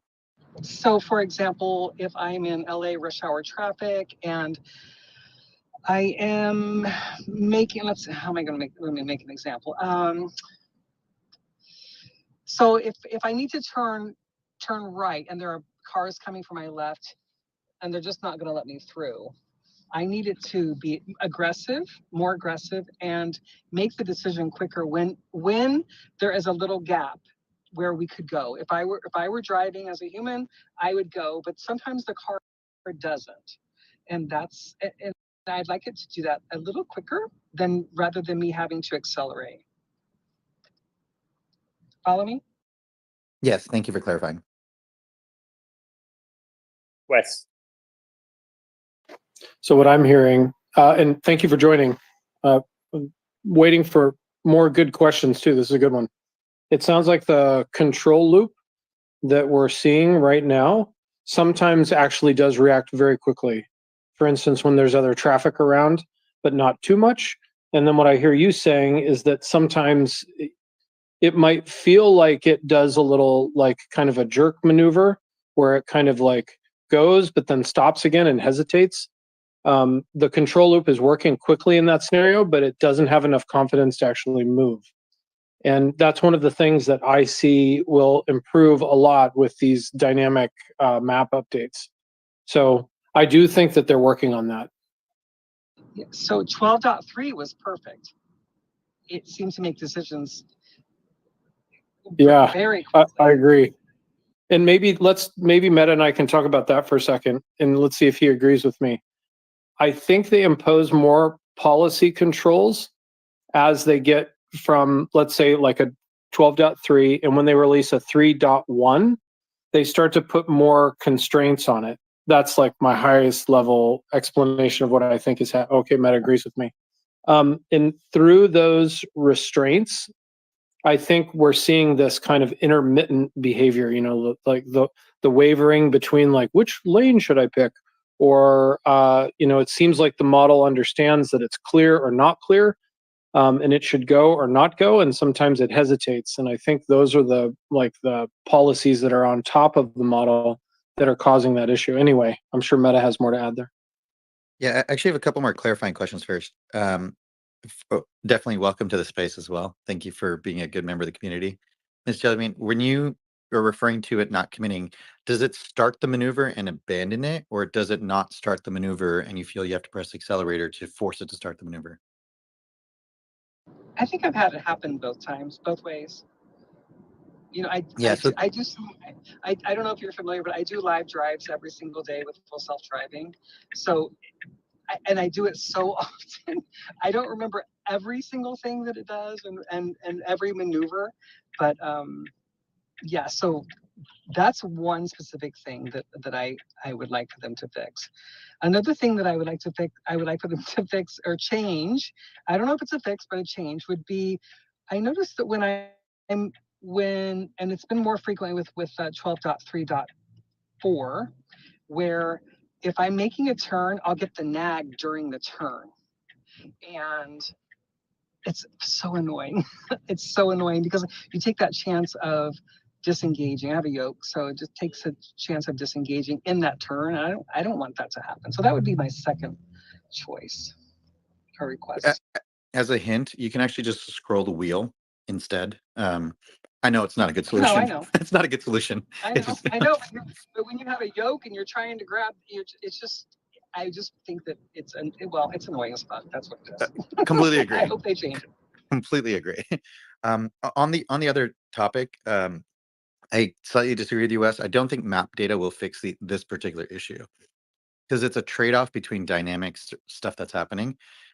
The getting into a lane when there's a lot of traffic, maybe you could fix it with maps, but I think you actually have to increase the token size for the token window for that to be fixed. Yeah, maybe if I could. Okay, great. Thank you. Let's say hypothetically that coming up to a complex maneuver, you've got multiple lanes going, you know, you're going to make a left turn across an unprotected left, multiple lanes going oncoming and going in the direction that you want to go. And let's just say hypothetically that FSD, the vision system, the stack, the end-to-end stack was fed all of that metadata. So it knows that not only what those road segments look like, but it knows it's not occluded. Do you think that the control loop would be able to make quicker decisions? Yes. Yes, and that's all I'm trying to say. And that's the direction I think they're going. I literally think they're going in that direction because that's what I experienced. And I'm gonna, again, like now that I'm back in my home area, I'm gonna go out tomorrow morning before my bike ride and do this again in this like really complex area where I'm gonna try to break it and then see if it's going to take an update, you know, like do a repetitive area where it's not working and then take the update, the upload up to the mothership, take a download to map data, just like I saw, last or a couple days ago, and see if it'll do the same thing again. Yeah, I think the other thing to keep in mind is I'm guessing the things that Tesla is going to prioritize above all else is dynamic situations that are safety related. As annoying as it can be, if they don't take the lane change, worst case scenario, they have to reroute, but they eventually get you to your destination. As long as they get you to the destination, they could qualify for L4 Yes, easy testing permits. totally agree. And so Totally that should agree. be prioritized way ahead. Yes, Yeah, exactly. and that's what I'm trying to do. I'm trying to break it in a safety area. So I totally agree. That's the thing that I posted, because if it were to, on that left turn, I don't know if you all remember that, but it was a left turn into a kind of a median, and it was going the wrong way on the wrong side, the close side of that median. And so that was definitely a safety related issue. If somebody was coming from that direction, we would have, been coming head on to each other. So yes, I agree with you. All right. While we have Miss Philippine, I want to focus on her edge cases because we can have the technical discussions when she's not able to attend, and we had a number of those anyway. So lately, and so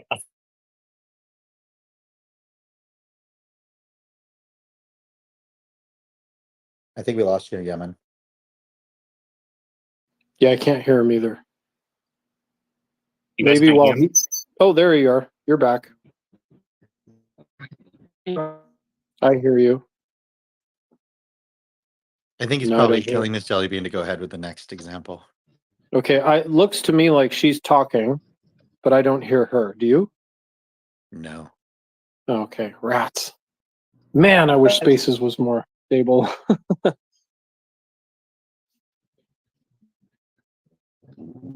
Well, nobody's going to complain that they're spending all. Everybody quiet down and let her talk.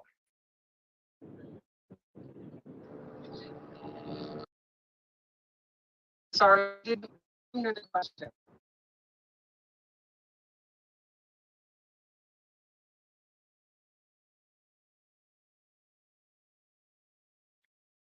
Can you hear her, Yaman? Yaman, I didn't hear your question. She's breaking well, up. For me. here's what's happening right now. Everybody, mute yourself. Miss Philippine is traveling and has poor connection, and she couldn't hear my question, which was, what's the next thing you would like to have the team work on aside from quicker decisions? But as long as you're traveling, it's just not going to be a good connection. So, Yaman, can you hear me now? yeah. All right, I do live drives every single day, and I have a really good connection with that. So I'm sure we'll be okay. So the next thing would be reading signs. I think it needs to read signs. I have an edge case where I come into daily where the road is closed, and that creates an issue sometimes. So sign, and then also no turn on red signs. Just signs need to start reading signs. That's all I'm saying. Okay, Meta. Do you Do you think we need OCR? No, before I answer that, do you still find the no turn on red is happening in post 12.3.3? I personally haven't seen it myself, so I'm just curious. You do more driving than me. So for me, it's 99% of the time it will not even turn right on a red when it can.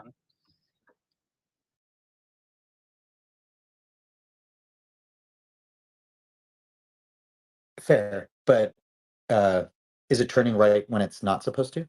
I understand it's overcorrecting, but is it breaking the other side as well? I can't think of any scenarios now where it is. 12.3.1 did, but no, I can't think of any right now. Sorry, what was the percentage that you mentioned for it does not make a right turn after a full stop at a traffic light? I think that was the scenario. Let's just say most of the time it doesn't turn Really? right on a red when it can. Yes. I cannot get that to reproduce, and I've tried. So that's interesting. Again, I'm in Washington. I'm not sure what state you're in, but every time it comes to a stop at a stop light and I can make a right, in other words, there's no sign that says no right on red, it makes the right. So I will continue to try though. Okay. Yeah, I'm in LA, so maybe it's different here, but that's my experience. I know when I had 12.3 that it did run a red light while I was live one day. Excuse me, not a red light. It turned right on a no turn on red sign. So no, it was not a light and not a red light. Yeah, Yeah. I'm definitely seeing that. And I agree with you. Advisory signs like that are not, they don't appear to be supported yet, in my opinion. Correct. Those are the kinds of things, Wes, I do think they could theoretically fix with map data. Would you agree? Yeah, and I think that is a good hint, right? I don't think it should rely on it for trusted, trusted vision should be kind of the final gate to whether it goes or not, just to be sure that, that there's no false positives or false negatives on that. And I think that's actually pretty straightforward, honestly, unless there's something in the model that doesn't allow it to correctly kind of identify and classify and uniquely kind of label these things. I don't think that's the case, but I am still surprised that it's, I would say, really unsupported in this first version. But then again, that could be coming. I was really hoping that signage would be more or less supported, not completely unsupported. That's kind of what it feels like to me. It feels like, traffic lights fully supported, stop signs fully supported, road paint not really supported, road, like road angles supported. Like it feels to me like it knows from the map some hints on the curvature of road segments, which I appreciate. That feels like it's kind of working. Anyway, I'll let Miss Julie Bean keep going. I'm trying to think of something else. It's done so well lately. I can't think of anything. It has today. So today, I'll just share. Today, I did a live drive from the San Fernando Valley into Beverly Hills, which is about an hour drive early in the morning for me. And I had only one assist. I didn't have any disengagements throughout the entire trip. I had one assist, and that was with a traffic officer directing traffic at a stop sign. So the car wants to stop at the stop sign, doesn't read the hand gestures of the traffic officer. So I had to accelerate. So today I had a great experience with FSC in Los Angeles rush hour morning traffic. That's the second drive I've done where it has been disengagement free. So I'm happy to report that for me in LA here. And I'll be doing some more. I actually need to go in just a second. I got to get ready. We're going to do some mannequin testing again today. We did some mannequin testing live on Saturday. And I don't know if you saw the video, but we had a pretty interesting experiment with that mannequin. It's on my feed. And yeah, so I need to go now because I need to get ready for that, to do this testing with this mannequin again. Before you go, if you have a moment, would you mind, you don't have to answer it now, but I'm curious, what percent of your trips these days are intervention free? And then of all of your trips, what percentage would you say are basically, good enough for robotaxi, even though it might be a little bit annoying? So it's rare that any of my trips are intervention free or disengage, or where I have to disengage. And I think mostly recently the reason is because we have potholes in LA here, because it's been raining a lot the last 2 months. So the city is slowly fixing these potholes, and my car doesn't recognize the potholes, so I have to disengage because I have the 21-inch low profiles on my car, and they pop really fast if you hit just a small pothole. So. Percentage was that you, Meta, that would ask me that? I don't know the percentage. It's not like it was with 11. It's very low percentage where I have to disengage for any how do I say, for safety disengagements, it's very rare anymore. It used to be quite frequent, but it's rare now. I did have a couple on Saturday that I had to do, but I drove like 4 hours. So I don't know, a long time on Saturday, all over Beverly Hills, San Fernando Valley, up into Malibu, all live. And I think we only had a couple of disengagements throughout that whole trip. So they're very rare unless there's a pothole. So potholes should be number one on your list, right? Yes, you think so? No, I can avoid them. I really have. I don't know. Do you think they can make it not hit a pothole? Yes, just like you can see with your eyes that there's a pothole, so too can the cameras. 100%. But I think it depends. I think yes, if there are no cars in front of you, but if there's a car in front of me and I can't see the pothole, and we're going fast. Oh yeah, I won't see it if you can't see it. Exactly. Yeah, there's just no Wait. Just to be clear, it doesn't have to see it in real time. It can map it. Yeah, that too. The other part is they probably won't put 21-inch tires on the robo taxis. And then maybe people just swap out their tires once, and it's a little more resilient to potholes. That makes sense. But hands down, tires are the biggest cost of owning a Tesla. So I highly recommend getting the warranty. I got my warranty at America's Tire, and oh my gosh, they're not winning in that case. Yeah, Tire Rack is giving 2-year warranties. It's kind of nuts.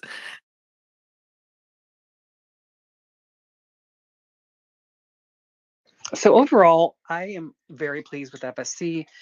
I give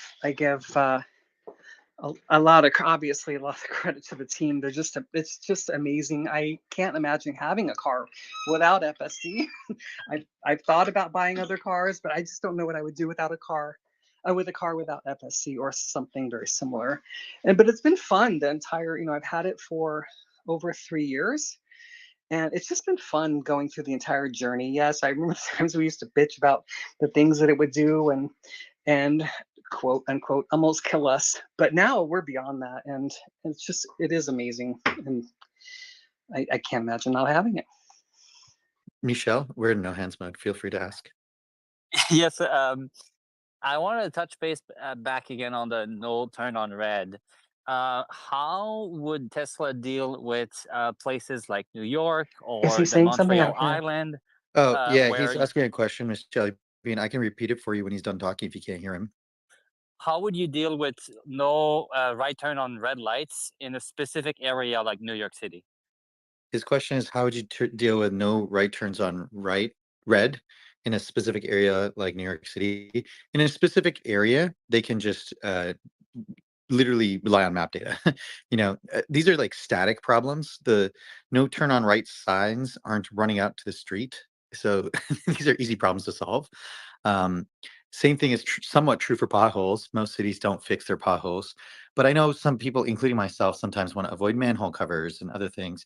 So there's other ways they could theoretically deal with that by either having the suspension be more tolerant to it or different kinds of tires. But I think most people, if you sit in the back of a taxi, you don't care. If it's not your car, it's not your tires, you're not going to care. So we have to remember that they're probably prioritizing differently depending on what they're trying to get to first.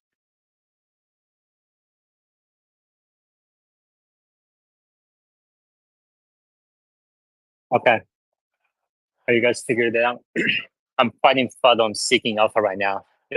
I just published an article on Tesla this morning, hundreds of replies, and you would not believe the low quality of these replies. It's insane. So I'm hosting this space and also replying to Seeking Alpha FUD at the same time. And we have Miss Shirley being up here, Meta, Wes, Michelle up here talking FSC. This is amazing. This is great. And thank you very much for coming again, Miss Shirley Bean. But you said you're leaving soon, right?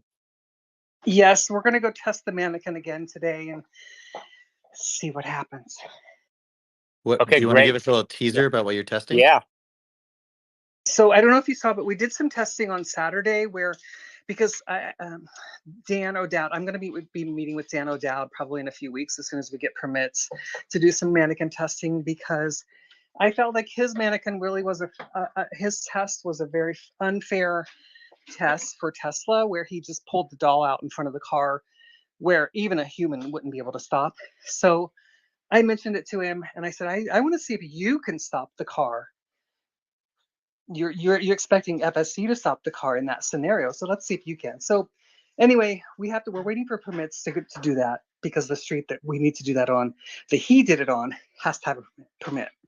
So in the meantime, I decided to do my own test with Mannequin, but make it a little more difficult for full self-driving. So on Saturday, we took a Mannequin and put it between two parked cars and then pulled it across the street several times over and over. It's on my feed. Is it in your highlights? Because it would be kind of cool for us to go find that. At the top, maybe it is in the highlights, but it's pretty close to the top though. You'll see it, or just type in Mannequin, search my page for Mannequin.